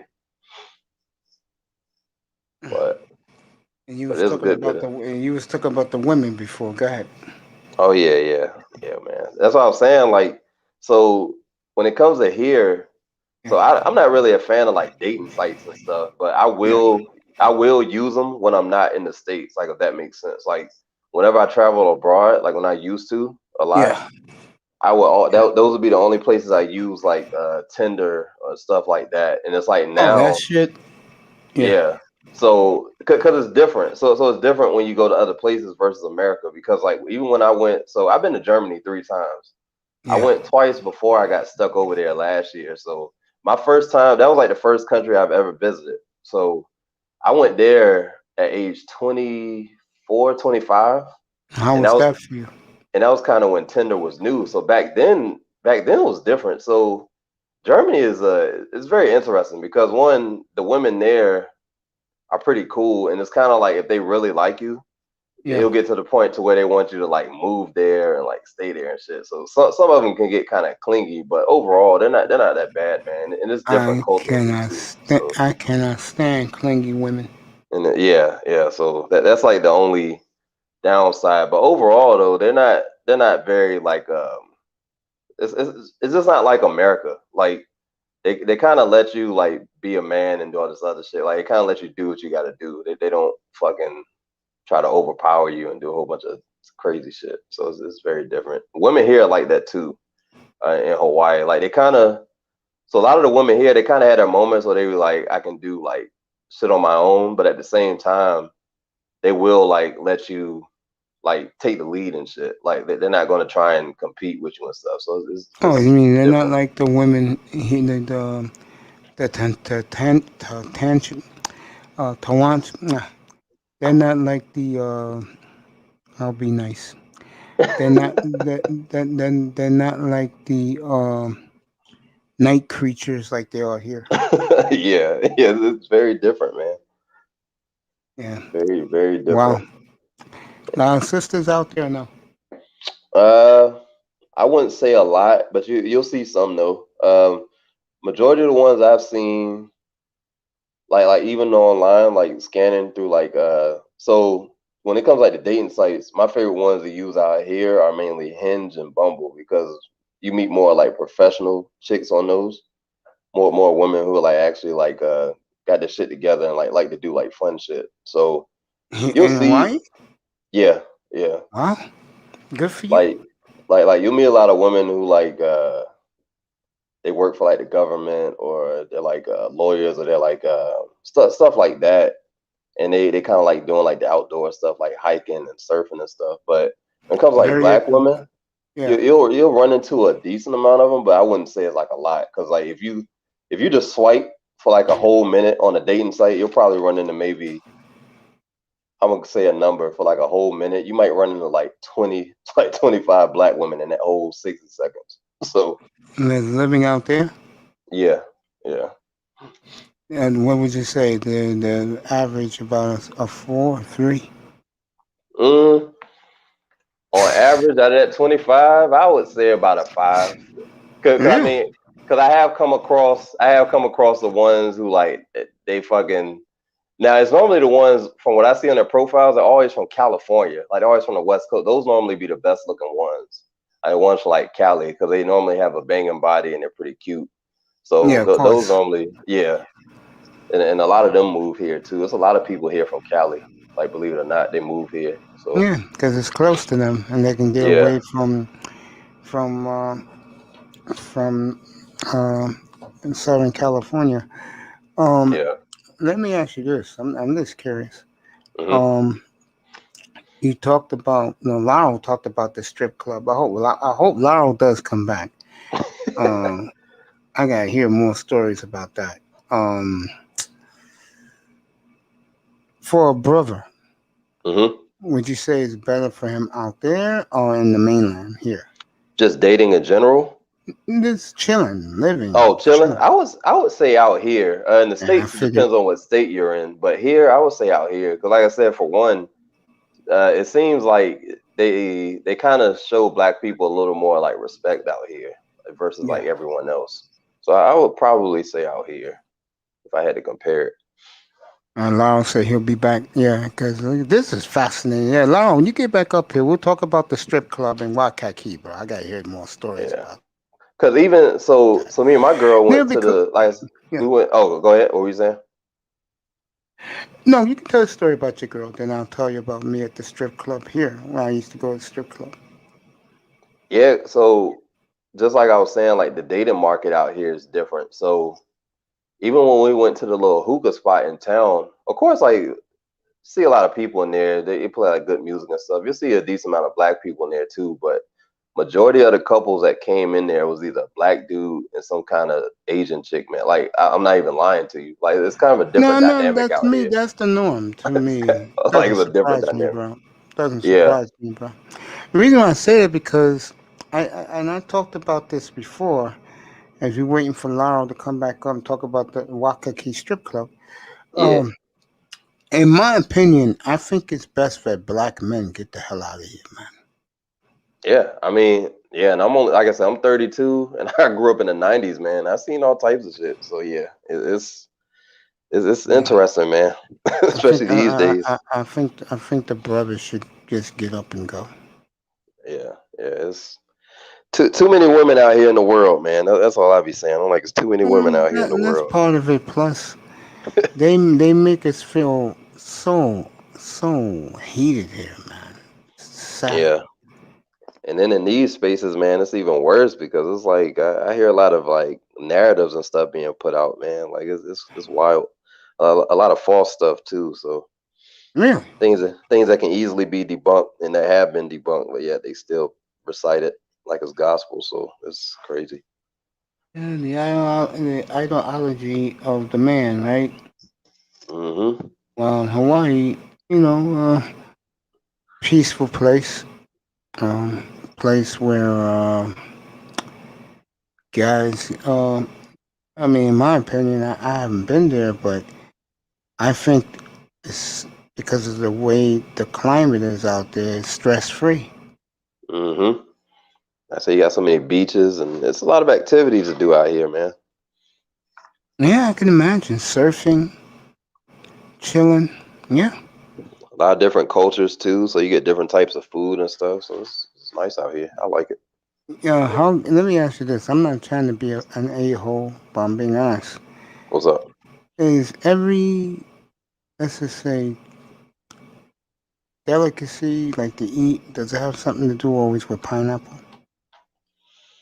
Like pineapple chicken? Depends on where you go. The main thing out here is something called poke. I don't know if you ever heard of it. That's like Never the heard of main it. thing out here. It's mainly like rice and like different types of meat. It's pretty good though. Of course, like Asian based that have rice in it, but they put like different things in it. Like you can put like salmon and shrimp, octopus. This is like different stuff. It's pretty. It's like a You couldn't mixture of pay like me. different. You couldn't pay Pretty me to good. eat that. Yeah, because it depends on where you get it from and like what you put on it, but it's pretty good though. But yeah, like it's like I said, the food here is good, man. I like it. I like seafood and stuff too. So Oh, so it's heaven for you out there oh yeah, with the yep. seafood and stuff. Me, I don't like seafood. Seafood and Asian food, man. See, for me, it'd be hard to live out there without my delicacies. How much more expensive is it out there when you buy, like when you go to a grocery store? Oh shit.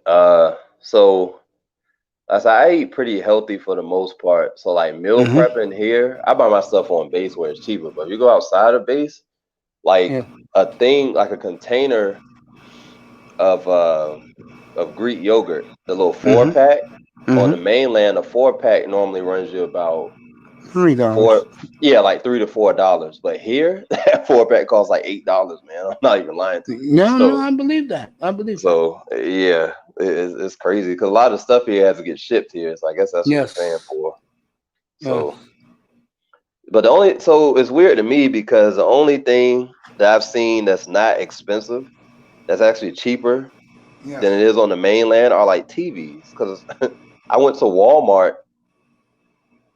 Well, yeah, so I go to Walmart often to like buy stuff, and it's like when you go and look at the TVs, I saw a 60-inch Vizio. A 60-inch for like fucking $558. And I looked at all the other TVs. I saw another 60-inch LG for like $399, $400. Yeah, let me ask you this. I'm glad I'm Shit's keeping the crazy. same point. Laurel's back. I'm keeping the same point. Let me take a guess. You all have to really have something like DirecTV, right? So here they have Spectrum. Spectrum is the only thing they have. I think That's a good cable company. That's a I good think you cable. can get DirecTV. I'm not sure though. I think I have seen satellites on people's homes, so I think you can get direct. But yeah, That they have must Spectrum here. that must be great. Watching football at 7 o'clock in the morning. Yeah, that shit, man. Like I do sports betting and I do DraftKings and stuff. So Yeah. trying to get up and set up lineups is kind of rough because I always try and get up at like 5 o'clock, like start prepping that stuff. So yeah, it's crazy. Yeah, man, great. Laura, why don't you continue about the strip club and the women in Waikiki? Good. I would rather talk about the food, man. I remember this restaurant I went to. It was called The Pig and the Lady, I think, or something The like that. Pig and the Lady. Yep. place has some amazing food, bro. That Man, place I is raised good. a big ass tab at that restaurant, bro. Because you want to Place is try good. everything, right? So, man, that place is great, awesome, Mace. Mace, you've been out there before, right? Nah, I never been to Hawaii. Oh, okay. I'll tell you one thing, when I get better, bro, that's one place I'm going right away. I don't even eat fast food, and their McDonald's serves different stuff too. Like so here spam is like a big thing too, Oh and God. they sell like their Oh, breakfast platters be having like spam and shit in it. It's couldn't just pay crazy. me to eat spam. My father eats it. I can't eat it though. I can't. My dad eats it Too though. damn salty. Oh my God, kill I you. don't Hey, like it. I forget the name of this dish, but it was something I did have out there too. It was for breakfast. Mace, they put, oh man, let me describe it. It was rice.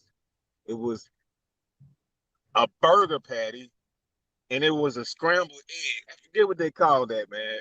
It was Um, so we went to this restaurant and I had that. I forget what it's called, but I know exactly what you're talking about because they make the egg kind of. So was yours kind of runny in the middle? yeah, uh-huh. Yep. Yeah, yeah. I Kind of forget what it's called though. Yeah.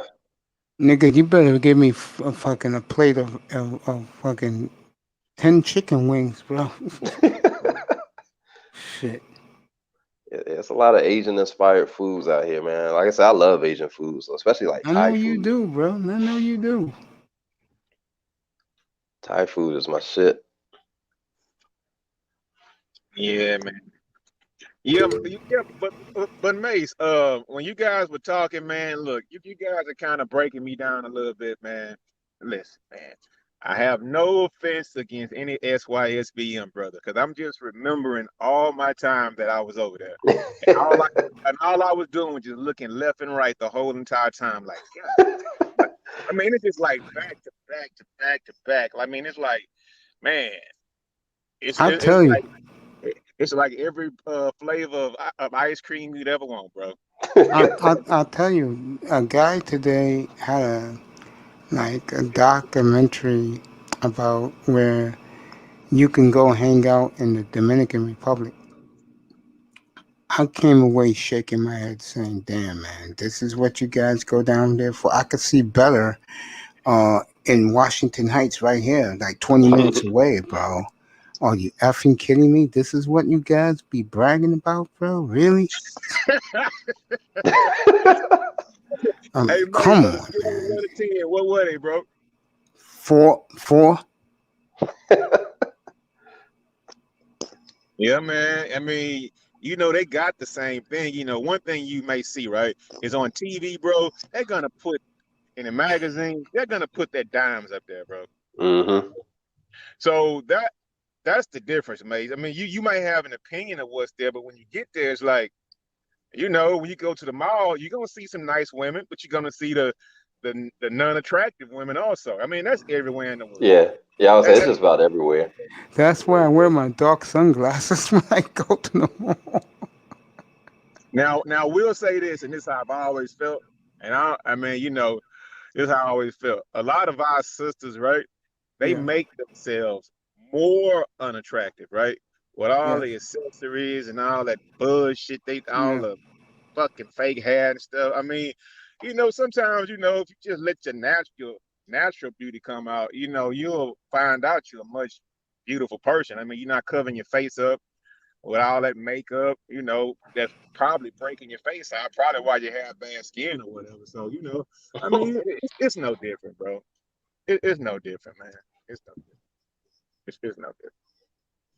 Yeah, I mean, every man likes their natural look, man, but it's like I think now they try to make excuses as to why they don't want to be their natural selves. And like, it's crazy, man. I'm like, a lot of guys would rather you like not wear makeup all the time or like just let your hair be natural, like sometimes, like, because for me, so makeup and stuff, it's not a deal breaker, but you do have women who rely on it. Like everywhere they go, they got to put on makeup. Everywhere they go, they got to wear fake hair and stuff like that. That's the shit that bothers me. Like I'm like, I would not deal with a chick who relies on it that much. Like I just can't do it. Well, I look at more. It's like, damn, babe, we can't even go swimming. Yeah, like no. like, Go ahead. I'm talking. Go ahead. it's crazy, man. I'm like, I don't mind it every now and then, but I'd rather see you like with your hair like tied up or something, or just let it hang and you don't have no makeup on and you're still cute. Like I'd rather that majority of the time. So With me, I don't bother with it. Period, because I don't know where they've been. yeah, true. You know, you live a safe life, you end up waking up the next day. Yeah. And it's You know? funny because I remember in college we had went to a party and it was this chick in there, man, little cute brown skinned chick. Well, she was cute in there. So we ended up going to my room, and of course we did what we did. And I woke up, yo, this chick, her whole fucking she had on makeup, her whole fucking face came off on my pillow. Like I was so pissed. I was like, yo, like I was like, you gotta watch. She thought I was playing. I was like, yo, you gotta watch this pillow. She was like, how am I gonna watch it? I said, look, take it to your room, watch this pillow, and bring it back. She did it though, but she thought I was joking. I was like, hell no. Dude, Like, with a bod like yours, they'll do anything you want them to do, nigga. Let's not kid ourselves. She thought I was lying. I said, nah. I said, you gonna take this and you're gonna watch it. That's disgusting. With a physique like yours, you don't have problems. I was like, Maze, fuck, man. she gotta stop mentioning the man's physique, man. We get it. We can see the man in his avatar right now, Maze. Okay. Christ. Now with me, I just say, yeah, I know I got it going on. Don't have to worry about it. You know, Laurel, I know looks good. You tall guys got it going. Maze, I'm not that tall. I'm just like 6'1.5", bro. That's tall, bro. I was saying I'm 6 foot. I'm a little bit shorter than him. Yeah, but you guys will get a pass. Guy like me is 5'6.5", 5'7". I get no pass. There's still plenty of 5'6.5", 5'7" guys that do just fine. Yeah. Oh, I know that. I know there is some. Yeah, I know that. No, like there's a lot of them because there's more guys that's 5'7" and 6 feet out here in this world, bro. Well, now let me answer this question. Yo, where the strip clubs are better, Vegas, Waikiki, or Houston? I haven't been to one out here, but the ones in Vegas are pretty decent. I like the ones in Miami too, though. I like those. Yeah, that's what I. Yeah, I mean, you can't. All right, let me throw in Miami because that's one of your favorite places to go. Yeah, you can't go wrong with either city, but I would probably put Waikiki last just because it's not the one I went to. It was nice. Don't get it wrong, but they just weren't very big, right? Yeah. So so the ones everywhere else, like Vegas, bro, you walking into like a fucking Drake video or something, bro. I mean, it's like it's ridiculous how they can get, man. And you know, Houston is known for strip clubs. Miami is known for strip clubs, so I wouldn't put one above the other one. But this is what I would say: pound for pound, the best looking girls. Yeah. Oh man, it's hard. I can't do it, man. Because when you're dealing with like 8s and 9s and maybe sprinkle in some a few, man, you can't go wrong with those women. I mean, so it's hard to choose. I mean, I'm not discriminating, you know. Yeah, me neither. I don't discriminate either. Like I don't. As long as they don't have like the hood, like the bullet holes, and you know all the crap like that, you know, the ratchetness or whatever, man. Because those girls have to pay some money to strip in those strip clubs, bro. They have to pay some big time money. Like they paying the club to go in there and make that money, man. So where's this? Houston? it just about everywhere, Mace. Just about everywhere. Oh yeah, I heard about Houston, man. I lived in Dallas for a couple of years too when I was a civilian. Dallas strip clubs aren't bad either. Yeah, Dallas was pretty decent. I think Texas in general just has nice strip clubs, probably. New York, the only problem is the best women go to where they go to the ones down on Wall Street. That's where they're at, in those strip clubs down. Oh, that's all the money be at. Yep, all the money be at. That's where they're all at, bro. Oh, so Mace, let me ask you about the strip clubs. Now, listen. Yeah. I don't trust eating one, right? I mean, that's just me, right? Mm-hmm. I don't even want a chicken wing out the strip club. I just don't. You know what I'm saying? But I know you've enjoyed yourself a nice steak in a strip club before, right? Yes. Okay. Compare that to a steakhouse. Was it good? Was it on par? I mean, was it nice? No. It was okay, but it doesn't compare to, like, let's say a steakhouse like Jake's here in the Bronx, bro. That's a real steakhouse. That's not no crappy place. Jake's give you a nice cut for a nice nice price. They got steak at the strip club. Damn. And you go to Miami, bro. That's what they have, bro. You go there like about 1 in the I know. afternoon for lunch. Get yourself a nice T-bone. I know the strip clubs in Miami, man. A lot of them chicks, they barely speak English, man. A lot of Cuban chicks at the strip clubs, but they be Colombian fine chicks though. too. They be Yeah, fine as Colombian. hell. That should be crazy. Yeah. They barely speak English. Prime time. That's where iTest goes. He be there 1 o'clock in the afternoon on my platform at the strip club having a what you call that shit? A moet with I see the drink. It's a vodka. Grey Goose. He loves that shit. I ain't had Grey Goose in a while. It's been a long time. I don't really mess with vodka like that though. But Grey Goose is one of the few that I mess with. I don't really touch vodka like that. I never drank a day in my life, man. Yeah. It's rare for me. Like it's very rare. I'm a social Hey, drinker. Mate, you serious about this, bro? Say again, bro? Yo, mate, you serious about that, bro? Yeah, never drank, never smoked, never used drugs, never smoked weed, never been with women, really. Yeah. When I told you that, you guys, that night, a couple months ago, I was dead serious, bro. Now, I went to non-drug use and man. Move around a little I bit, mean, Law. you have had a lot of fun at sporting events, though. So you have. You say what? No, now you're in a good spot. Okay. Did I have fun in sport events? Yeah. That was a big part of my life, man.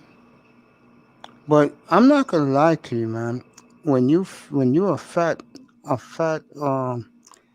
orangutan, bro, you lose out a lot in life, and I Man, did. you gotta chill and self-deprecate.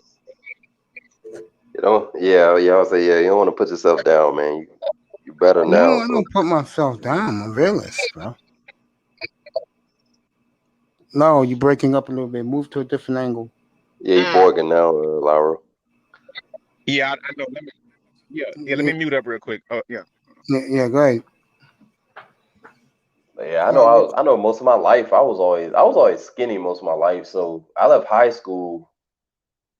I was 6 foot 155, 160. I was slim, but I could play. So a lot of the schools that were talking to me, they kept thinking I played wide receiver. I don't know why. But once I got to college though, my senior year, so my junior year going into my senior year, when I did my junior year pro day, I weighed in at 205. And that was the first time I broke 200 pounds. So going into my senior year, that was the first time I broke 200. Yeah, man. I mean, congrats, bro. I'm talking about that. And your physique, bro. And I'm not gay. I just don't hate, and I'm comfortable with my masculinity, man. Yeah, true. I mean, if I see a bad bitch up here, bro. Well, you know the cool thing about doing something like this, women do scope you. Oh yeah, especially online, man, because women stay online. So I mean, I see guys like Platinum and Ism and Dusty. They got nothing but women in their rooms, man. Platinum's a funny guy, man. He cracks me up. Which guy? Platinum. I actually like Platinum though. He's funny, man. I do too. You know what his newest video is? Nah, I've been busy the last 2 days. What's his newest No, video? I caught it today, man. I mean, yo, man, um, he the same chick Ti banged, he banged her too. Oh, for real? Yeah, it's up. Yeah. I'm kind of not surprised by that. So living in like big cities and stuff, I lived in quite a few. Like that happens often. Like, cause when I lived in DC, I know one of my boys, he had I actually knew him, like knew him, and he worked in DC with me. He actually messed with a chick who used to mess with Wale, because Wale's from that area. And he messed with a chick that messed with him too. So I'm not really surprised. That shit happens often. I'm pretty sure it happens in New York too. You guys will run the dudes who mess with chicks that rappers have mess with and shit. That shit happens. It happens a lot. Yeah. But the thing is, some of those entertainers be boosting up some busted chicks too, though. Of course. Yeah, you're not lying about that now. A lot of those guys Especially be boosting up busted chicks. Yeah, especially athletes. They do it often. Like they be messing with some groupies that be looking busted, and then that chick all of a sudden she thinks she a dime, man. I've seen that shit too many times. Nah, I can't be fooling around with women like that, man. Yeah, it's crazy, man. I mean, that's not. I don't know. I just feel so good, being to myself, man. Yeah. Gives me a peace to myself. I mean, this dating climate these days, man, it's like the best thing to do. I remember I lost my weight, and the one thing that guys told me was women were giving shit up. Yeah, women out here will try and give the least, but want to take the most. But what I've seen, though, in my experience, since I've lost my weight, is for a brother, they make you jump through hoops. Mm-hmm. Or they'll try to if you let them. And I don't have time for that. Yeah. And the thing is, go ahead. It disappoints them too when you do not. You just say, "I'm not interested." Yeah. And that's the thing, man. You gotta know how to say no too, because believe it or not, a lot of women actually like that. Because that's how I've always been. Like I don't mind telling people no. Like stuff doesn't bother me, and some people don't like it. Some people respect it. So it just depends on your personality too. I don't go easy on people like that, especially women. So especially they're grown. Nah, I don't take it easy on them.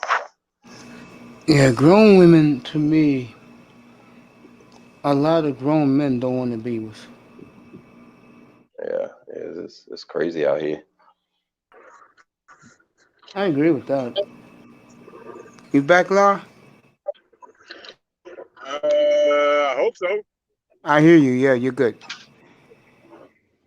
You were saying about the something about the difference with strippers in Houston and those places.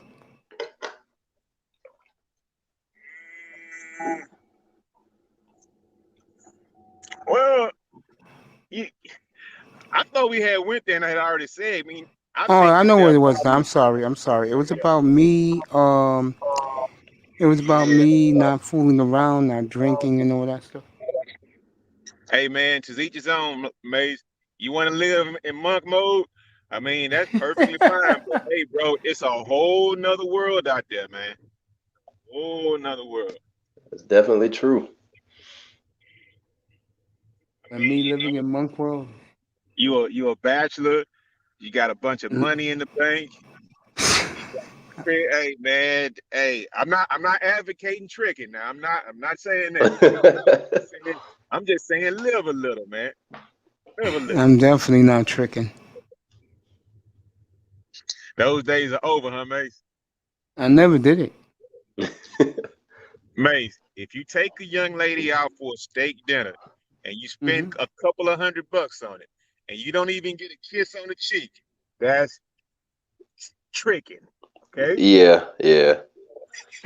I thought tricking was the sex thing, like prostitution. Yeah, it's kind of just like a play on the word, you know, like in the So, tradition. oh, go ahead. Go ahead. Now, in the traditional sense, yeah, that's what a trick is, you know, like that. But you know, it's morphed over the years into, you know, a guy spending a whole bunch of change on a woman and not really. Even if you get something out the deal, if you got to leave with your wallet, that's trick. That's the Yeah, Kevin Samuels exactly. rule. That's the Kevin Samuels rule. Leave with your wallet. Yeah, cause I can say like for me, for the most part, like if me and a chick have been talking, like texting each other and shit, or just talking for like a week or so, and then I end up taking her out somewhere, like like I kind of already know what's gonna happen anyway. It's kind of like at that point, might just go out and have fun Yeah, anyway. anticlimactic. So it's kind of like I wouldn't consider that tricking either, but Laro he described it like he really described it best though. Like if you're just out here spending a whole bunch of money and nothing happens, yeah, you out here you out here getting played. But I mean, there have been times where I've had women like I would say a lot of times, like even so when I was in my 20s, I used to get hit on by women who were older than me a lot. Like when I was like 23 and stuff, I was getting hit on by women that were like late 20s, early 30s and stuff. So like even with them, they would take me out or like I'd go out with them and they offer to pay and I'd be like, nah, like nah, don't do that. Hello, Like look at that do stuff physique. like that. Hello, So of course they'll pay for you. and it's like with me, I don't really allow chicks to do that. I'm like at the most, I might tell you, all right, if you want to get the tip, get the tip. But I really don't like women doing that shit. But if they offer it, then that kind of tells me a lot about them. So it just depends.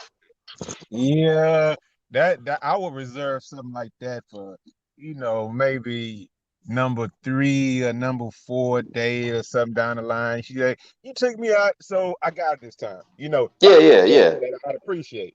But other than Yeah. that, man, no, yeah. I don't subscribe to the dinner whoring conversation. You know, Yeah. even though I know there are some women that go out There's there a lot of women, bro. I and see it here all the time. get a free meal. Yeah. And trust me, they can see the. Oh, you know what? I'm gonna share this quick story, right? And you know, Yeah. Go ahead. I'm supposed to be this red pill guy. Okay, 3 Yeah. weeks ago, Miami, right? We went to this restaurant, Bar One, right? Man, it was this gorgeous ass woman. Man, Mace, I have an attractive wife. I'll just put it out there. I know she'll never hear this. She made my wife look like Barbie, bro. Like real talk. I mean, I'm just trying to. Man, this woman was a fucking man. Mace, this woman was so fucking attractive, bro. Man, she came off a magazine, right? Okay, check this out. Man, what this guy was, right? He was a cool guy, seemed to be in shape or whatever, took care of his business. It was a nice restaurant Yeah. too, right? Yeah. So afterwards, we all waiting on the valets or whatever, right? To bring, waiting on the valet or whatever, and they out there standing out there, right? Yep. And then I noticed they in 2 separate cars, right? And Mace, this restaurant was fucking expensive. I think I told you about it. So, man, they out there. I guess they bring her car up, right? And they out there hugging or whatever, right? Yeah. They out there, I mean, they really hugging on each other. I thought they was gonna get in the car together. Then the guy brought up his car. I'm like, damn, man. I know you did not just drop $250 on this woman, and all you got was a fucking hug, bro. I mean, Yeah, fuck no. Hell no, dog. get situations like that, man. Because I said something about it too. I mean, I didn't say it to him, but I said it to our party. I told my boy, I say, look over there, man. All he getting is a hug for this high ass goddamn dinner he just went out there. You fucking idiot. Not you, the guy. A hug, bro. I mean, come on, man. I mean, damn. The women I took out, they threw pussy at me. I just said no to it. Oh, man. Hey, bro.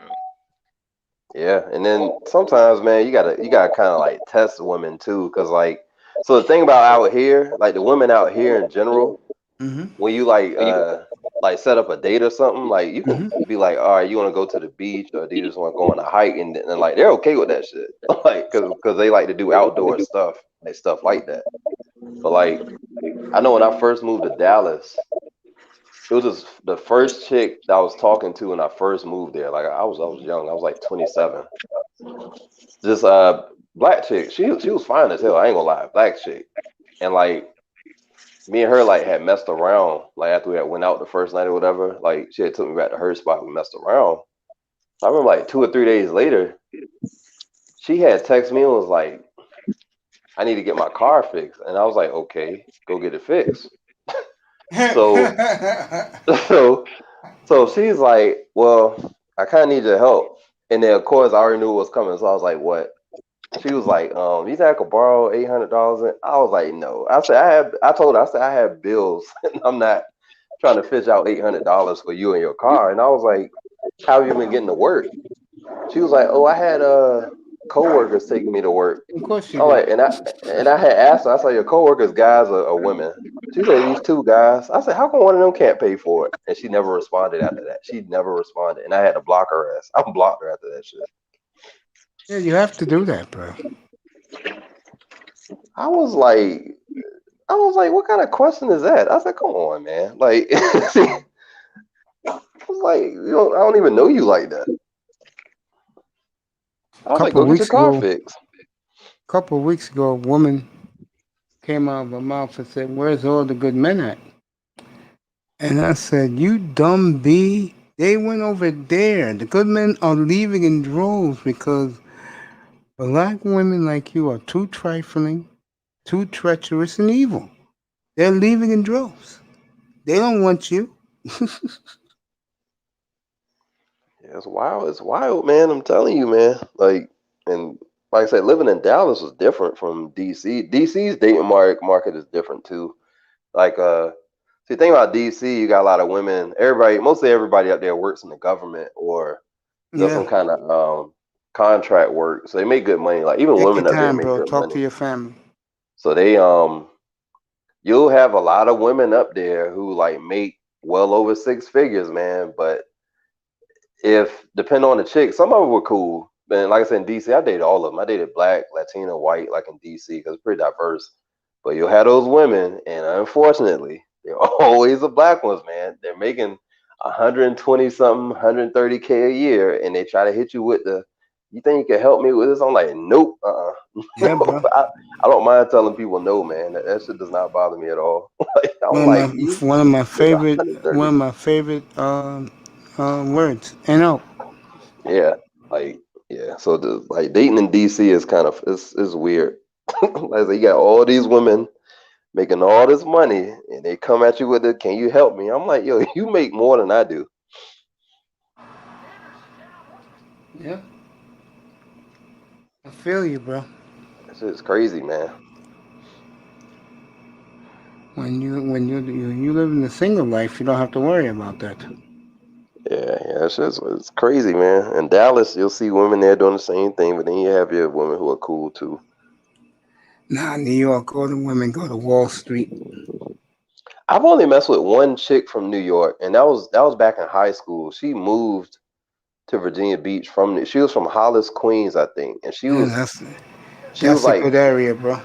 yeah, she was Cuban, I think. She was really cool though. She was like a cool, like me and her still. She's married now, but she keeps in contact with me sometimes. She'll like still hit me up and check on me, but she was cool though.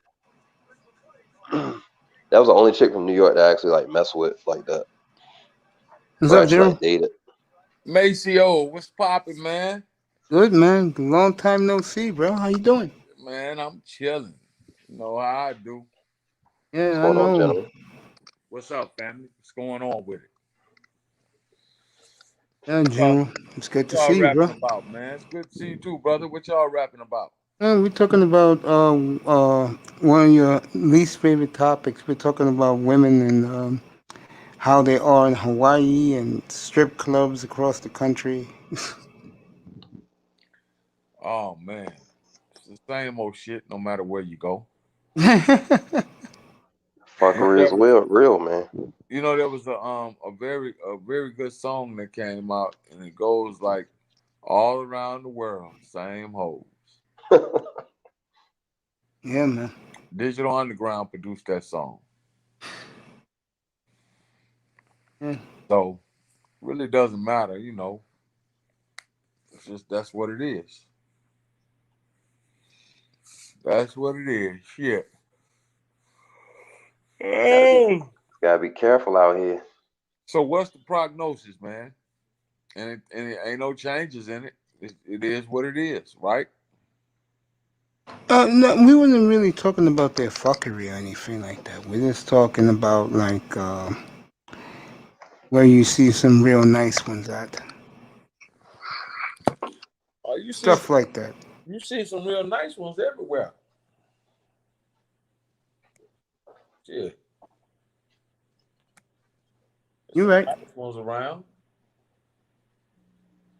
They look good, fit, but their minds are fucked up.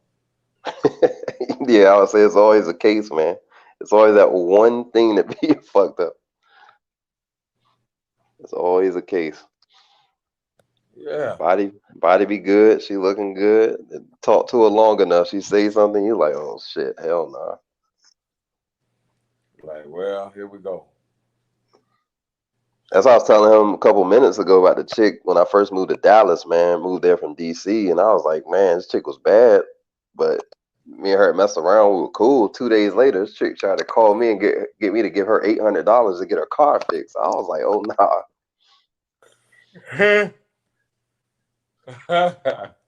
Shit.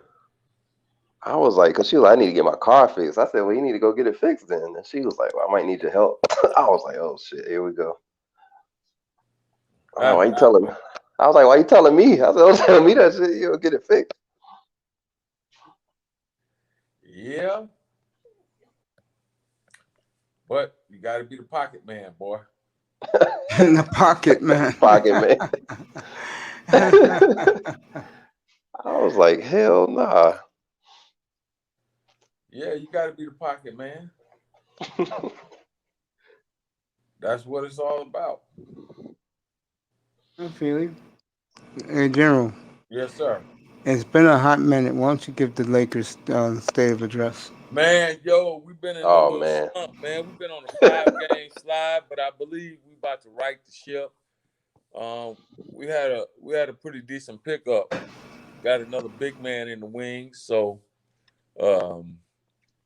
I think everything he looks good too, man. He looks like he's gonna be able to help out a lot to make up for some of the size that we lost when we got rid of Dwight and JaVale. So Who they pick up?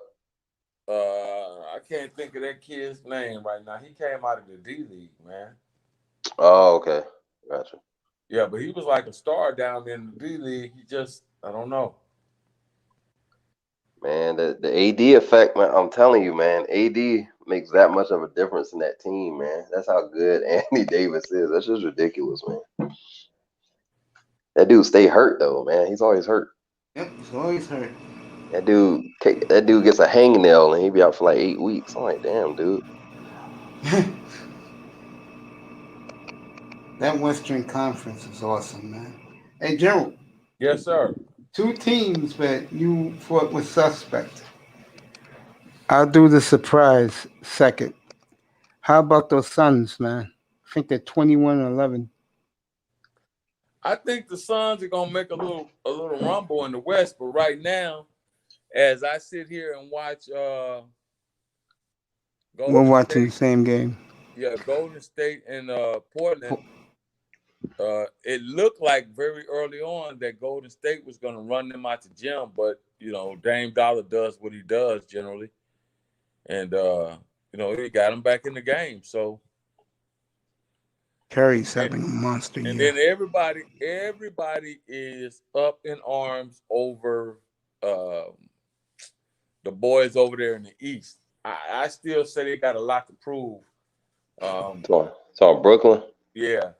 So of course they're horrible on defense, but you got three guys averaging 20 a game. So offensively, I think they'll be okay. But I do think after the All-Star break before the deadline, I do think they're going to start adding pieces over. But if they can be like maybe top 15 in defense, I do think it's going to be hard to beat them in the playoffs. Though I do think they're going to be hard to beat, especially if they're healthy too. It's going to be hard to beat that team with all that scoring because teams now, I don't really see any team now that can defend all that. If you got KD, Durant, and Kyrie, I don't really see too many teams that can defend that. Well, you see, this is the thing. That kid's name is that kid that the Lakers picked up. His name is Damian Jones. Oh, okay. They signed him to a 10-day contract, and it looks like they're going to go ahead on and try to make him a deal throughout the rest of the year, because he's putting up some good numbers right now. Yeah, man. And then the big surprise, and I can't believe they're over 500. How about those New York Knicks, General? Hey, the Knicks play defense, man. Like that's what I like. They play good defense, dog. Like the Knicks are balling. Like for real. They're doing better than everybody expected them to be. So I agree with that. They're like one of the top 5 defensive teams. Yeah, the Knicks are playing good ball right now. I'm shocked. Well, I mean, it's about time. Yeah, it's been a minute, man. I remember the Knicks in the 90s as a kid. They were actually pretty decent back then, but they haven't been shit since then. Damn right. I live here, and I'm not a Knicks fan. But the town is taking a wait and see. Yeah, I grew up when the Knicks were good. Back when the East was somewhat competitive. 96, 97-ish. I was their rival with the Heat. Oh, he's talking Miami with Zoe and the crew. Zoe and all them, man. Mashburn, Dan Morley, Tim Hardaway. Yeah. Zoe's from the part of Virginia I'm from, too. He grew up in that area. Yeah. Yeah, they say he was pretty athletic in high school, too, so he was a beast, man. That's General's boy from Georgetown. Who is this? Lonzo Mourning. Oh, yeah. Lonzo, it's my dude. I'm just hoping my Sixers don't get to the playoffs and fold, man. They do this shit every year. It'll be interesting. Them against Brooklyn, bro.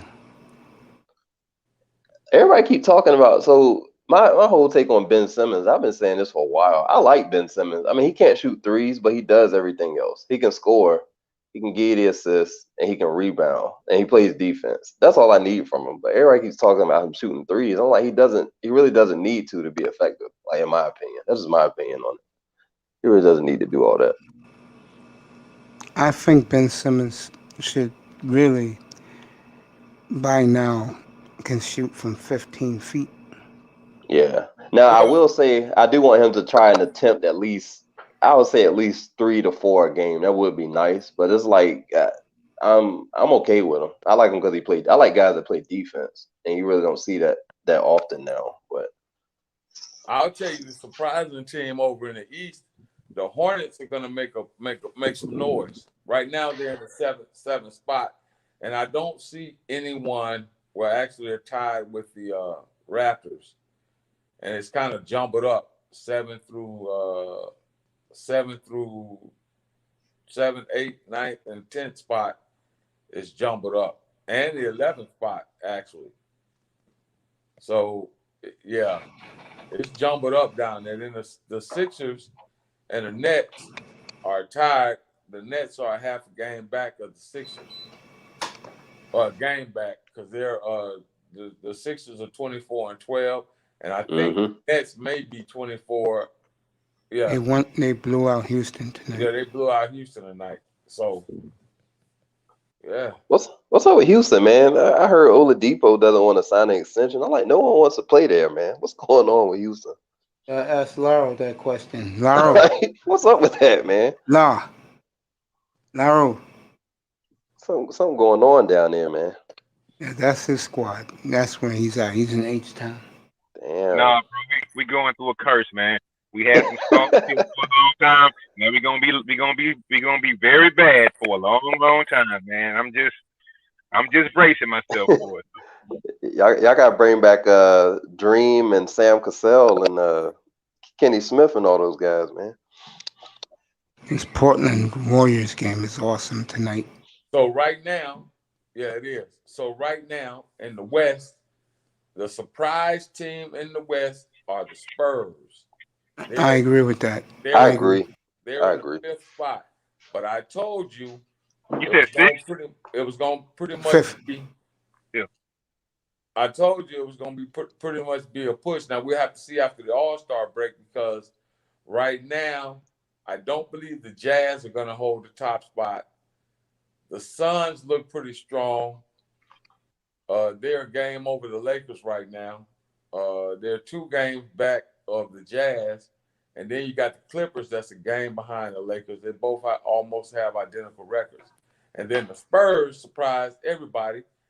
And they're saying, well, no, because actually the Blazers, well, they're a game back. The Spurs are 18-13, and the Blazers are 19-14. So if the Blazers win tonight, they should jump the Spurs. And then you got the Nuggets. So this can't be right, because the Nuggets are 20-15, where they're going by loss right now. Then you got the Warriors, who are currently in the 8th spot, and they're a game above the Mavericks.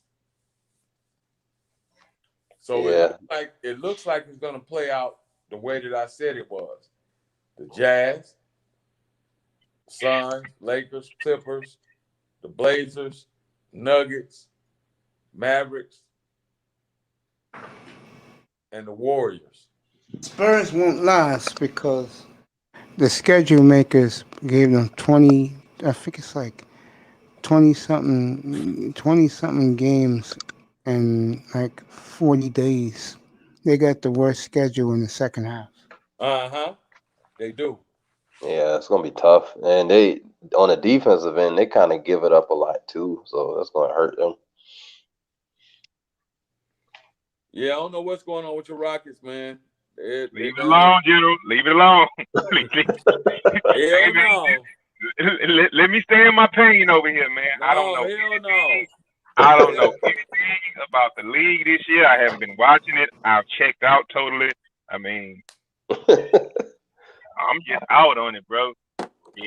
I don't have anything to talk about sports no more, man. We was up here talking right before I had to leave. We were here talking about the apartment bases in Hawaii, bro. We were talking about the strip clubs in Hawaii.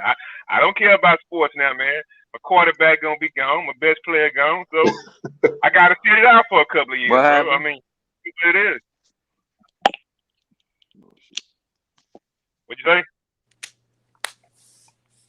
I did like.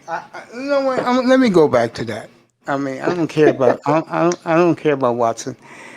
Oh, here in New York, I told you. Was you here up here week before last, or last week? I told you guys. I give my bartender $100 bill. I mean, not my bartender. I give my waitress $100 bill as soon as I walk in the door. She takes care of me at the strip club the rest of the night. Mate, they be seeing you coming from a mile away, bro. God damn. Amazing. Well, Hey. when you wear outfits, I like to see you, and you get taken care of by me. What happened? Hey, no, we ain't. Damn. Portland right now just went above the. But at the end of the third, 82-70. And they gave a bullshit. They called a bullshit foul on Lillard, giving Curry free throws. Yeah, that's some bullshit. You know that. And Was Lillard just said, "Fuck this," giving this nigga everything. Well, you missed it. That's justice. You missed it. That's kind of what's happening. But Steph is shooting the ball pretty well, though. I mean, that dude been shooting. I remember him when he played at Davidson. He's like a year older than me, so I remember that year they went to the tournament, man, and they went pretty far. That dude was shooting from NBA range at Davidson, man. That dude was wild. Yeah, gave these niggas points. He been getting it in. Yeah, I think so. Even his rookie year, I think he averaged when he was with Golden State. He was averaging like 20 something a game, like 23 points or some shit. That dude's been a beast for a minute, man. People hate on him, but I like Steph. I like Steph too, man. Heard about the hate shit. But yeah, so same. So Laro, Yeah. don't goddamn try to run out now, buddy. Leave it alone. Hell no. Motherfucker, I had to suffer through it. And the time for them to goddamn get what they needed to get was when when the Lakers had their fucking downfall, didn't make the playoffs. That was their time right then. Hey, Don't run General. now. So, hey, General, question. So, how do you feel about LeBron overall? Like, just like in general. Look, I'm gonna stay true to what I said early on. Okay, this is what I said early on. I when LeBron went there, of course we know shit is set up like dominoes, right? I wasn't too thrilled about it because I wasn't a fan. I'm not a fanboy. So I actually wanted to see. I actually wanted them to go for Davis first. Right. That's what I actually wanted them to see. But you know, at the end of the day, what's undeniable is LeBron's leadership skills. You can't deny that. The man has been a winner everywhere he's gone. So you just, you know, at the end of the day, you got to give that motherfucking credit. He brought a championship. He brought a championship to fucking Cleveland, who didn't have one. Right. So at the end of the day, like him or not, you got to give the man credit. Period. Yes, you do. Or they the favorites. Or they You know, favorite. They still you know, my favorite. They're still my favorite because they're the defending champs, and I don't see anybody in the West with the way the scheduling is and with what they've added. I really just don't see anybody beating them in a 7-game series. I'm sorry. Yeah. And I'll tell you why. You mean in the West, right? I think In the Brooklyn. East, I think if Brooklyn makes the finals, they're gonna scrub the floor with them. Here it is. I'm gonna tell you why. All right. Everybody want to jump on the Brooklyn bandwagon. Disclaimer, go ahead. It's on you. Disclaimer, you're a fan. So you're supposed to say what you're about to say. You got it. It has nothing to do with that. Everybody wanted to jump on the Brooklyn bandwagon, but nobody wants to talk about the motherfucking elephant in the room. And what's the elephant in the room? As if they can buy into playing defense, because goddamn James Harden ain't playing no D. They just outscoring everybody right now. Yeah. I think they've been doing better than last 10 games. I think they've been doing better than last 10. Hold on. No, James Harden still ain't playing no motherfucking D. We know Kyrie is suspect. See, so the thing that you really got to look at with them is their front line.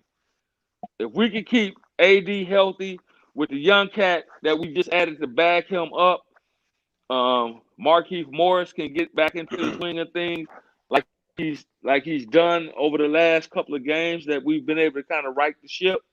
And then you know what LeBron's gonna bring. So it ain't about being a fan, man. I'm just looking at the game for what the game is. Goddamn Steph just nailed a 3, man. See, that's that shit. When motherfuckers can shoot like that, and then with what KD and the boys bring offensively, yes. But do they have enough to contend with a team that actually has a front line down in the bottom? Yeah, and that's what I was saying. Like before the deadline, if they can, I think they'll end up picking up people. So if they can get a couple solid defenders, though, like a couple, even like 1 or 2 coming off the bench, I think they'll be okay. Because, like I said, what do you say? A Jeff Green type. Yeah, like somebody, somebody like that. Jeff Green's already on the Nets.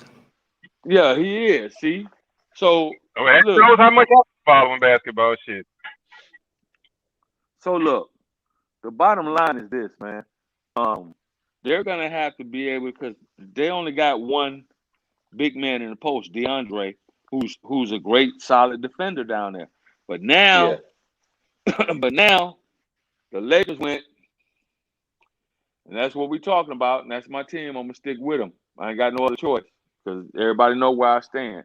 So the Lakers went and added a real talented big man, 7-footer, to go along with Anthony Davis. So they kind of going with the same scheme they kind of went with last year. And then we went on the slide because the young boy, Dennis Schroeder, was injured for a couple of games. So now we're going to see the push, especially after the All-Star break, what's going to happen. There's going to be a push. And we all know what LeBron brings, especially in the second half after the All-Star break.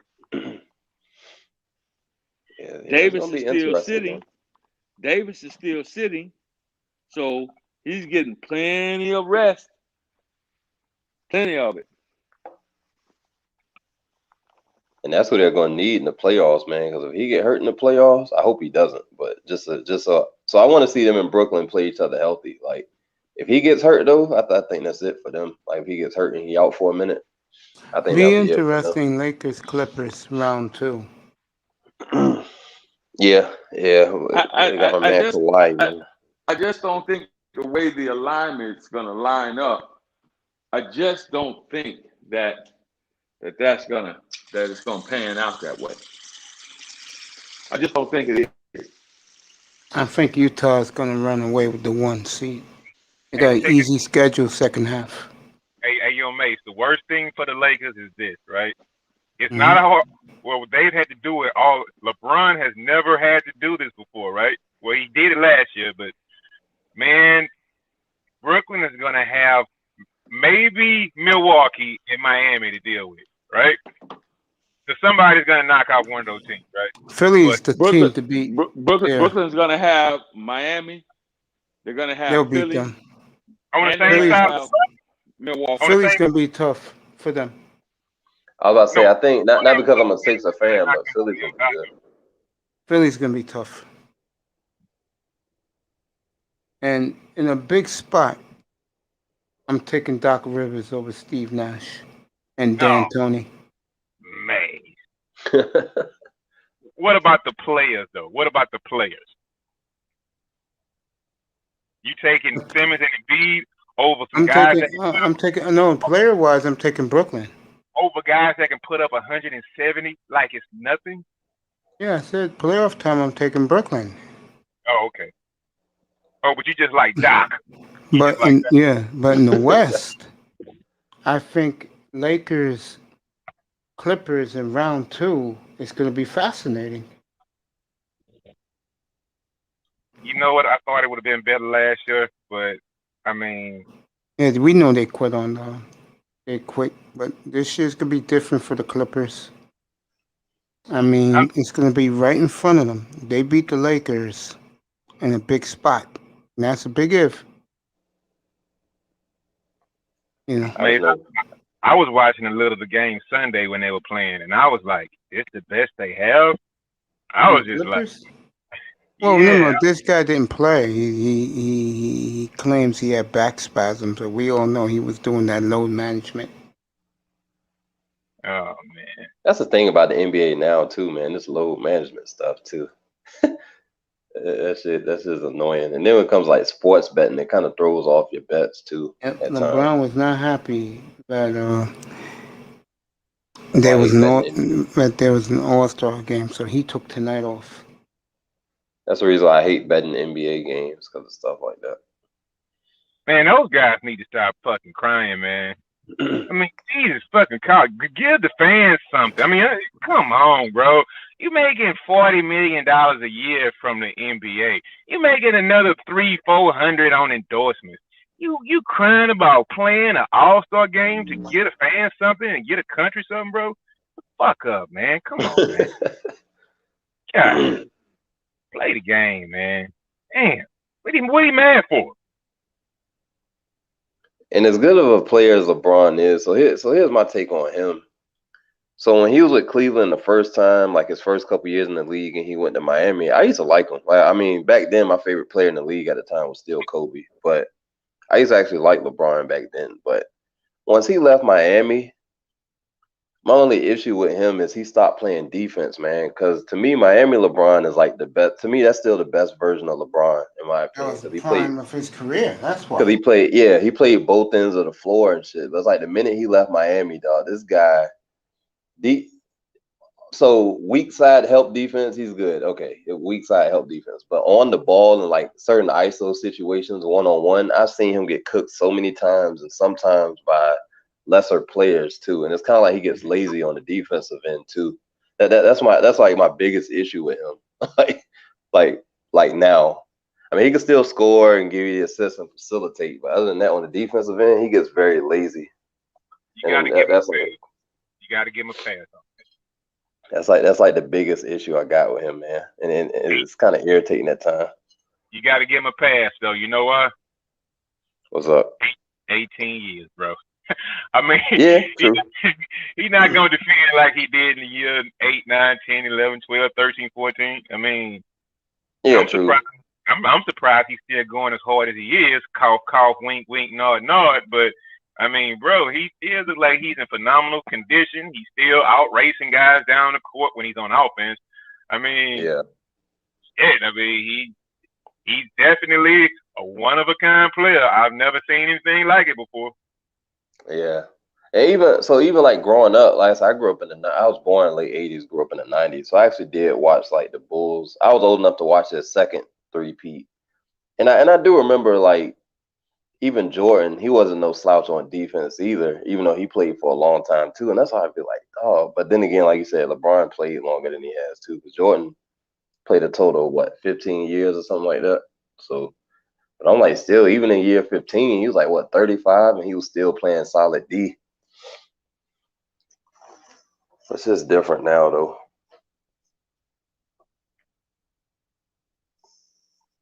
I still don't get the whole comparison between those two, though, because to me, I would probably compare LeBron more so.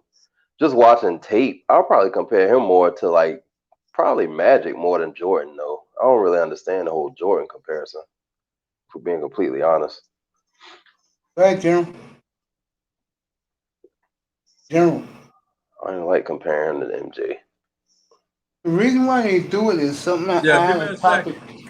Yeah, take your time. It's something I had a disagreement with someone last night. We was talking about how Kobe Bryant copied Jordan's game. It was like he duplicated his game. While LeBron the thing that makes LeBron intriguing to people is he's 6'8", 260, can run like a cheetah.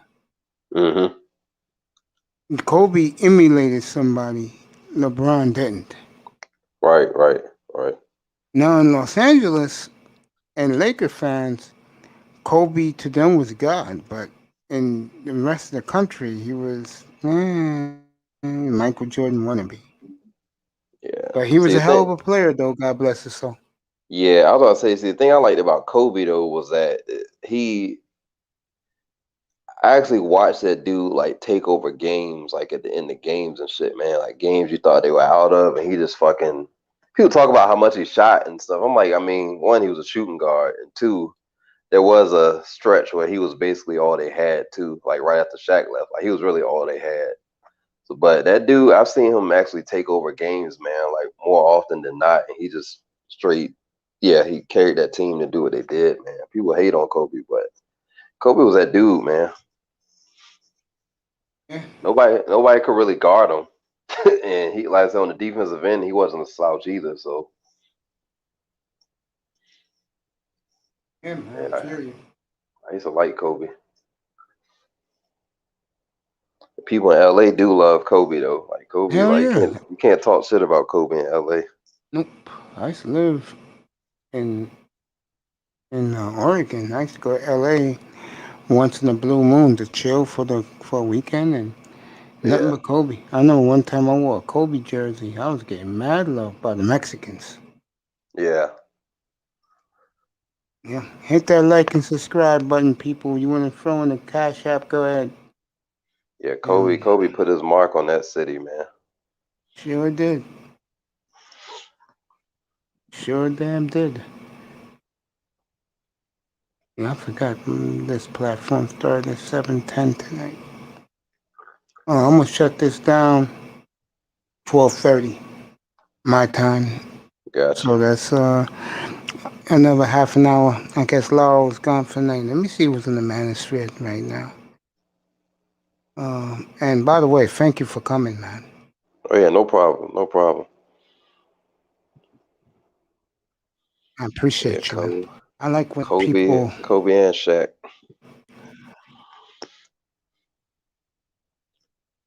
Cause Shaq went to the Lakers in what, 96, 97?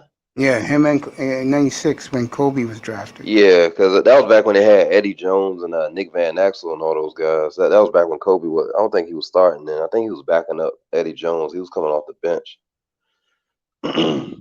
Eddie Jones was good too. Then he ended up going to Miami. Miami. Yeah, that's where he went. I used to like Eddie Jones.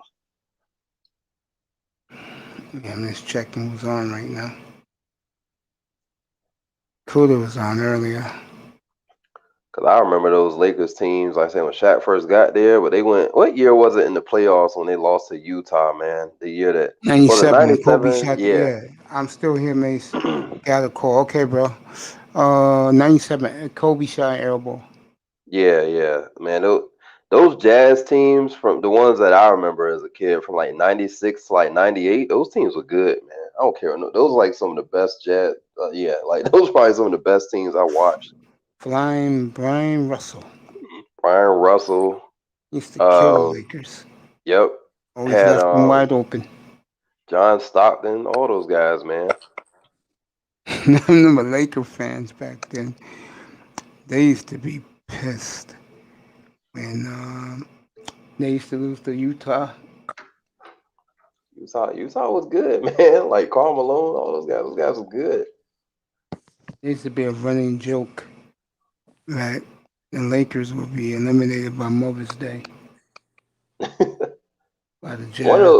One of those seasons, what year was it where the Lakers won like 60 something games? That was that 97 season, wasn't it? 98. They had like 98. Okay, yeah, because they lost them then too. Yeah, that shit is crazy, man. The Jazz was nice. I remember this guy's second year. Tim Duncan. That's the year they won the title. And they closed out the Forum. They swept the Lakers that year. Yeah, the Jazz had wasn't Greg Ostertag on those teams? Yep, too? he sure was. Yeah. Yeah, the starting lineup was Oyster Tag, Malone, Flying, Brian Russell, Hornacek, and Stockton. Yeah, Jeff Hornacek. That's who I forgot. I forgot about Jeff Hornacek. He could shoot. Antoine Carr came off the bench. Yeah, those teams were good, man. Yeah, they had a nice squad, man. You can't take nothing away from those guys back then. You can't take nothing away from them. Nothing at all, bro. It was balling. They just never could get over the hump. Hey, General, you know they have a documentary out there. It's beautiful on YouTube, documentary about Kareem and Chamberlain. And they talked about their rivalry. And people, like other players from different eras, they all say that Kareem is the greatest player ever. So they asked Kareem, who's better, you or Jordan? And he said, athletically, Jordan, but talent-wise, no one touches me.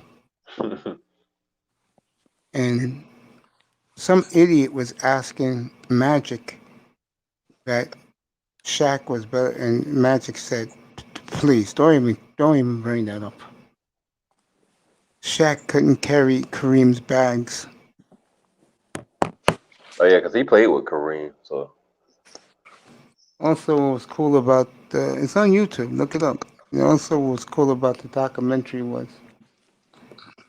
MJ was talking about Olajuwon was the best player, and they asked Olajuwon, and he said Kareem. He said he was so glad Kareem was out of the league back in those days.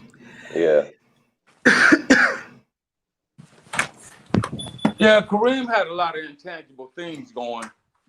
For a big man, very fundamentally sound, the most unstoppable shot in the league. So, give me a second, fellas. Let me get myself together. Get out of here and get to work.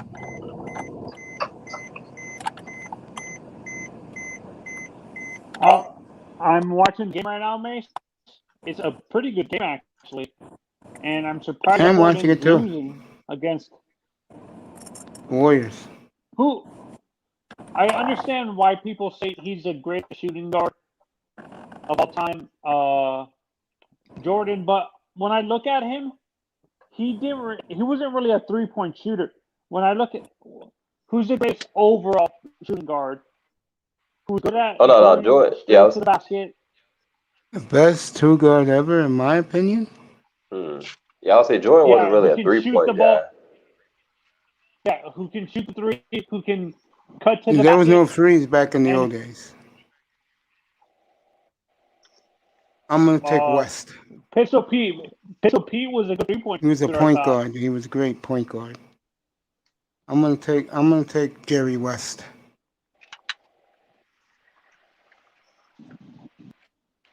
I'm gonna take West.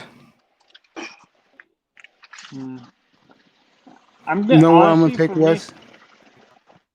Go ahead, Manzano. Go ahead. I'm gonna say I'm a young guy. I never saw Jerry West play, but honestly for me, I'm gonna say Steph Curry, Steph or Klay Thompson. I don't know about that. Klay Thompson's not in Jordan's league, bro. Yeah, but short-lived success. All right. And that those guys had a good run because they were able to win a few championships, right? That's true. But you gotta look at longevity. And the thing is, when you match them up, matchup for matchup, and Clay's a pretty good defender in today's game.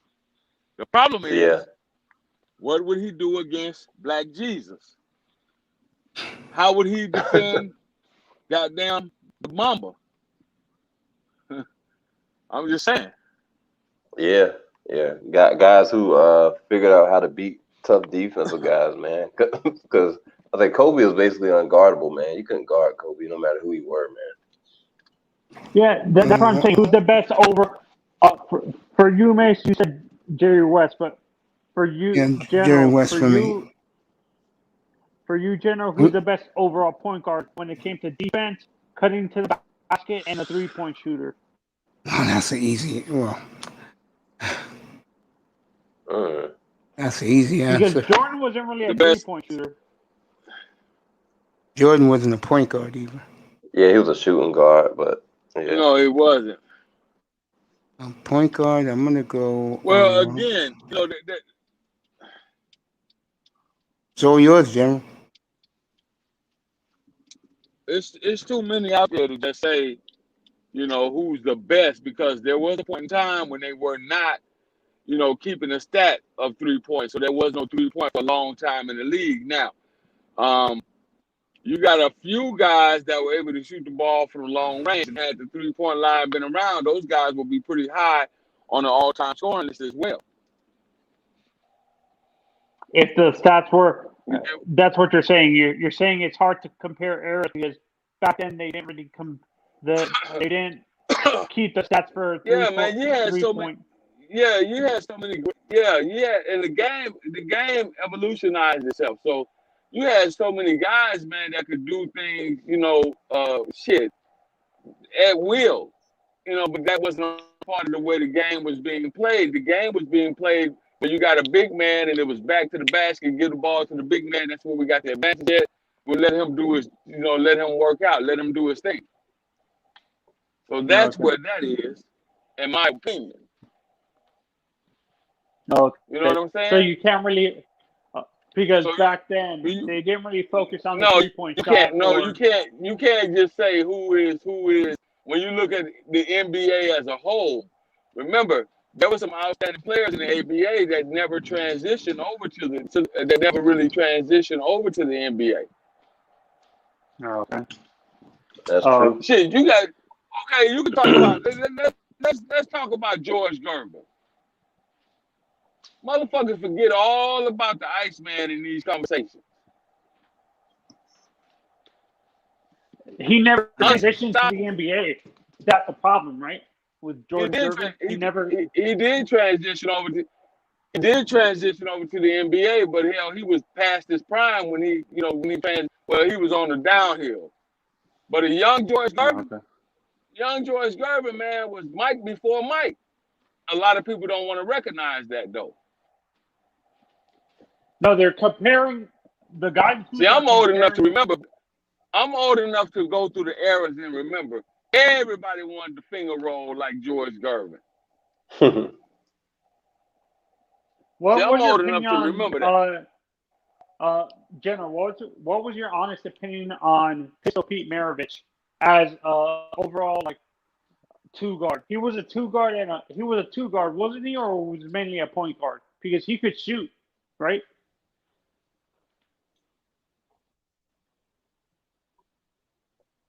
I thought he was a point guard. I'm not sure though. Pistol Pete Maravich was a point guard. Yeah, I thought he was a point guard. No, because I saw some of his stats when I went on the. He was a point guard, the Manzano. I'm not correcting you. Would you like me to bring up his stats and his assist numbers? Yeah, I saw his assist numbers, but when I looked at the other stuff, it was pretty good. Like his 3-point shooting was pretty good. He was a He was a point guard. He could pass. That's what made him Pistol Pete. He wasn't no shooting guard. He's a point guard. That's why he was called Pistol Pete, because he was entertaining. Okay, I thought the Pistol Pete was because he was a good shooter. That's why he got the name Pistol Pete. So it was mainly because of his passing. Yes, he was fun to watch. He was exciting. Mm-hmm. He was very flamboyant. I tell you, this Warrior game is out of this world, man. What's the score? 106-104. Hey, How much did time you is it? see 106-105. Did you guys see Luka's interview after the game last night? No. People were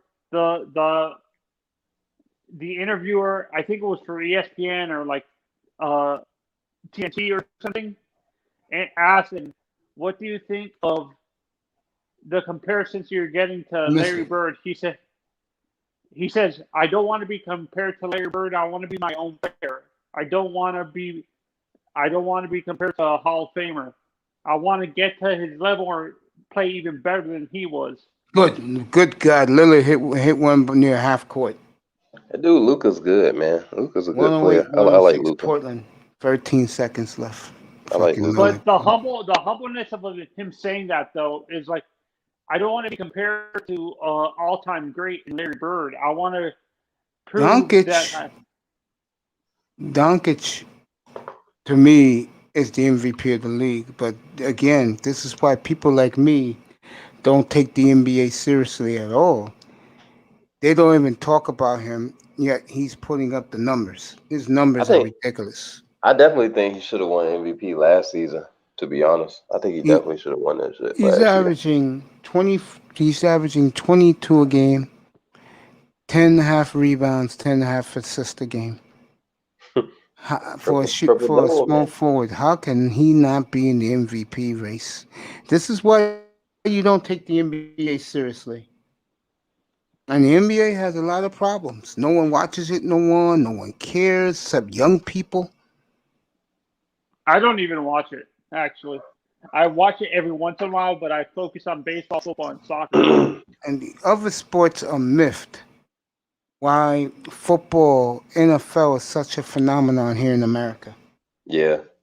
That's America's sport. Football. They are miffed why no one likes the other sports. Eventually, honestly, I think soccer eventually is going to catch up. I won't be alive to see it. DJ at primetime might, but you will. You're probably not going to be alive to see it, Mace. But I think eventually, in the next maybe 10 to 20 years, soccer is going to catch up in popularity with football. That is a charge. Yep, game over. Warriors lost. Draymond drove and I think he bulldozed with Lillard. Damn. Tried to be silly. Oh, Lillard was outside the circle. Yeah, game over. Portland's going to win this. He was outside the circle. Mace, I'm gonna go ahead and step down. I'm about to hit the gym real quick. I'm gonna holler Hey, at y'all. have fun, man. I'll see you tomorrow. I'll be on tomorrow morning about 7:15 our time, Eastern time. Oh, I don't get why they call that a charge, man. Have a good night, buddy. We'll pick All up right, where man. we left off tomorrow. All right, fellas. You won't miss a thing. Sleep well. Have a good workout. All right, thank you. I don't get why You they too, call man. that a charge. Say I again, man. didn't get why they called that a charge. Yeah, because he was out of the circle. That's why. No, but Draymond was in the air. Yeah, Lillard was out of why the would- circle. You can't. If you're out of the circle, that's a charge. Even though he's in the air. Yes, that was a charge. He was out of the circle. Okay. Yeah, that confuses me sometimes. I know he's out of the circle, but Draymond's already up in the air. It doesn't matter if the defender is out of the circle. That is a charge. Do you think they should actually clarify, like even clarify? Everybody some knows of it. these Just that Draymond Green is being an asshole, as he always is. Oh, okay. So Draymond's just being a baby. Yes, exactly. Oh yeah, Lillard was clearly out of the circle.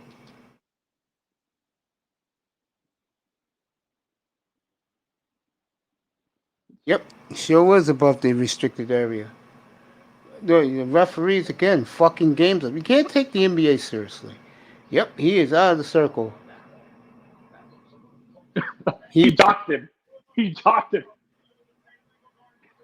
Game over. Portland wins. Yeah, he was out of the circle. He was out of the circle. What are you complaining about? I could see if he was in the circle. He was out of the circle. Damon was smart. Took one for the team, and that idiot knows it.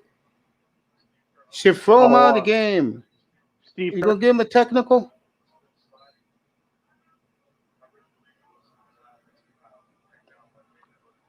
So you think they actually, when it came to the Warriors winning the championships, they screwed Okay, Tag. Mark Jackson? I'll give you 10 minutes, nigga. Say again. So when it came to the Warriors winning their championships, do you think they screwed Mark Jackson?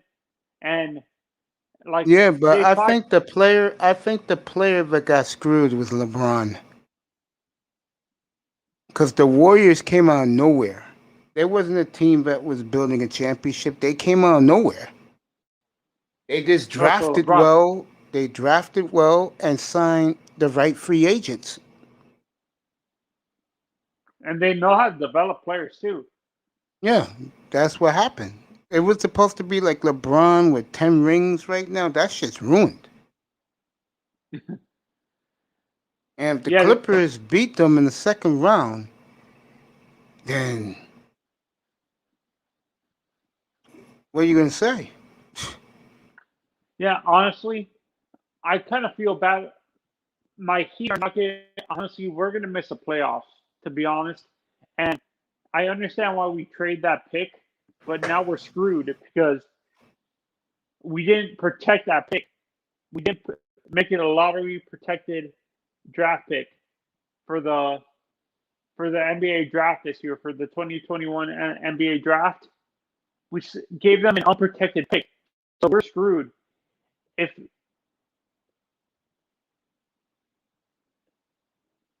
we gave them that, what is it called? We gave them, who did we trade with?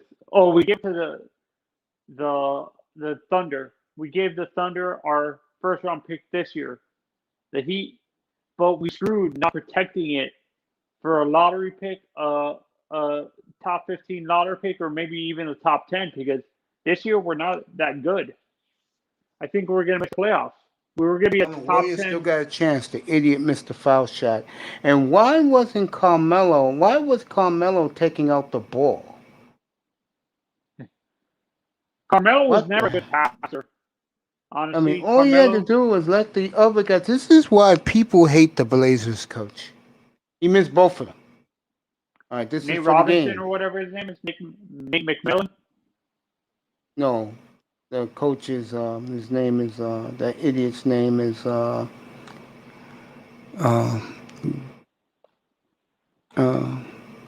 Jerry Stotts. An idiot. Oh, Terry Stotts. Terry Stotts. Terry Stotts, yeah, that's him. Yeah, God, I don't like him either as a Blazer fan. So before the Blazer, so you were always a Blazers fan. You were never an LA. I was an LA fan before. Wait, did you live in Washington? You lived in Oregon or Washington before you missed? I lived in Oregon. Okay, so you were never a Supersonic. Were you a big fan of the Supersonics? Nah, Around no. that same time? Nah, no. Okay. So you hated them? No, I As didn't a hate Seattle. no, I as didn't hate a Seattle. Portland fan, did you have like Yeah, a when really Seattle used to bully us, yeah. In the late 90s, yeah. Seattle used to bully us. so like I was saying before, Mace, I honestly think we screwed ourselves not protect the Heat since we're not going to be making the playoffs this year and our record is below 500. I honestly think we're going to miss the playoffs, but we screwed ourselves by not making that draft pick a top 10 protected lottery or top 15 or protected top 20 pick in the Let me draft. get out of here. This love affair for ESPN. I hate that channel, by the way. Do you watch MLB Network, Mace? Or Yes, all the time. Yes. so when you watch all the so you're covering are you going to be covering all the drafts, the NBA, NHL, MLB, I'm gonna do the and NHL. Yeah, I'm gonna do the baseball draft. Yeah. yeah. Yeah, I'm gonna do And that. honestly, I noticed there's certain franchises that struggle when it comes to the NFL specifically. I notice there's certain franchises that struggle drafting certain positions. The perfect example are the Eagles. Since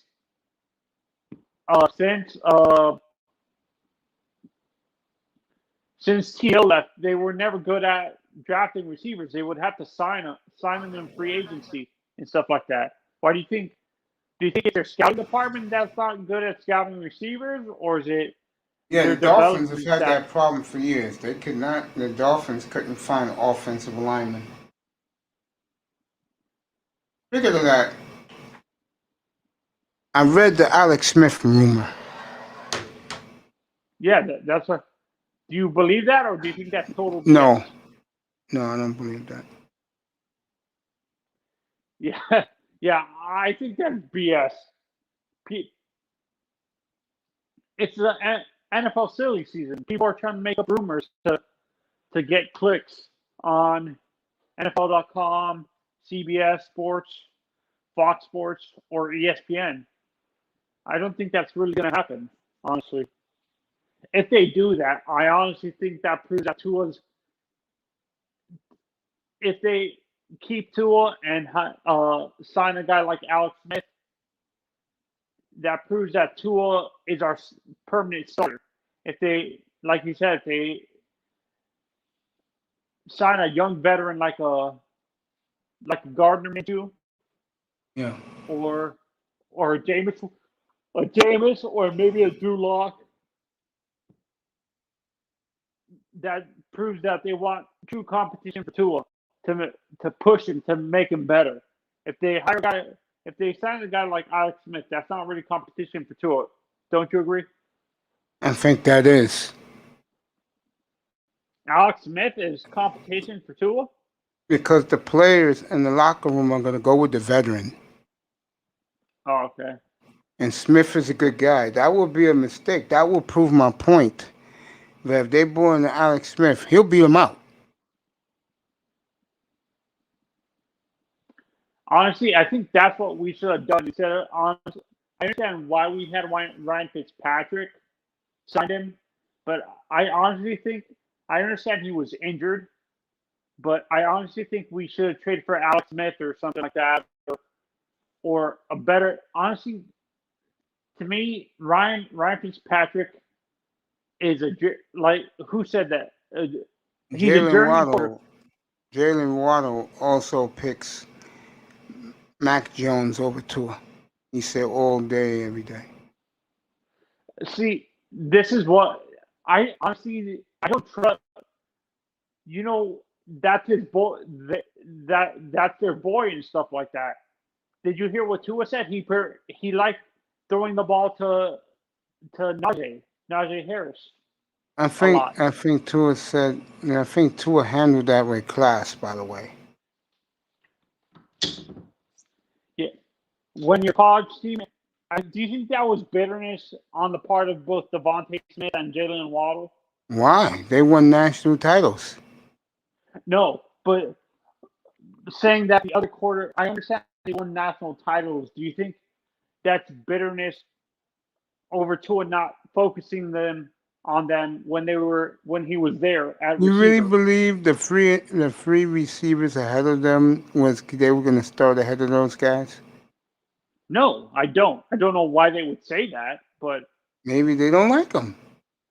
yeah, I think You ever thought that's about what that, Manzano? Yeah, they don't like him, and it's jealousy as well. I don't think it's jealousy because they're going to be picked high getting their money. They just don't like the guy.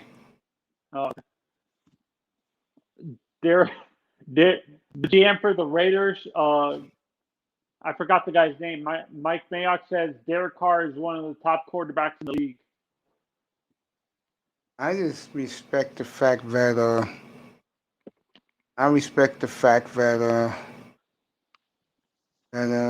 Zero just started. Nah, I'm not gonna go over there tonight. I'll go to bed.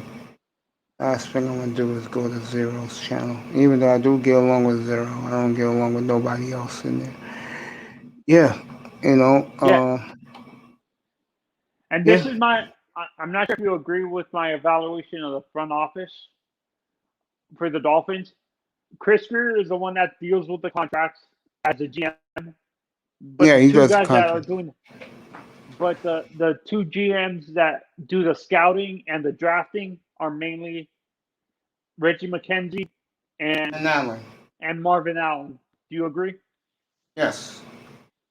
And Dolphins gonna have a hard time because it's looking more and more like the guys they would like to get, they're gonna be franchise. Yeah, Aaron Jones is going to be franchised, but they can't franchise. The Packers can't franchise both of them. Mace. You Yeah, can't but I don't franchise. want the center from Green Bay. So you rather draft a young Yeah, rookie I'd rather center? draft the kid from that small Wisconsin school. But what worries me about doing that, Mace, is because we're going to have to develop him and stuff like that, and He'll we're be ready having to that play. You honestly think he would beat out Dieter? Yeah.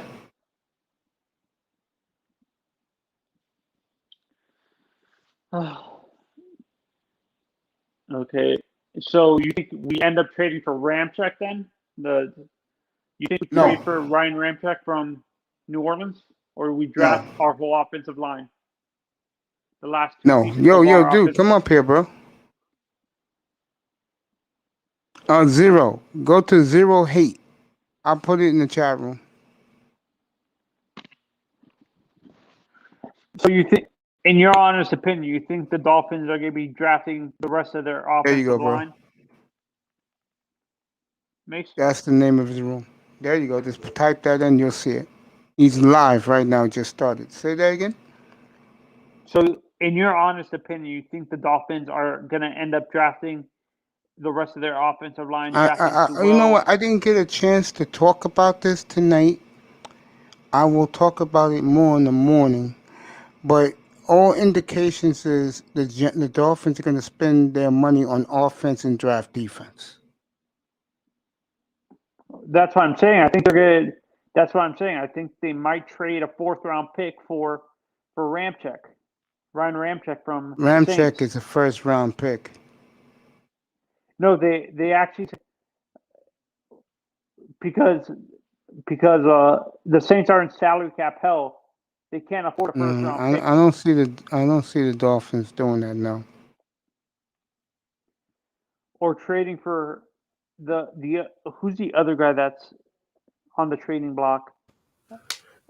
Orlando Brown from the Ravens. Ravens. He's a left tackle. He wants to play left tackle, so that's why one of the He's only reasons. making $234,000. I pull him up on my other computer. Be on both. Yeah, he'll be on both. Yeah. And you can have me on one and 0 on the other. Yeah. 0's on live right now.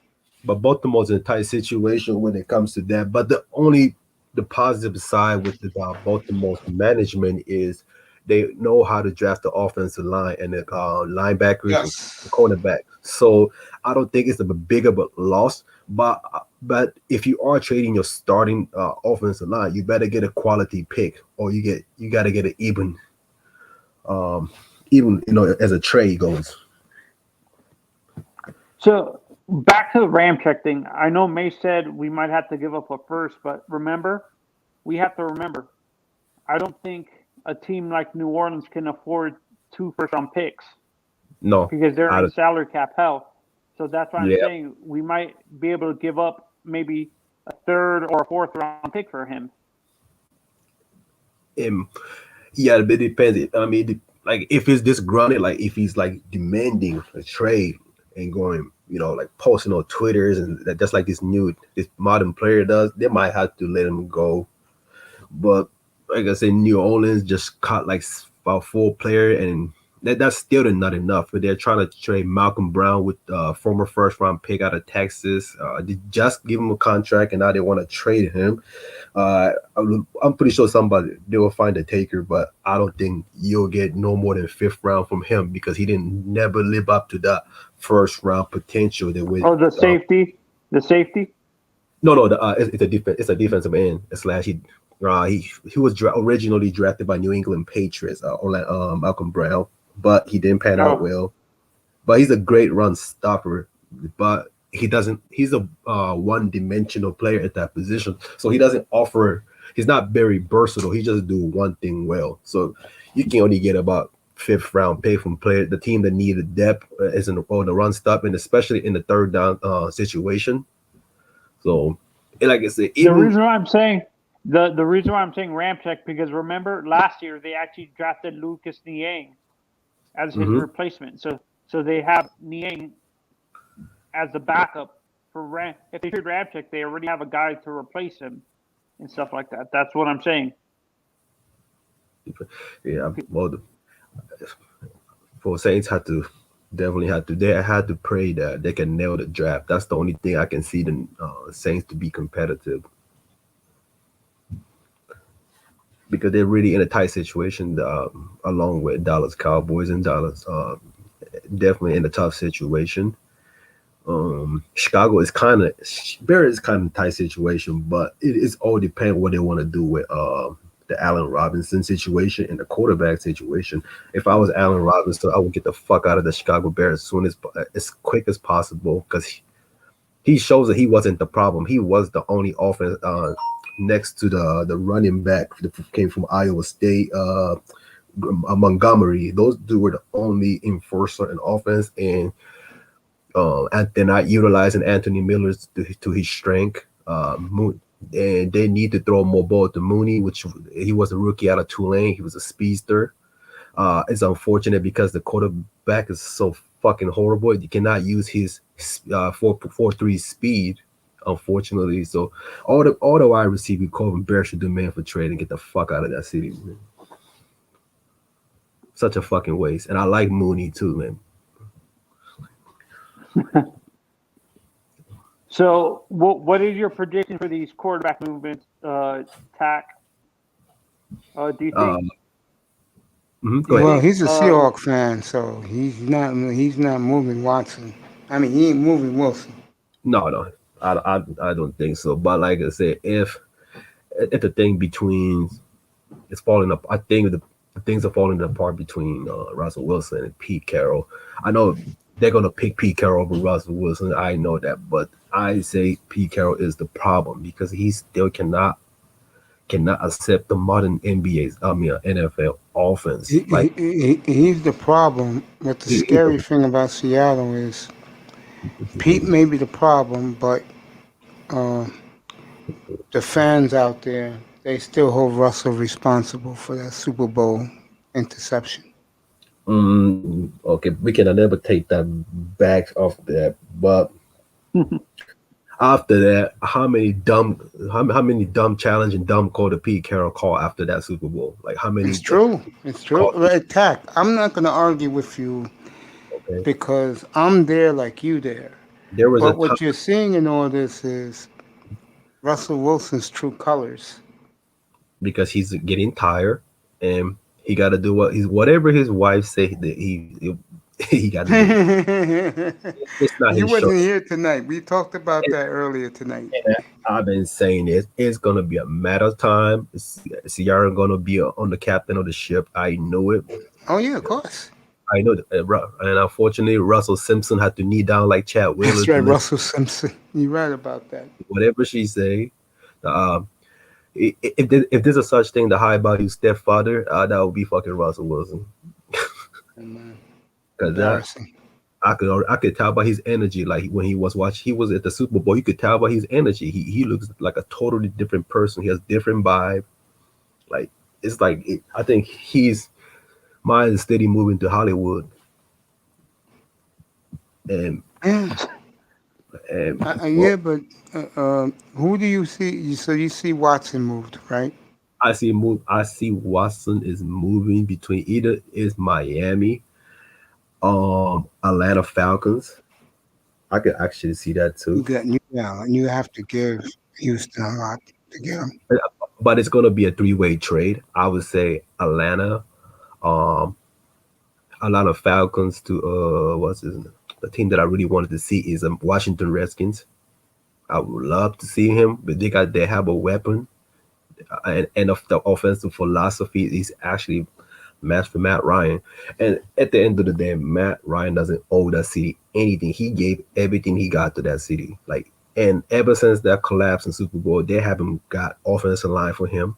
They haven't got fucking running back since 2016. Piles with injury from both sides, from defense and offense. That you can control that.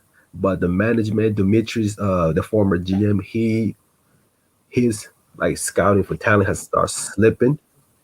And Dimitrov. He's Dimitrov.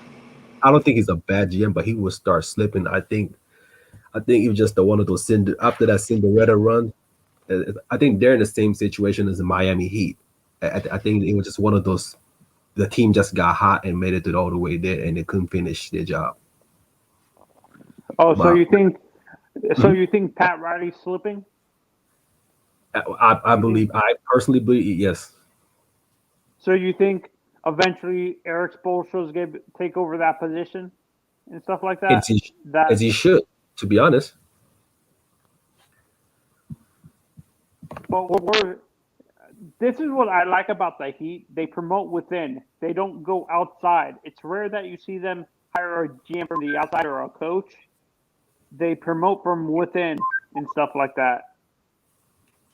Is it rare that you see even a franchise, a football franchise or other basketball franchise? The Baltimore Ravens do it. True. Yeah, true. Yeah. Speaking of which, the Dolphins hired hired a female PR lady. She's going to run the PR department. She's from the Patriots. Hired her today. Oh, they hired another person from the Patriots? This is starting to be very suspicious. I have a feeling Belichick is sending spies into our franchise.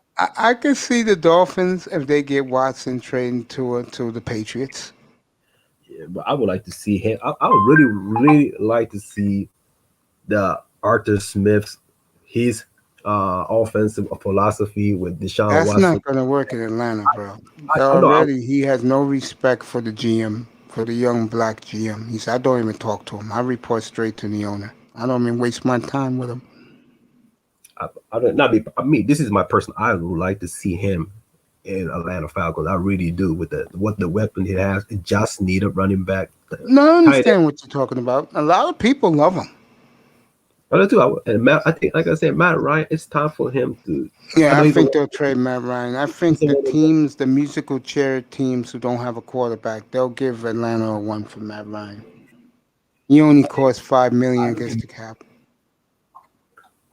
So you think the Dolphins? No, Dolphins ain't doing that. Too old. No, I'm that's talking why. about this. You think that it's gonna be a three-way trade between the Dolphins, the Falcons, and the Texans, or the Falcons, the Texans? The Texans gonna want everything for themselves. But it's up to the. Like I said, only this make the situations most complicated is that there's no trade clause. That's why it really makes it hard for that trade to happen. That's why the Texans has a right to keep Watson. When I see what's happening right now, he got caught up in the game of the NFL because he's so young. See, you look at the other you literally look at the contract of the other superstar quarterback like Tom Brady, Aaron Rodgers. They all have multiple language that included in a contract. See, Deshaun Watson's contract pretty much said, "Here, we'll pay you up front. Fucking play and shut up." So you think he screwed himself by signing that contract? Is what Yes, you're saying? yes. He knew he could see the leak of the dysfunction of the franchise. He saw it, but because he personally he thought himself, I'm gonna give another chance, maybe this year. Then the trade, the one of the dumbest trade in the NFL history happened with DeAndre Hopkins. So that definitely shattered his hope for the franchise, and he has it's not about respect. He just doesn't have he can't stay optimistic because the management is so incompetent. So, but the contract it's very complicated contract that he signed. He doesn't have that many language in the loophole as Tom Brady, Aaron Rodgers. It's one of those contracts that shut up or put up or don't get paid. See, this is what I hate. This is why I want the NCAA to have a rule so agents for basketball and football are not allowed to go on campus until at the end of their junior year. I hate that the agents are allowed to get on campus at the end of their sophomore year to talk to these guys, to get them to sign with them and stuff like that. So that's what I hate. I think the NCAA should have a rule to prevent these agents from getting on campus until after the junior year finishes or something like that to talk to these kids. Don't you agree, Mace? Well, what? That the NCAA should have a rule to prevent these sports agents come on campus until the finishing of the junior year of the athlete, like the superstar athletes. That's what they do in college football. Actually, you don't leave after your sophomore year. You leave after your junior year, bro. Yeah. No, the agents are allowed to come on campus during their sophomore year to talk to them. Is what I'm saying. Oh, I got you. You may be on a private campus. You could do that. Really? Well, these guys, the Miami Patriots, Mr. Miami, and Nolan. The Miami. Not I'm saying Miami. The colleges. I didn't know they let the agents come on campus now in sophomore year for these players. It does, yeah. I totally forgot about that. That's true. That's what I'm saying. That's what I'm saying. I honestly think there should be stricter rules. Have these agents only come on till after the athlete's junior year or maybe even senior year, if their redshirt players wait 3 or 4 years after the redshirt is over, like these redshirt players, because they haven't really played enough to be fairly evaluated and stuff like that, because they're basically only playing one season and stuff like that. They should have a rule that says redshirt players shouldn't be scouted by agents until they've played 3 seasons. I'm not sure if you guys agree with that. I agree. I agree with it theoretically, but in reality, it's not going to happen like that because, first of all, college campus is a public space. And another thing, if you ever do shut it down to where they can only come on after like 3 years, it's going to be a arms race for who got the most money. Then it's going to really get dirty because then these agents are going to have to start paying to get into the. It is still happening. It just happened dirtier. They'll just pay under the table to get onto these campuses to get to these talent. You're not going to keep these people away from talent. Like there's no legal. The half the shit they doing is illegal now. They're paying people like just they getting these boys before college. These boys are tied up with these boys are tied up with these guys in high school, sometimes middle school. What you think about that, Mace? I agree. When do you think these agents really come in contact with these people? Probably in AAU when they're 14 years old. Yep. 14, 15. That's why the NBA is a joke. No, we're just talking about college sports in general. Because college sports specifically, that's why the NBA is a joke. Because these guys played on travel teams, AAU teams, since they were like 14, 15, 16 years old, man. These guys know who's going to the NBA and who's not. Exactly. The only reason why the colleges have these guys is because you have to entertain and give their communities hope. Make your mama This is proud. what I'm projecting. Make your mama proud. This is my prediction for the future of football specifically. I'm not sure if you guys agree with this. I think what's going to happen is the superstar players, because I honestly think what's going to happen is The Rock, Dwayne Johnson is going to talk with Roger Goodell and actually have a filtration system from college to the XFL to the NFL and stuff like that. That's going to be what's going to be the future of football. Football is different, bro. Eye test can tell you football is different from basketball. Mm-hmm. Those kids who go to the combines and stuff, or the Senior Bowl, those kids didn't know when they was in high school, Manzano, that they were ever going to be at the Senior Bowl. Okay, but you don't think even in theoretical aspect, my idea can work, having the XFL as a conduit between the NCAA and the NFL. No, that's where the XFL went out of business again.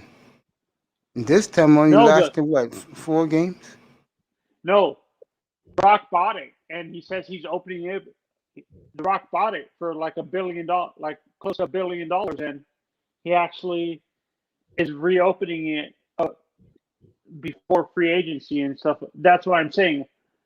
I don't see that. I don't see it working because, like, look at wrestling, right? Vince McMahon he had the XFL at one point, but Vince McMahon probably could get rid of college wrestling and just say come be a WWE star.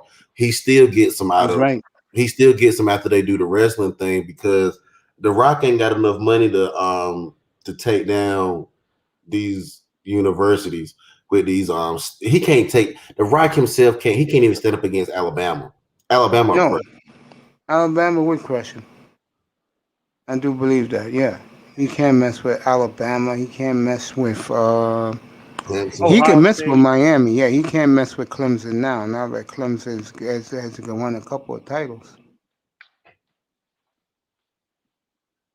No, he can't mess with those top schools. They make too much money, bro. Yeah. So you think if The Rock tries to do that, the the NCAA would shut him down right away. Is what you're They saying? won't shut him down. It's just that he cannot compete with the powers. Like the teams are always in the playoffs. He can't mess with them, and that's what matters. He can't mess with Notre Dame. He can't mess with Clemson. He can't mess with Alabama, Oklahoma, Ohio State. Ohio State, Penn State. He can't mess with those schools.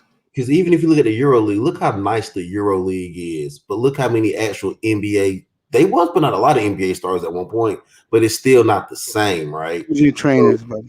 Yeah, so like no matter he wouldn't get the best talent, and out of the talent he get, there'd probably be like one or two. They'd be a showcaser they'd be like one or two showcasers. But I'll tell you. No, go ahead, buddy. But it wouldn't be like his league would not put out the same talent that these colleges would. They've been doing it too long. Can't catch up. I'll tell you who's going to be producing pros real soon. It's going to be Jackson State. Mm-hmm. Because North Carolina State, North Carolina University, North Carolina A&T putting brothers in the league. That running back from Chicago came from a black university. Let me look at what's my brother's name? Tariq Cohen. Yeah, he came from HBCU. A&T. Don't look at NC A&T. Are any of the HBCUs in the Division I bracket, like high Division I, or are they 1AA mainly? I think they're 1AA. Oh, that's the FCS thing, right? That's the F. They're 1AA, but the thing about it, UCLA, your schools like UCLA are going to start playing HBCUs because for the first time. Yeah, so that's where they're going to mess up at. They're going to start some of the lower end other universities are going to come down and play the black university. That's where they're going to really mess up at because they're going to really see these boys ain't playing. They actually good. They got no exposure. That's why the UCF is stopped putting like the non-conference match like Florida A&M and Florida A&M and Monmouth because it's all for sports betting too because they know they're gonna win, but if it spreads too high but they easily win by 70 fucking points, and I seen it because I remember back in 2 years ago at Idaho University in Idaho University, Penn State. Final score was 70-0, and they were favored by -22. It can't really compete because the level of the recruiting, and it's a far too apart. It's just like you just can't compete. So now I believe Howard is the one going to play UCLA, and Chip Kelly going to have a field day with that. But after that, he'll probably going to get smashed with the rest of the Pac-12 team. They're playing non-select HBCUs. They're not going to play A&T. FAMU, Jackson State was Deion getting them going. What they do is they play HBCUs that they can run a score up 70-0 on. They do not because do you see this happen? You really see this happen in March Madness. And I know basketball and football are two different, but you start seeing these small schools tearing these big schools asses up once they get that chance to. And you don't get to pick select teams. They got to pick Howard because they know they can drag Howard. They're not gonna pick a black team to give them a run for their money. You know how bad UCLA will look if they go play a HBCU and they drag their ass. It'd be like when App State beat Michigan. That shit didn't look good for Michigan for a while. Yeah, I did. It was a close game, but Michigan suffered for like maybe 2 or 3 years after that. They were the embarrassment of the Big Ten for a couple of years because they got an HBCU like Appalachian State. App State is actually not an HBCU, but it's a smaller white university in the mountains of Boone, North Carolina. It's a small university on the side of a mountain, bro. And they went and beat Michigan State. Michigan back in 2008. Yeah. They may beat Michigan Wolverines. Yeah, it was Michigan, not Michigan State. They finally got a good thing. Appalachian State finally got good quarterback transfer coming from Division One. I think it's 2 quarterback. One is a sorry ass quarterback to play for Duke.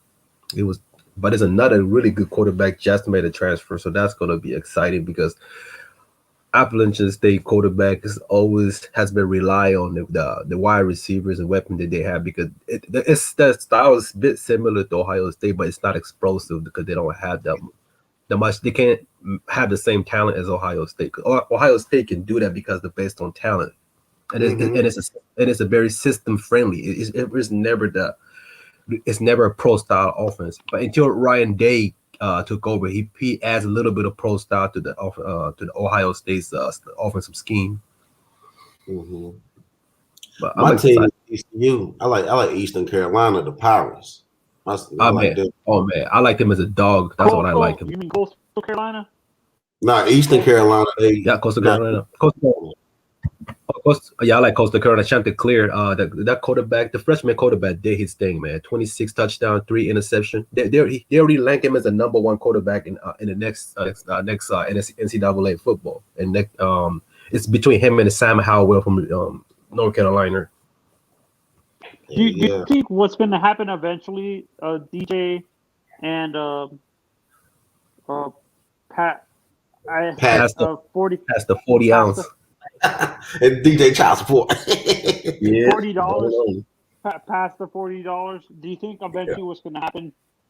What's going to benefit these HBCUs to get them better is some of these top level schools that are continuously stacking talent, and some of these players, superstar players, are not getting the playing time they were promised. Like some of these guys are promised that they're going to be playing right away. Like some of these 5-star athletes.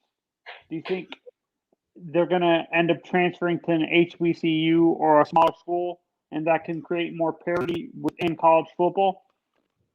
I see that happening with football, not necessarily basketball, because the Ball brothers showed a different avenue for getting money.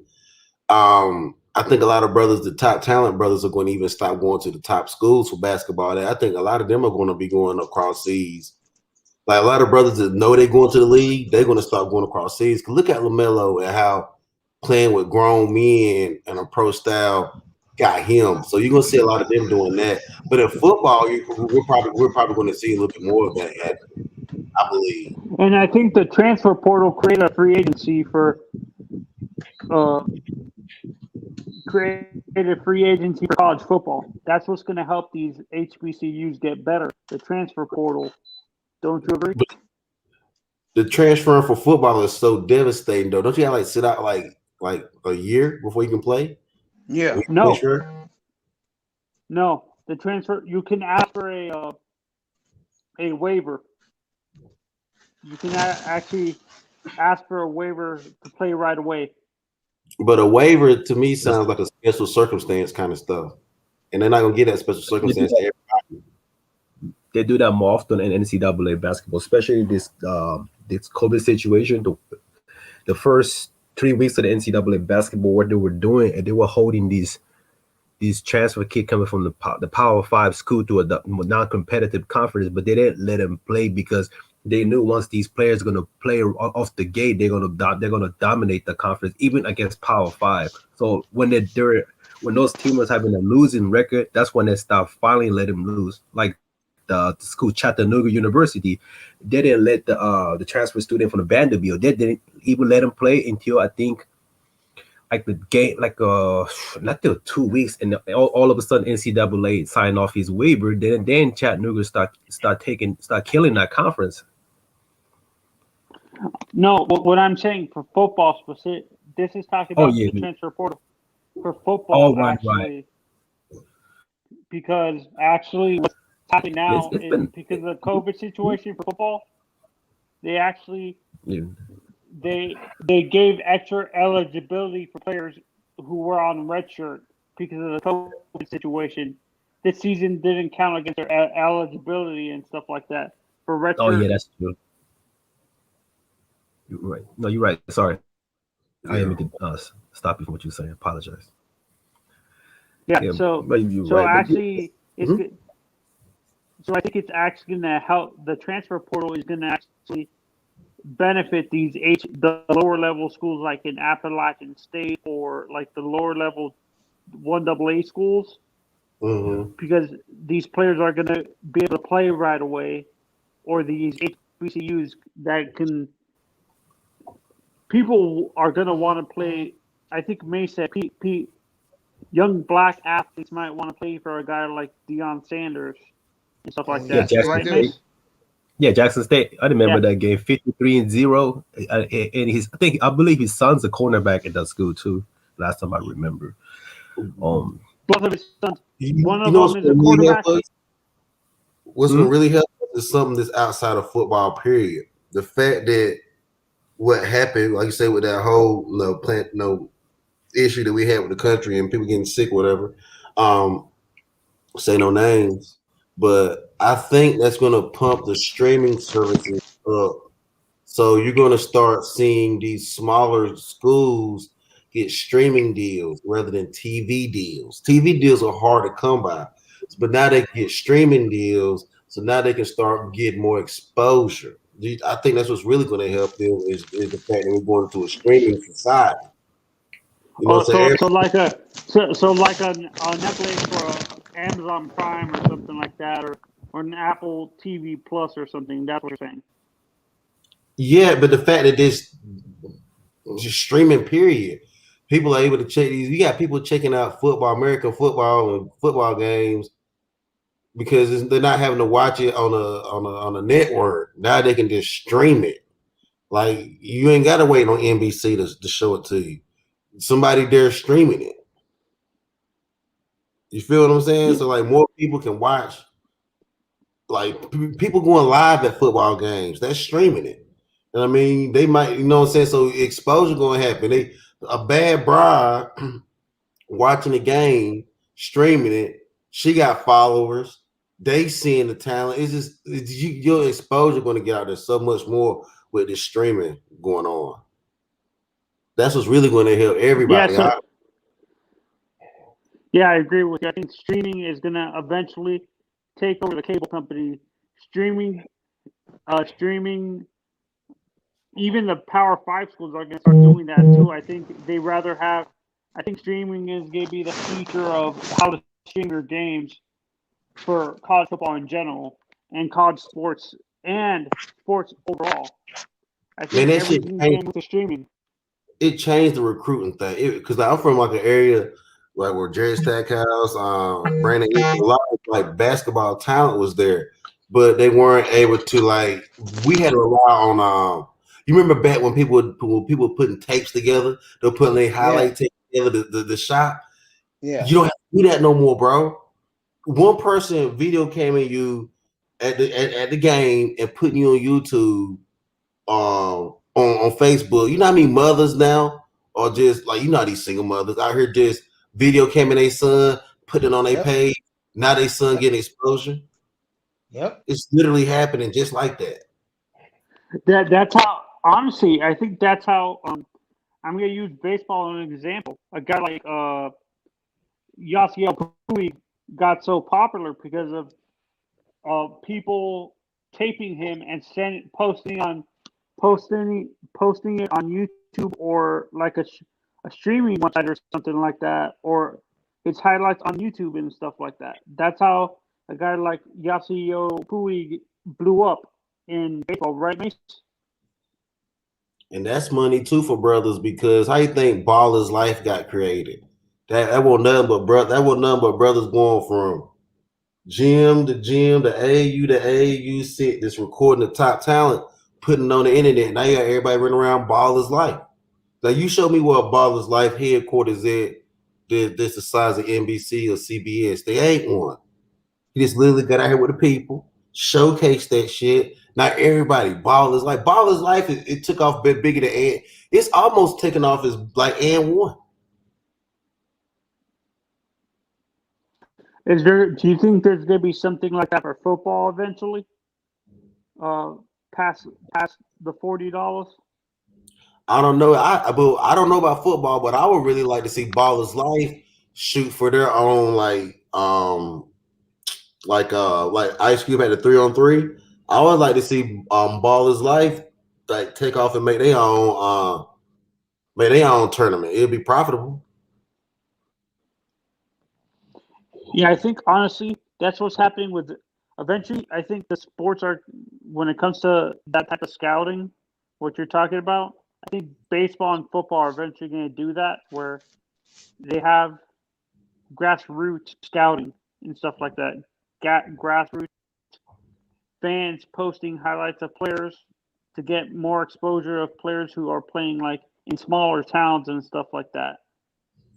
Oh yeah, man, that's the wave, man. That whole making a highlight film is out of here, man. When you got when the best thing a high school athlete can do right now that's super nice is to have one nerd friend. Like that guy that used to work the video cam for the football team, become friends with him.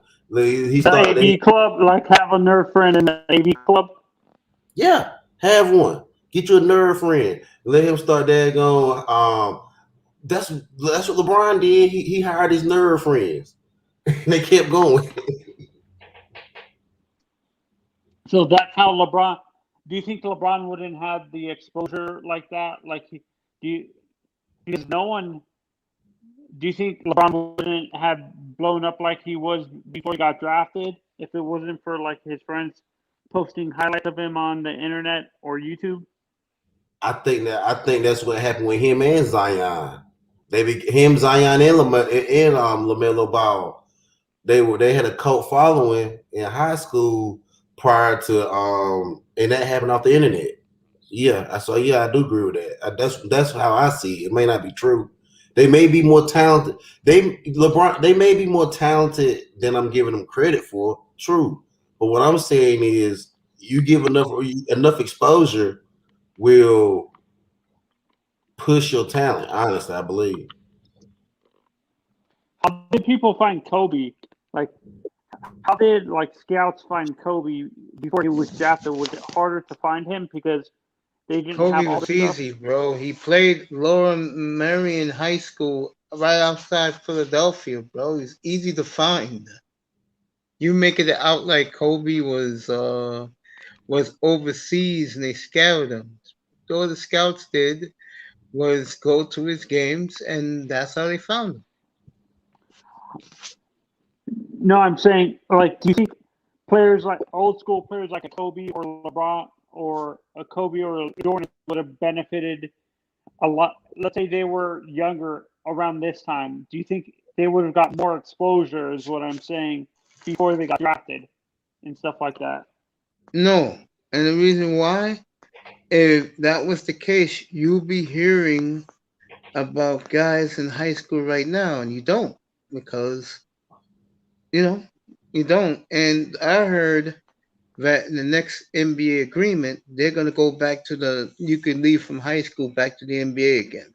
Yep, because they're trying to cut those they're trying to cut the Euro League out. They're trying to cut people like Baller's Life out, because that's what they were going to do. Baller's Life is going to take those, they're trying to cut all those, like they're trying to cut those guys out because they know that that's a lot of money. And what I believe is in the Jordan era, I don't believe it would have got Jordan no more exposure. What more exposure do Jordan need?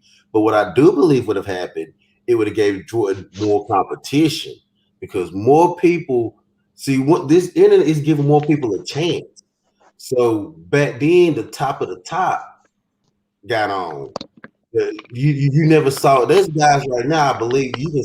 I honestly believe this, man. When I was growing up in North Carolina, I really honestly believe in my heart that there were guys that could play against Michael Jordan and do very, very good in our local neighborhood. Because Jordan used to play in Kinston, Stackhouse, and play against Stackhouse, the Dubs, the Wiggins. So I know there's guys right now in my hometown that could have gave Jordan a run for his money. They just didn't have the exposure, and then they got caught up in the streets. So therefore, if they would have had the exposure, they would have cared more about their talent, would have kept them out the streets. So I believe Jordan would have had more. Jordan better be glad they didn't have these streaming services and stuff out, because he would have had more talent to go. He would have had more. Du Bois was good then, but even more. The talent would have been a lot deeper, is what you're saying. Yeah, In the NBA. And you think the Euro leagues would have been affected the most? Like the European players wouldn't have come to the NBA at all? Is what you're saying? I don't think they would need to because they would have so much exposure. They would have us watching NBA, especially if they staggered the seasons where they had the European League coming into when the American League was going out, and they had a European League picking up. I don't think they would have gained money because some people just like basketball. They would have watched it all year round. And I think everybody could have got money. Everybody can get money off this streaming services shit just about to go down. Yeah, that honestly, and I think that's what's going to happen too. I think we can get to see the European players a lot more, like the European leagues, like Barcelona, the younger players playing in Barcelona or like Maccabi Tel Aviv or something like that. These European teams and stuff. But it wouldn't be. Do you think the NBA would never allow that? Is what you're saying? Hold on. Like staggering their season with the European leagues or the international leagues around the world? Do you think the Players Association or the owners wouldn't allow something like that? No, they wouldn't allow it. Peanut Butter Hero said that his stepbrother grew up in Kinston, and Miami Heat lost another game last night, and Mr. Miami sang his thing. Yeah, but this one of the like this one of my homeboys that I played high school with. He played overseas right now. You know what I'm saying? And what I'm saying is, I wouldn't want I don't want he in the European League. I don't want him to come to America and get on an American team and they not showcase his talent. I would much rather expand the field and have us watching all this basketball. So brothers ain't forced to have to come here. If brothers want to get their passport and go ball over there, ball over there. And if you want to stay over there, ball over there, stay over there and ball over there. But your people can still see you over here. I want to support him playing ball over there. I want him to have to be second, third person off the bench over here. What team does he play for? Does he play for like Barcelona? What team does he play for? I'm about to tell you right now. He played for the Warriors. Let me see what actual country it is he played for. Yeah, he ain't even got it. That's what I'm saying. Like he say for the Hemiapokara. One of them damn Okay, teams. that sounds like a Greek. That sounds like Greek, a Greek team or something from Greece or something like that.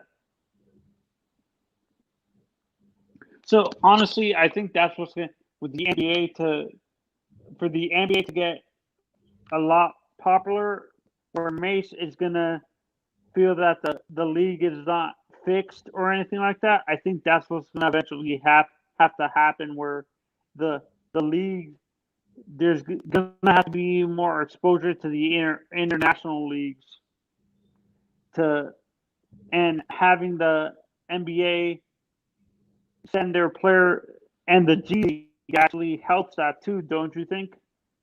Dollar? Yeah. My homeboy got a son. Oh hell yeah, it's going on now. He just had him a son, man. That's amazing. Yeah, but that's why I'm quiet. I just saw my homeboy just had him a son. That's what I'm saying. Like they all like your peoples be all the way over there playing sports, and we don't get to tune into it because like we got all these major companies that are blocking these streaming deals. So whenever the money get hashed out between that, because that's just as big as that's to me that's the biggest recruitment you can ever do, is open the eyes of the people up. And once you do that, recruiting becomes super easy. So you think if guys like Doncic or Dirk never came to the NBA, those leagues would actually have more competition the leagues would actually be a little bit better if guys like Dirk stayed there for a long time and didn't come to the NBA and stuff like that? I think everyone's league would be more competitive. You watch the world, one of the best. When America was struggling in the world basketball, The Russians were the best team in the world, I think, for basketball, weren't they? You see how good the Lithuanian was pretty good. So what I'm saying is like, let's open the people's eyes up. Let's don't make nobody go nowhere to prove who they is. Let's let people shine where they at, and just let the people see them shining where they at. You don't have to be a shooting star. Shine where you at. Yeah, I think, and I agree with you. I think the NBA is too greedy. They're refusing to let these European players. They want to hog all the talent for themselves and stuff like that. Yeah, that's what I'm saying, man. We ever get some boy? That's exactly what it is. The NBA is greedy. They trying to hog all the talent, which is like you would think it'd make a better game, but it's kind of slow. It's kind of like slowing down the game because everybody kind of like canceling each other out. What made Jordan better than everybody? There was only one Jordan. You know what I'm saying? But like now that the NBA is trying to hog all the talent, shit. And I wasn't sure if it was Mace or someone else that said this. What screwed up the NBA in general was the AAU, these AAU things, the AAU competitions and stuff like that. Do you think that hurt the NBA a little bit, that these players played with each other in the AAU basketball cliques and stuff like that? That's why it's not as competitive as it was back then. I mean, it wasn't meant to mess it up. It was meant to do what this streaming. It was meant for everybody to showcase their talent. But what ended up happening is the game got dirty, and they just started like Mace can tell you how dirty that AAU stuff. And AAU is dirt. That's some dirt. I like the kids just don't know the filth that they playing around with AAU. AAU is I like the thought of AAU, but. Well, that's a dirty game, boy. Yeah, because I think AAU is like Travel League Baseball. I'm going to use Travel League Baseball, for example. AAU is becoming like Travel League Baseball. Whoever has the most money can afford the best equipment, the best coaching, and stuff like that. That's what AAU Travel League Baseball is, and Travel League Soccer is now, where if you have enough money, you can buy the best coaches, the best equipment, and the best education, because the Travel League Baseball now is focusing on educating the kids as well. So you can buy the best teachers as well for these athletes and stuff for Travel League Soccer and baseball and stuff. I think that's what that could help AU baseball, AU basketball, having an educational aspect of it too, where it actually has teachers involved, where it's educating the kids and stuff, like teaching them. They're not just focusing on the sport; they're being educated, like keeping their grade point average up and stuff like that. That's why I see some of these athletes struggle to keep their scholarships. It's because once they get into AAU, they're focusing on the sport instead of their education. Don't you agree? Yeah, but you know what you're gonna start seeing more of? Schools like IMG and schools like that. Like with these private schools that hop up and just like you're gonna start seeing a lot of that shit. Oh, so the money there now. Oh, the charter schools like IMG Academy or St. Thomas Aquinas and stuff like that? Yeah, you're gonna see more of those because not only will there be more people showcasing, there gonna be more people want to showcase the talent. And like these kids you think that's gonna hurt college sport, not college sports, but high school sports with these all these charter schools popping up and basically recruiting all the best talent from each state affecting the public schools in the area and stuff like that? Well, at first I thought that, but then like where I live at, like let's say I'm not gonna try to dox myself or anything, but like so you have like an area called DeSoto, Duncanville, and Dallas, and so you have all these like these. So you would think that, but all these kids good, they all good. So like, so they just end up being some good games because they these kids talented, man, and like.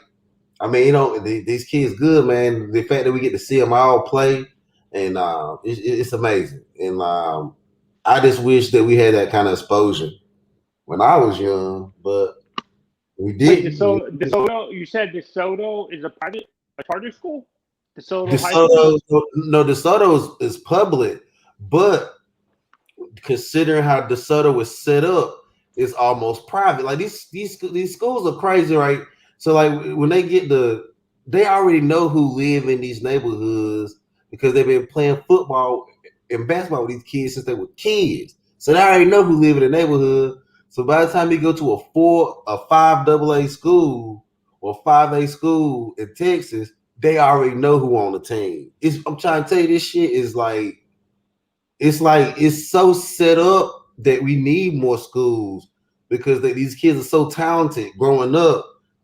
And like if you know you're gonna start when you go to high school, and the starters are already known. You know what I mean? It's a known thing. Like you already know. Like have you heard of Denton Ryan or Denton Allen Ryan? High School? Yeah, Denton Ryan is good. Denton Ryan is good. Let me tell you who else is good. Allen and Highland Park is good. Isn't that where Kyler Murray's from, Allen? Isn't No, Kyler Murray from Allen? Who? Didn't Kyler Murray play at Allen High School? Or am I thinking of a different what is it called? Pro quarterback. Am I thinking of Russell Wilson? Because he's from that area too and stuff like that. Am I thinking of Russell that played for Allen High School? No, Russell Wilson from Virginia, but Matthew with if he from Georgia, I think isn't he went to Georgia, right? I don't know. Yeah. But Matthew Stafford, he from around this area and shit. Like they got some, they got some court, they got it covered. Like you want you a fast, good receiver, running back. All your talented players come out of Southwest Dallas, and all your quarterbacks and linemen come up out of North Dallas. How about your defensive linemen, defensive backs, and linebackers? Where do they usually produce all those? South Dallas, like from Oak Cliff on down. Yeah, and Florida too. Florida got. How about Houston? How about Houston and Austin? Do they produce a ton of? Houston got Austin beat. Houston got some monsters down there, boy. Like, but on some real shit, we win the state championship up here majority of the time. But we put a lot of boys like Von Miller from DeSoto, like right up the street. You know what I mean? So we put cats in the league around here. But I ain't gonna lie. Jared Allen from Texas? Is Jared Allen the guy who used to play for the Vikings from Texas? No, I from the South. No, not from Texas. Where was it? I know he was from South. I can remember. I didn't remember him. He was a beast back in the day, boy. I'm surprised not a Hall of Famer yet, but I'm just saying like that. Yeah, but Dallas got a lot of. It's like that in Florida. When you look at Florida, with Florida, we don't develop a lot of quarterbacks in the state. We actually produce a lot of defensive backs, linebackers, defensive linemen, receivers, and running backs, and tight ends and stuff like that. But we struggle developing the D line. We develop D line. We don't develop a lot of offensive linemen and stuff like that. We use when good offensive line, like back in Alabama and Mississippi, they be building some big boys, man. As far as like when you look at the offensive line body type here in Florida, they're not. Yeah. it's rare that you see them above 290 pounds. It's every lineman is like 290, 280. 295 is the highest you see. It's never like 300, 320, 330, 345 or something like that. That's more in Wisconsin, Texas. Texas develops a lot of monster offensive linemen that size. Yeah, but you know what? If I was putting my perfect team, if I had to put my perfect college team together, I would get my line out of the Midwest. I get all those Cornhuskers. I get all those Idaho. I get those. I get some out of Northwest. I get some Idaho, some Wisconsin, some Iowa too. Iowa, that's where the homegrown or the offensive line. What was the guy retired from Baltimore Ravens? He was a beast. He retired years ago. What's his name?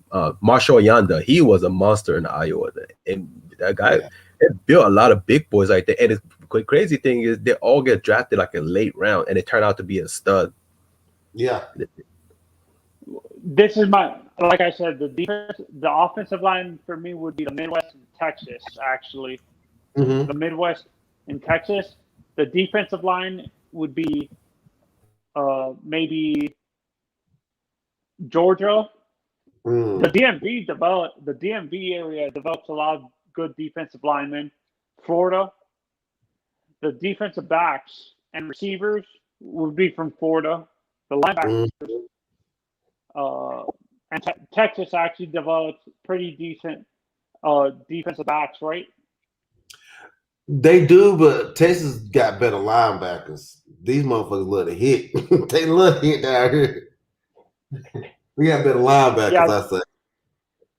Yeah, that's another position I noticed we struggled developing the big inside linebackers. We always develop good outside pass rushers, like outside linebackers, but Florida rarely develops hard-hitting defensive inside linebackers. We usually have to, Florida State, Florida, Miami usually have to outsource the recruiting of inside linebackers to other states like Georgia, Texas, or even California. California actually develops hard-hitting linebackers too.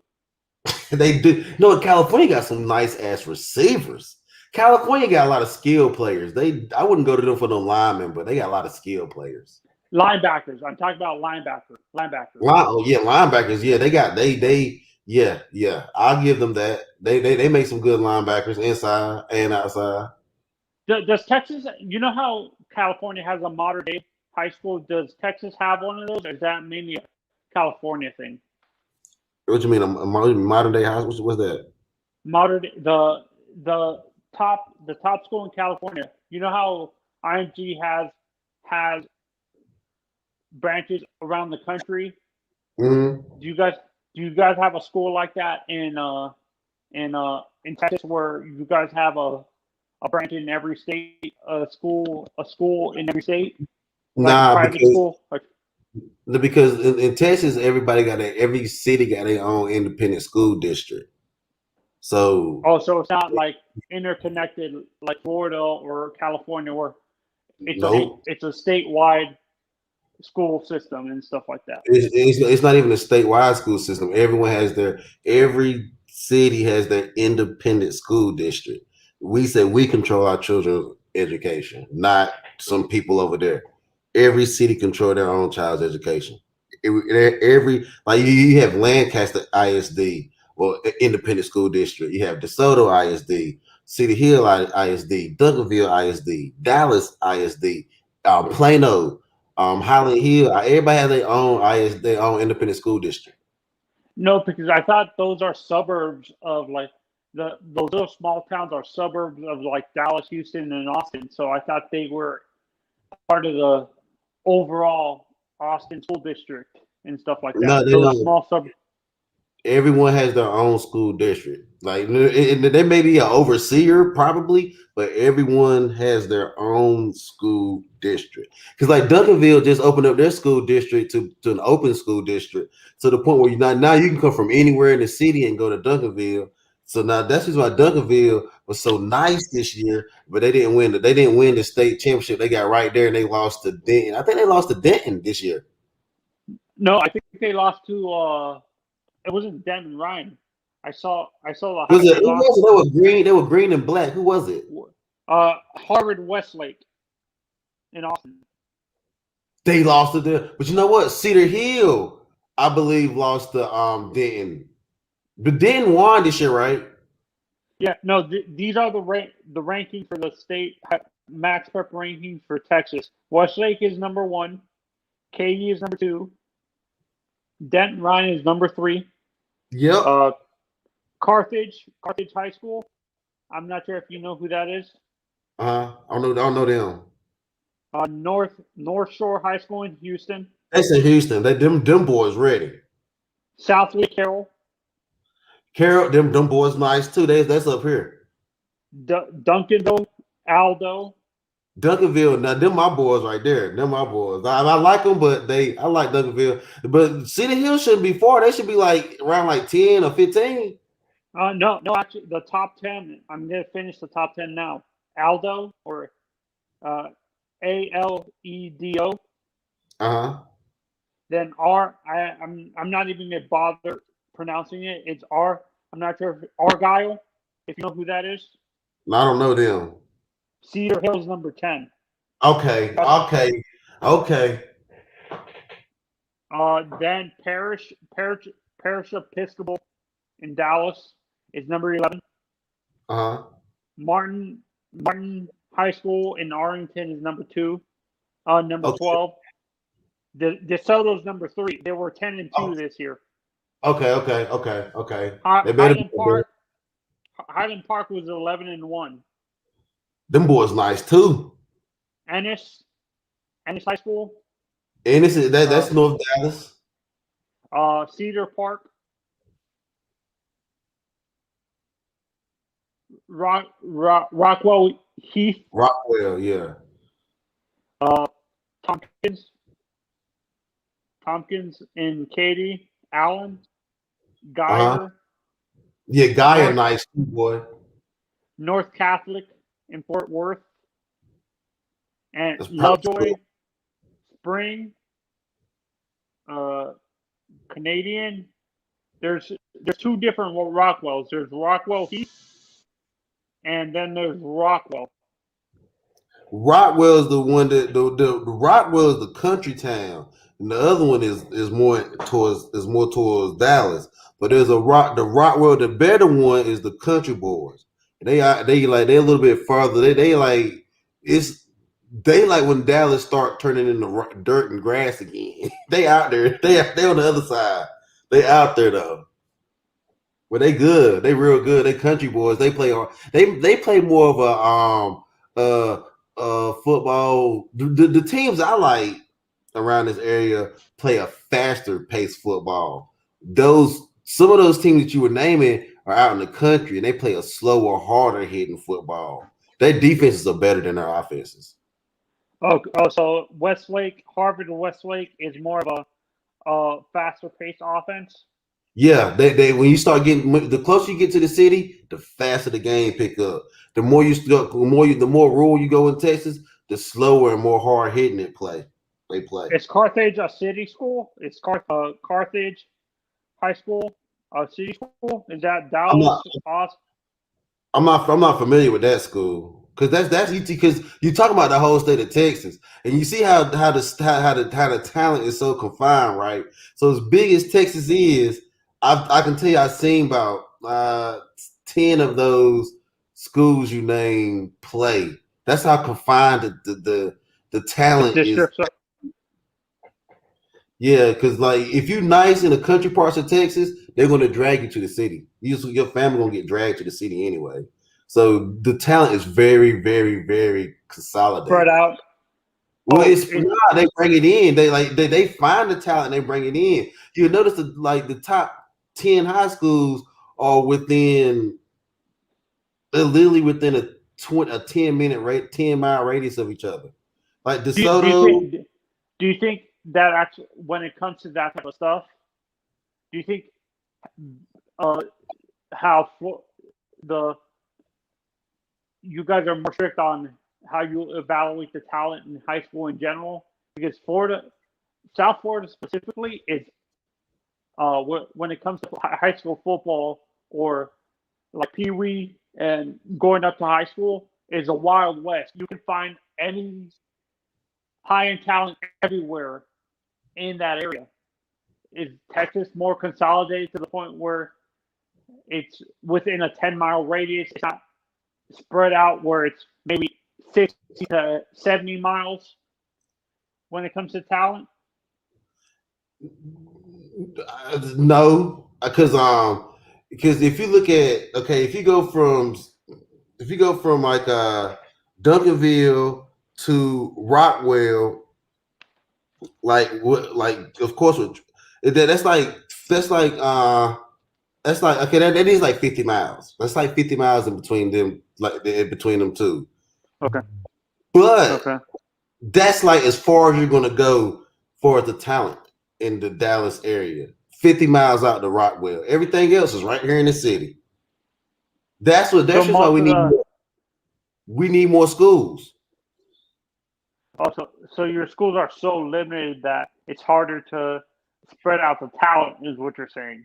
That's what I'm saying. That's why I'm saying we need more schools and more like streaming, more people being seen, because you got kids that play for Duncanville that would start at another school, but they probably don't even see the field at Duncanville. You know what I mean? That's why I'm saying we need more schools. We need more schools because these kids are good. See, honestly, I like how you guys do your system when it comes to like filtering the talent out up through the high schools for like optimist football, like small little league tackle football, that you guys actually have scouts and stuff like. It's more strict, like depending on where you play, the optimist or little league team is a filtration system for one of the high schools in the area, like a Duncanville or a Katy or a Denton Ryan, or the top school I was telling you about, not Carthage, Westlake High School in Dallas. That's No, I think Westlake. It is in Dallas, yeah. Yeah, no, but I like how you guys are actually you guys have a filtration system to the high schools through the like a strict way how the kids are either scouted, or where it's actually a filtration system to the high schools to play football as compared to Florida. That's Texas sports. There's a Wild West. No, Texas football. sports. Texas sports in general are like that. Texas basketball is like that. But if you really want to see it, you will see it in Texas football and Texas baseball. Them little boys are bred from. They literally their sports career is planned out to the point where even if they don't make it pro, nothing like that, they have enough confidence in how they were this. They can go off and do something else with themselves, you know. So they really build That's one thing I will give Texas. They spend a lot of money on their children. Now that is one thing we do in Texas. We spend all our damn money on our kids. Parents be broke as hell, got holes in their shoes. Kids, I mean, we spend a lot of money on our kids. And like, I think Bob Miller said his mother basically spent most of her paychecks on him playing football, little league football and stuff like that, and other sports. They scraped by on food and stuff like that because he was spending most of her money on him playing football during an interview. Yeah, because it was more than football. She was just trying to build a young man up. So you had to have him out there. You know what I mean? That's one thing because all our kids play in stadiums.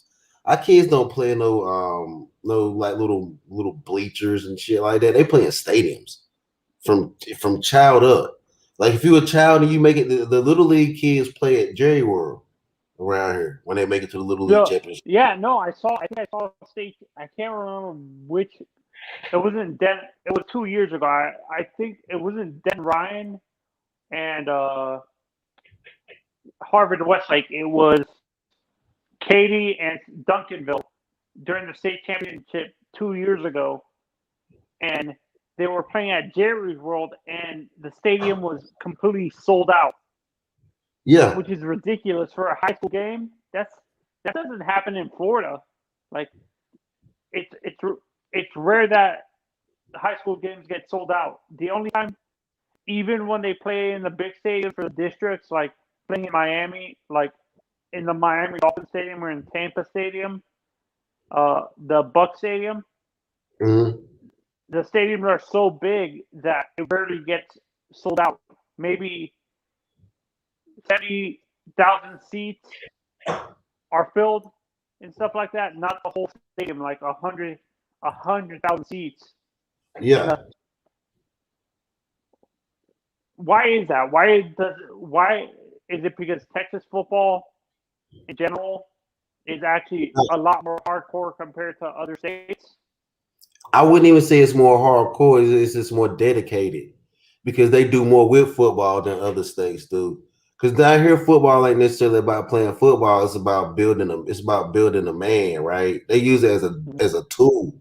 It's more of a tool than a it's a big tool into what they do.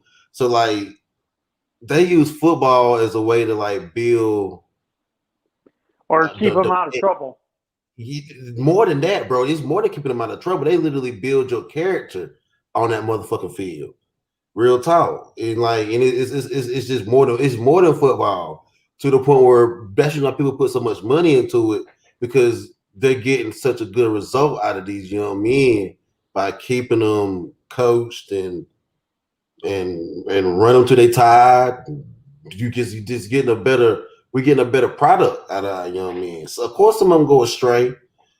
And of course some do go astray, but overall you're getting a good product out of these young men, whether they just go and hit the workforce or go to college, no matter what, you're getting a very good product out of them. And when it comes to baseball in general, when it comes to pro baseball, like Little League and high school baseball in Texas, is it as that sport? You know how Florida develops when you look at the development of talent in each state for certain sports. Florida developed all the pro athletes, like for baseball specifically, the highest percentage of pro baseball players coming from the state of Florida. Texas develops a lot of good high-end basketball players, which is the oddest thing. You guys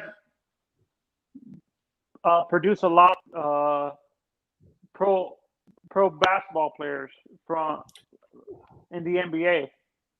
Well, believe it or not, believe it or not, bro, if you lived in this area, you wouldn't think it was weird. Like there's a Bobby Knight. They used to call it the Bobby Knight area, but they renamed it because don't nobody like Bobby Knight no more. But there's like Bobby Knight and Magic Johnson courts, like 24-hour fitnesses around. So basketball, believe it or not, is a big sport in Texas. Believe it or not, these boys play basketball a lot, like a whole lot. Is baseball hardcore compared to is baseball an actual good compared to like Florida, where we have a tendency to produce a ton of superstars in the sport of baseball? Is Texas more? You don't see a ton of superstars coming out of that state for baseball. It's more football and basketball. Yeah, because all the baseball players convert to football players or basketball players. I mean, so that's just why you don't see a lot of baseball players. But these boys are good in baseball too. But you know what? I tell you another thing that Texas is soccer. But you know what? Track. Believe it or not, Texas can keep up with Florida in track. Believe it or not. You guys produce a ton of hardcore swimmers too. You guys produce a lot of Olympic swimmers. Well, I'm really a North Carolinian, but I did, I'm just in Texas right now, so that's just why I'm just. I mean, I've been in Texas for a while now, like 5-6 years, so I'm rocking with Texas now. Since you're from North Carolina, what sport is North Carolina known for developing high-end pro athletes? Basketball players. Yeah. Well, we there's not give a lot of football players from that state. we got some, but we got more basketball. Our basketball blow our football out the water, so you can't compare our basketball. Yeah, because your top programs are the best programs in the history of college basketball in North Carolina and Duke and stuff like that. You can't compare our basketball and our football. They're like two different worlds. Our football is like a stepchild. Yeah, that's how basketball is here in Florida. It's a stepchild of football and baseball. Even soccer produces more pro athletes for pro athletes and stuff. Like basketball here, you don't hear about a ton of pro basketball players from the state of Florida and stuff like that. It's mainly football, basketball, soccer, and Olympic swimmers. Actually, we produce a lot of high-end Olympic swimmers because when you look at the Olympic team for the swimming, the majority of the kids are going to Florida State, Florida and Florida State and stuff like that. They produce a lot of Florida produces a lot of Olympic swimmers and track stars too. You're right. Yeah. Do you know that Tim Duncan used to be a professional swimmer? He was set to be an Olympic swimmer before he started playing basketball in high school. Well, wait. Tim Duncan, the hockey player. Tim Duncan. Yeah, was a swimmer before basketball. I know he. I can't remember who else did it. I think there was another athlete that was going to be a Olympic. So I think it was an all-pro guy that played corner in the NFL. He was going to be an Olympic sprinter for the U.S. national team before he decided. I think it was Dion, because I think Dion was a track athlete at Florida State. He qualified for the Olympics in college for track. That's crazy. That's crazy how like a guy like Dion would have been a gold medalist if he stayed with track and stuff like that. That you know what, and I think like even that's what I'm saying. Like that's why I think this whole marketing thing is going to be so big. It's going to put all that. So like you gotta. So you don't like the dirty agents. Huh? Yeah, I don't like the agents coming on campus. Do you think the streaming actually can cut that out? It'll cut it all out. Because like it's almost like the music industry, right? You had to wait on like somebody to like get your album and sell it, right? And market you, right? But now that you got all these people who are like Spotify and YouTube and SoundCloud, yeah, all your local rappers is making more. They doing good. So I think you can do the same thing with sports. Like you can really be like, all right. Yeah, I noticed that too. Like, I listen to a lot of independent artists on Spotify, and you're starting to hear some of these guys on the radio because of Spotify exposing the world to them and stuff like that. And you can play their music on the radio now and stuff like that. Yeah, with these streaming services, like it's gonna be way more people getting on. Right now, man, I'm surprised. But I agree with you. The NBA, the NHL, the NBA, the baseball, pro basketball, and pro football are not going to allow that. And stuff like that because it's going to create too much exposure. They want the athletes to become superstars once they want to build the superstars when they get into the league and stuff like that. And then the league. Then they also another thing is the NBA hasn't even really marketed their G League or their developing league like they should. That's how I know that the NBA is not doing a lot. I know that this is why I know that the NBA is not doing very well for the development for developing those players. Because if they would showcase them and they would give them more exposure. They're showing games on ESPNU, ESPN2, and NBA Network. They show G League games, but it's rare. I agree with you. So they needed all the money the NBA got. You don't think they could do like so? Check this: if ESPN is a little network, can get an app and a streaming service, the NBA has an app and a streaming. Why are they putting all their G League games on an app right now? Because like I said, I think they want to expose. They're waiting to. For perfect example, I can't remember the player who's being drafted out of the G League this year for the NBA. There was Jonathan Kuminga, the guy who used to play for Florida State. He's playing in the G League. He's going to be a top pick in the draft this year out of the G League and stuff like that. Well, look at Dennis Smith. He went to the D League and what's called the G League. Actually, it's Gatorade League. Actually, Gatorade brought it out. Yeah. No, but actually, Dennis Smith came out of college. He was a college. He played for NC State But what I'm saying, Kuminga went straight. The guy I'm talking about didn't even play a year at FSU. He went on campus, but he decided to go into the D League at the time or whatever, the NBA D League at the time. Until they switch it over to G League. So that's what I'm saying. Some of these college athletes are not going to go. Some of the high school kids are going to actually go into the G League instead of going to college and stuff like that. If they do a better job at marketing, that's the reason why you're getting so many of these kids with the option of going to the European market. Now, if the NBA really want to make a strong move, forget all these coaches and stuff. They really want to make a strong move.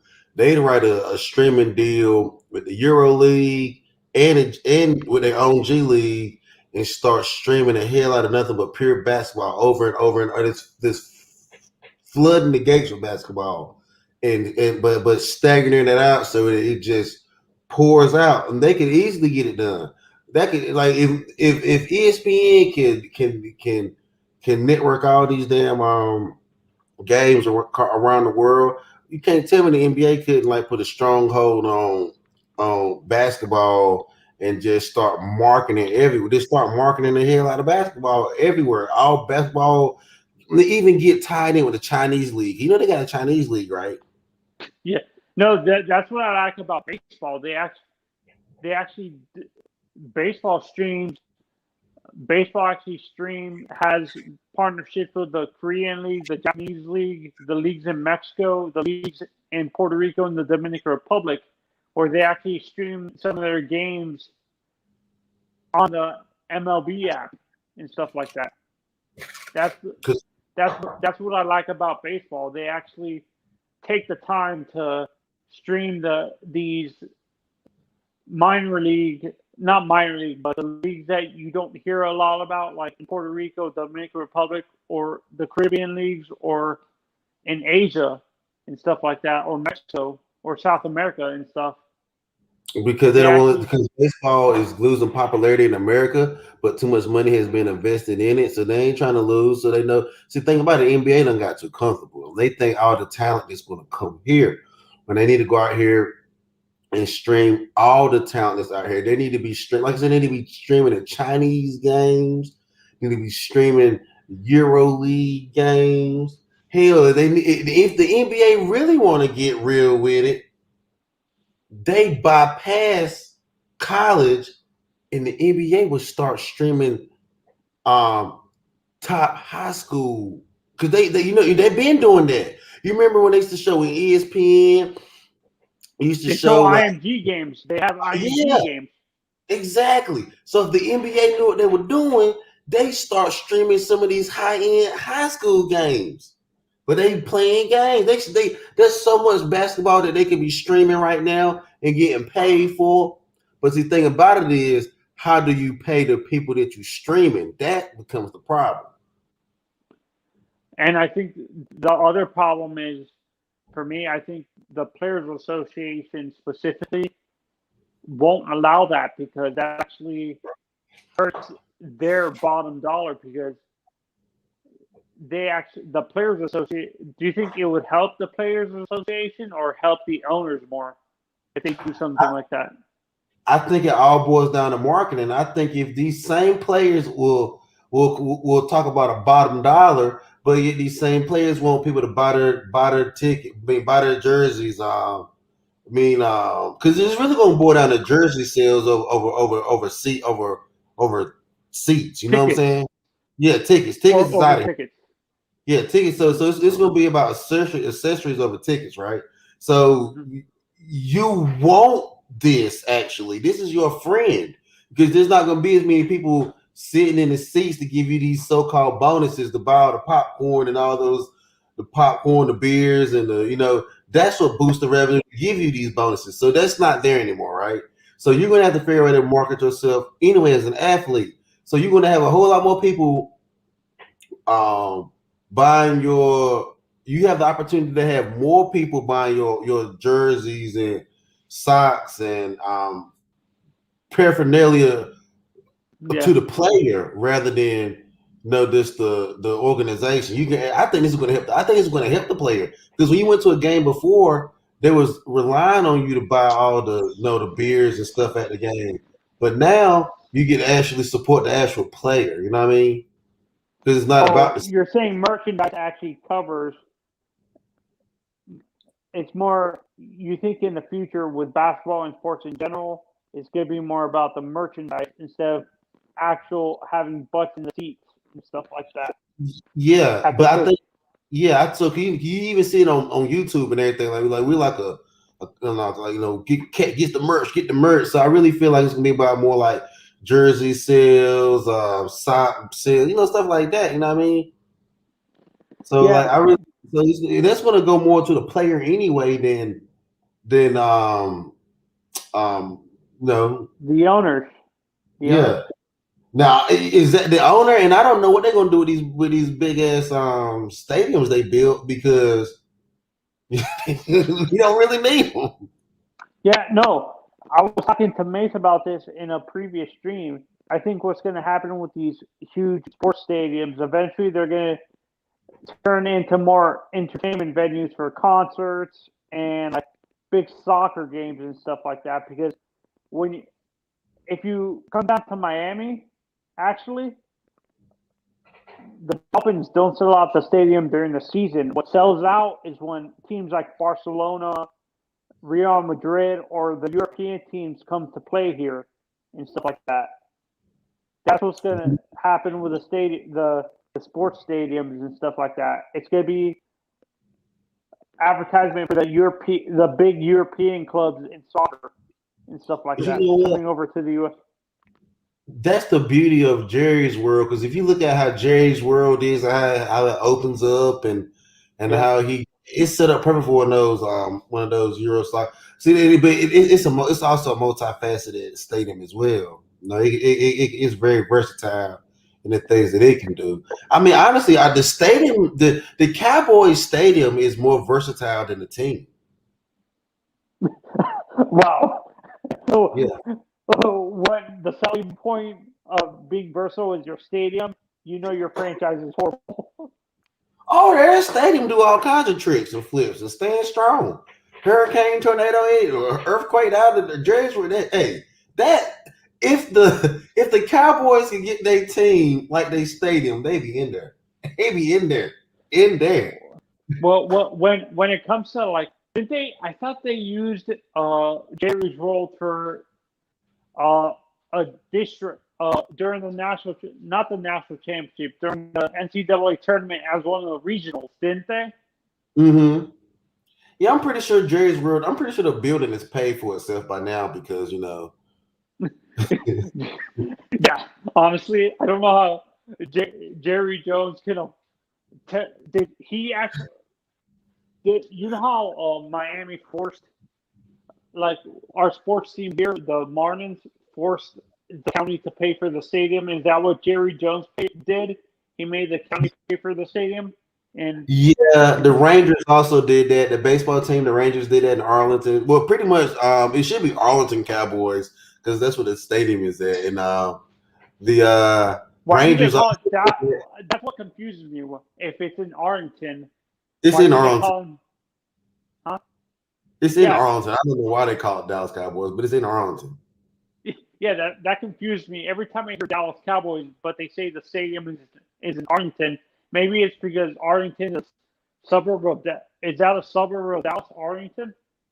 Yeah, it's in between Fort Worth. It's in between Dallas and Fort Worth. But the thing about it is Arlington is getting so much money that they probably can buy that team in a little bit. But anyway, that's beside the point. But because they also have the Rangers as well. The Rangers are right across the street from the Cowboys, and the county also pay for they pay for the Cowboys, and they pay for the Rangers. So those Did they pay for residents. the Dallas Mavericks Stadium in Dallas? Well, the Mavericks is the airlines. They're downtown.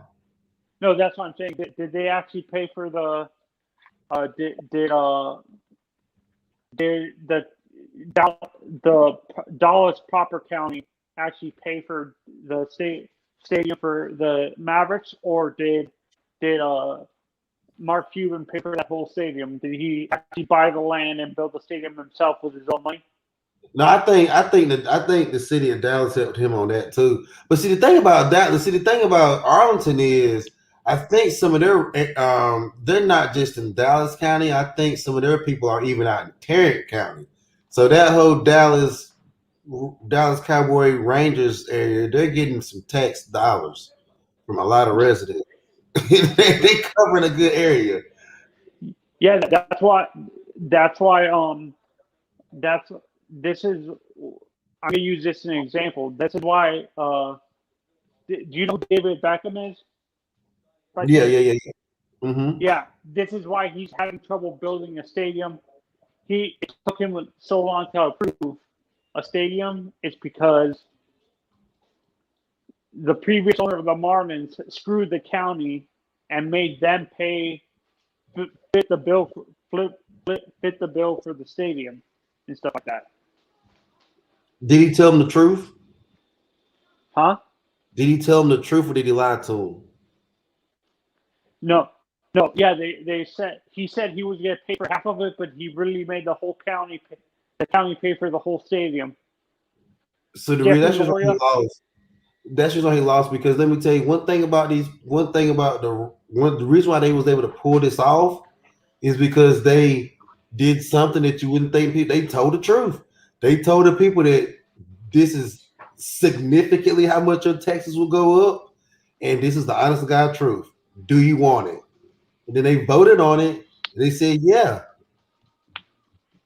So they told the truth, though.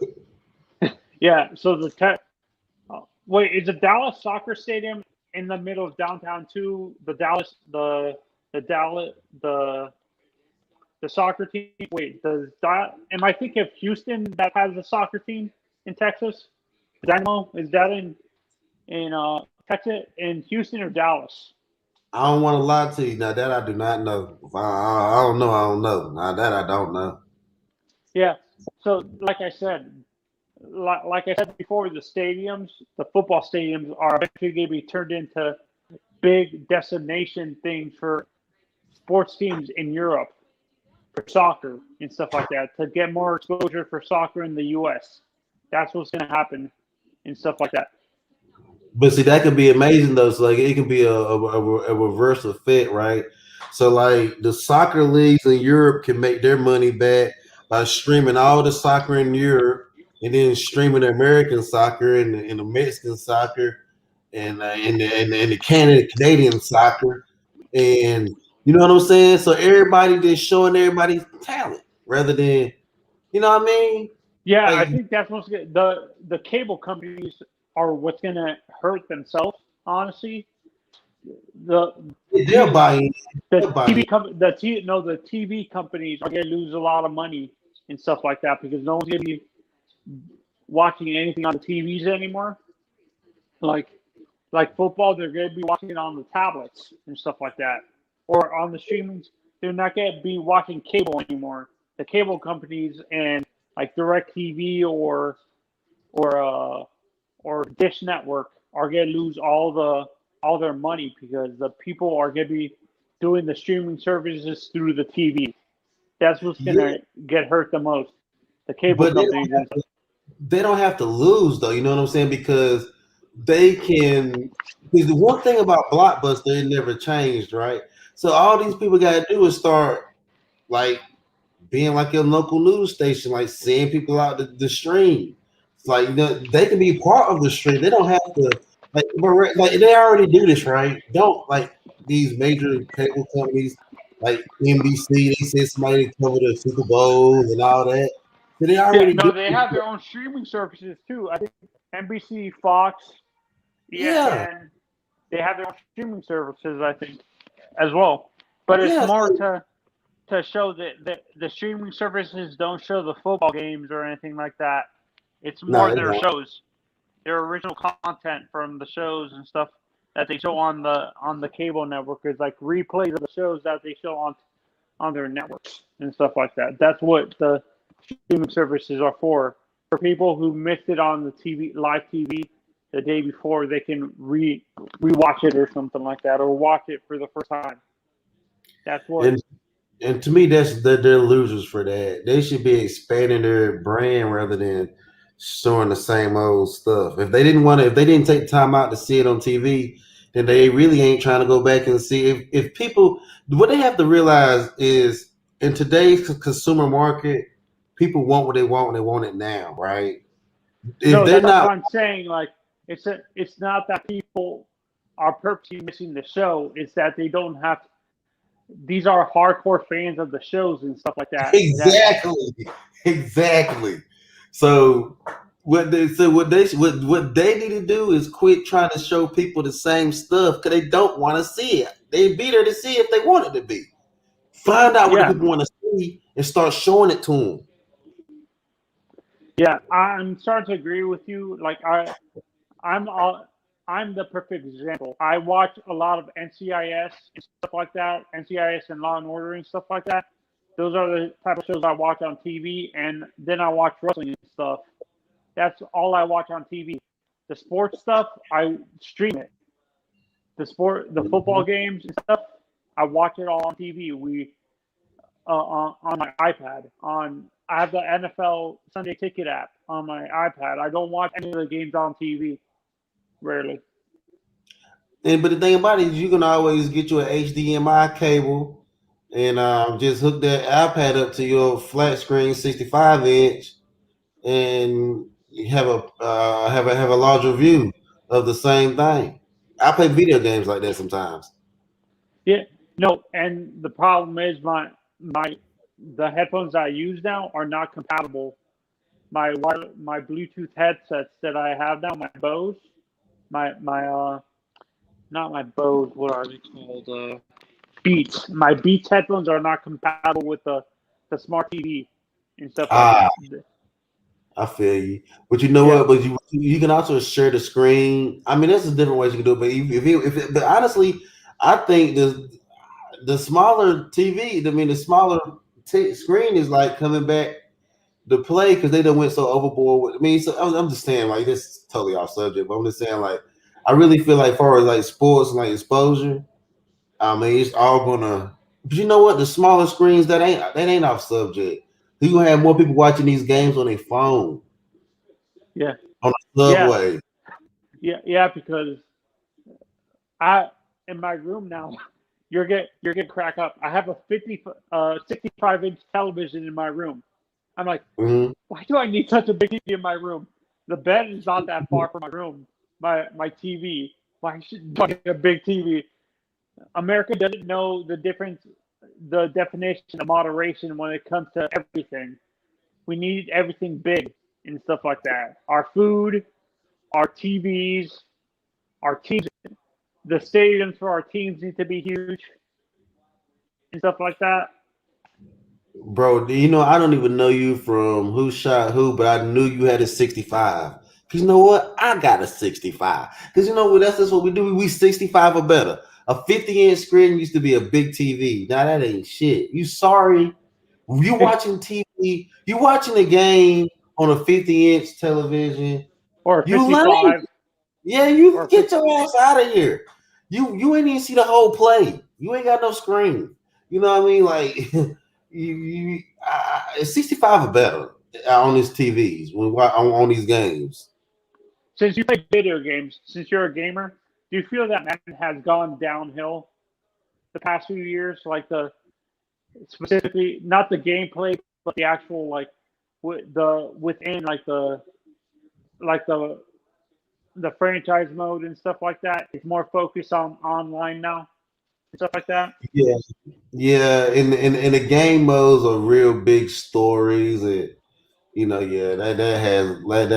But you know what? Since this is a sports channel, I like the fact that video gaming is turning into a sport. Yeah, and they're going to help us with the streaming. Like this you remember we was talking about earlier we was talking about how the football player needed a nerd friend. Well, I play football now, I play video games, right? So I think like when the football players and the video game nerds get together and they start streaming and you know you got so many athletes now that play video games, right? So when you start flipping those because I think it's gonna be a replacement of things, right? I think like rap culture and sports kind of went hand in hand, but I think video gaming and like and communication is going to like kind of slide in where rap was at. So you're gonna have more athletes actually communicating with the people. gamers, the hardcore gamers. Yeah, exactly. Mm-hmm. Like where the rapper used to where like this athletes and we used to. We used to I'm gonna hang with. use a perfect example. I'm a Hurricanes fan and stuff like that. And Uncle Luke used to be on campus every game for the Hurricanes. You know who Uncle Luke is, the rapper from Uncle Luke, the rapper. Yeah. Yeah, he's from Miami and stuff like that. And he used to be at the Miami games all on campus. He would fund the football team and stuff like that. He would pay for the players stuff like the player. You're gonna laugh. Michael Irvin was in Uncle Luke's video. Michael Irvin, stuff like that. He was in an Uncle Luke video when he was at UN.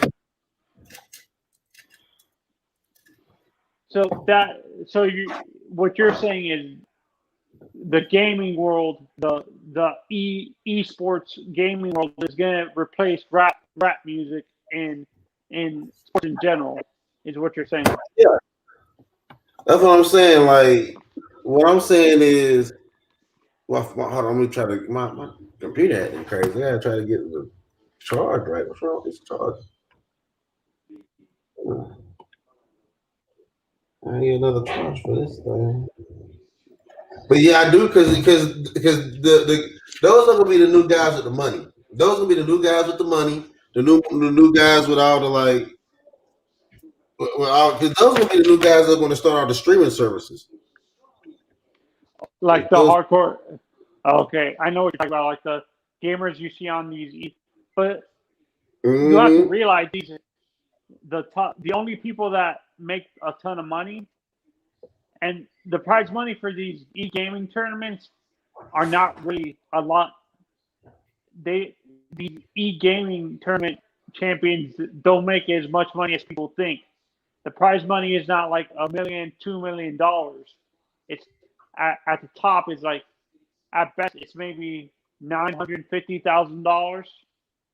That's the top for these esports tournaments that you see on TV for like Fortnite or Madden and stuff. The But those are prize money smaller not as ones. high as people think it is. Well, yeah, those are the smaller ones. I mean, those are the bigger ones. But the thing about it is, the people that put those venues on, the people that put those venues on. But the thing about it is, the people that put those venues on. Think about the streaming that they do to put those. Oh, like the esports tournament, the e-gaming Yeah, tournaments. Yeah, the ex- streaming, honestly, it's crazy. Like exactly. The many people they reach at one time is ridiculous. it's close to a billion. I read an article once about those tournaments. One tournament reached close to 1.5 billion people. 1.5 billion. That's So ridiculous. imagine being able to do that for football and basketball. Fuck these 100,000. Fuck these. I mean, forget having 100,000 in a stadium. Imagine if you have 1 billion watching these guys play. Do you know how much more? Now you see how much more. Now you see how the revenue can pick back up way better than selling popcorn and beer. Yeah, but they can still sell the popcorn and beer, but it's more going to be, like I said, the entertainment, the other things like concerts, special events, or these European teams coming over. It's funny. Like I said, I think Jerry's World doesn't sell out a lot, right? Even during the season, they never sell out. But when you see a big team from Europe come, it's always sold out for a soccer game, right? Well, the Cowboys football, it has such a cult following that they charge I don't know why they charge the kind of prices they charge. You should really be able to pay $4 from past the $40 to get up inside a Cowboys game. But yeah, you're gonna pay a lot of money. But Jerry makes so much money off that stadium. I'm telling you, that stadium is worth more than the players. Yeah, no, it's funny you should say that. I was talking to a teacher from high school once, and she said when she used to go to football games all the time and baseball games when she was younger, for season tickets for those two sports, at most you would pay maybe $100, $120 for a whole season. Now you're paying like close to $1,200 for a whole season, depending on where you're sitting and stuff like that. Man, me and the brother of my child, we used to go before we started beefing and shit. We used to go to the Rangers game when before things got complicated. $4 seats in the nosebleed. $20 to get you down there. I mean, you spend like $50 on seats for the Rangers before they built the new stadium. You could be damn near behind the you can be sitting good, but now you gotta spend some money for Rangers. Yeah, like I can't. I was trying to convince my mom to get me season tickets for like Dolphins or something like that. Mm-hmm. Depending on where you're sitting, you're paying like $10,000. $10,000. That's like near field level, or even like the lower bowl seating near the field and stuff like that. That's $10,000 for a whole season, and that's being generous. I've seen people spend close to $20,000 for season tickets and stuff like that. That's ridiculous, But the thing about it is,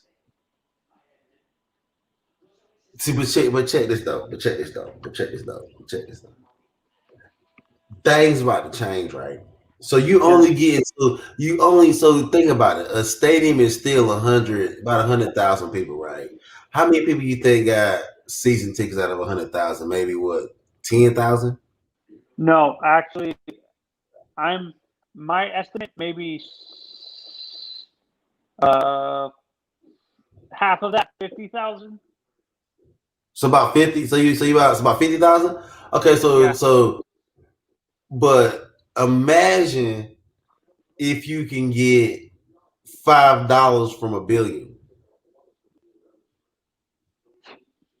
Yeah, each game. and that's for the streaming. That's for the streaming services are cheaper than tickets usually. Exactly, yo. So forget man. So when you start giving people so you start getting people in there with the camera footage, and man, you start giving these people these angles.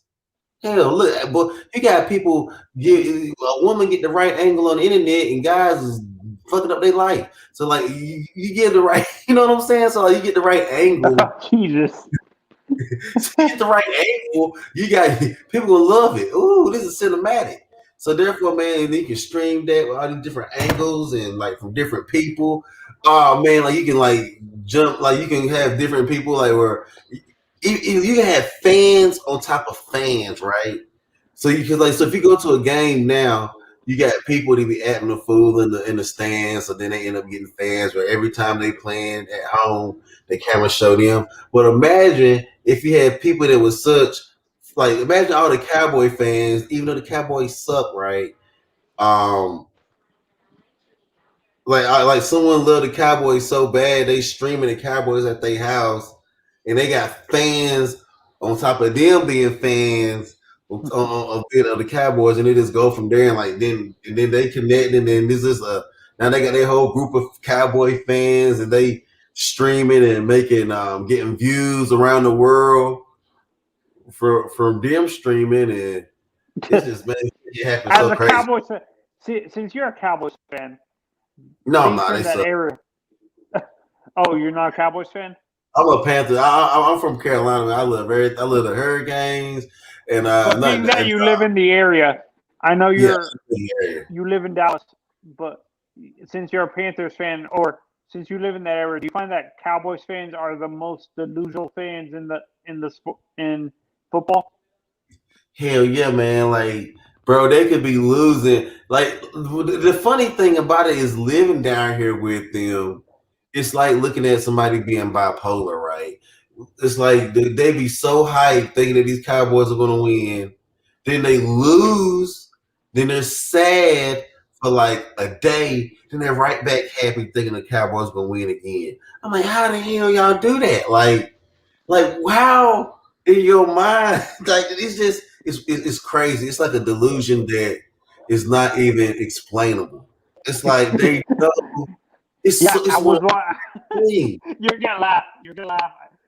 You actually hear when you're on the radio. Do you ever listen to Dallas sports radio? I try not to, but I heard it a couple times. Yeah. Yeah, I was hearing a Dallas sports radio station like on Sirius XM once, and I'm like, oh my god, these fans are so delusional. Their team is 7-9, Mary, and they still think they're gonna win the Super Bowl. I'm like, what? Okay, that's delusional on a whole nother level. Honestly, You gotta be is down below here. 500. Your You team have to is be below down here to 500. Are Carolina fans like that too? Like, No, Carolina. No, we're more realistic. We see what we have to do, and we try to get it done. Now, these Dallas fans, let me tell you, the Dallas fans are so ridiculous. They be right, man. They got all kinds of Dallas, like you see people with a whole Ford Explorer painted with some some Dallas shit. Dallas fans are ridiculous, man. They walk around here in Dallas jerseys. It's like a blast from the past, man. Like Dallas fans are ridiculous, man. they're like stuck in the 90s when they were dominating. Is what you're saying? Yeah, even down to like the vehicles and everything. Like they did have a Ford Explorer 1999 painted like with some cowboy helmet on the hood or something. Man, it's they love the Do you Cowboys, just man. laugh? Do you just laugh? You can't help but laugh because they love these Cowboys, man. You're gonna laugh about this, but I watched Steve Harvey a lot, and he was talking. They were doing a special in North Carolina with Original Kings of Comedy, and at the beginning of the show, he was talking about the Carolina Panthers, and he's like, "You guys, you country people, but you country people better be happy you even got a team in the first place because people were clapping like the team had been there for like 30 years when the team was only there for 10 years and stuff like that." Yeah, but no, for us to be such a young team, we've made some noise though. We made some noise to be young. Yeah, but he brought up do you know who Ray Caruth is? No, I don't. He was a receiver for the Cardinals. The guy who got arrested in like Tennessee. He was a receiver for the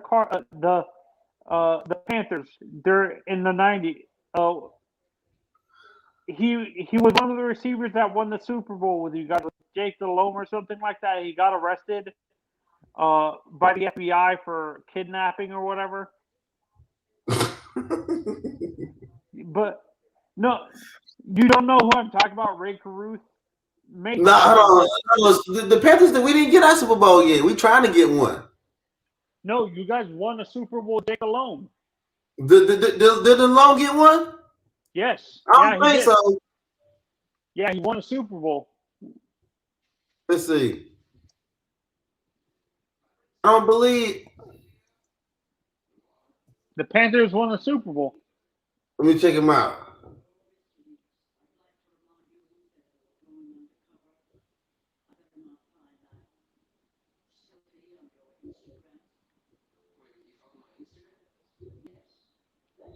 Nah, it's looking like, bro, we don't have one, man.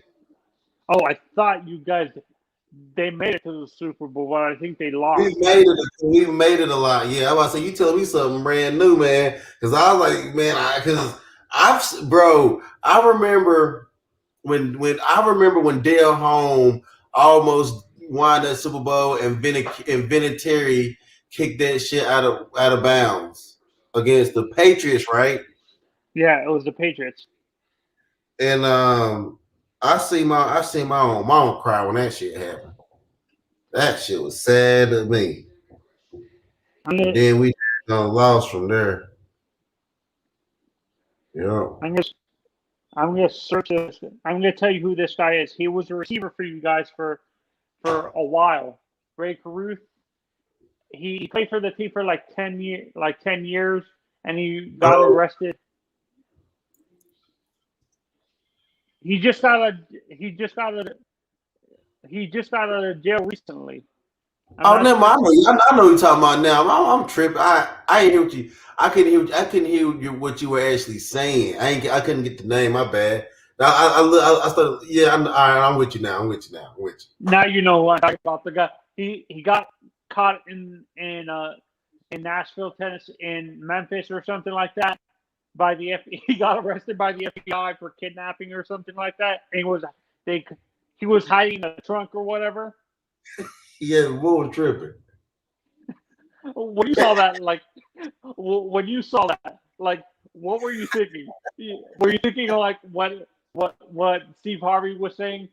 This guy better not be hiding in the trunk. He better not be hiding in the damn trunk. That was the most ignorant thing. When I saw that, I saw they showed that they had replays of it on YouTube, and I'm like, okay, what possesses a person to hide in a trunk? Hide in a better place, but not a trunk. Seriously. The first place the police looks when they look for someone is in the trunk. Seriously. I think the guy was on drugs or something. He must have been high on something because no rational person hides in something like that. He said, I ain't got many choices, man. I'm like, I'm jumping in this truck. I'm good, damn. Yeah, like that's like I said, he was talking about that, and he's like, you guys, because the fans were clapping like a golf clap when they said your team was doing good.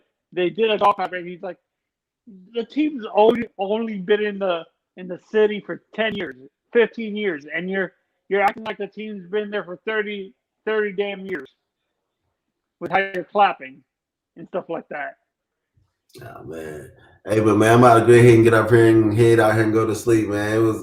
It was good kicking with you, man. Bye, guys. Bye, guys. All right, man.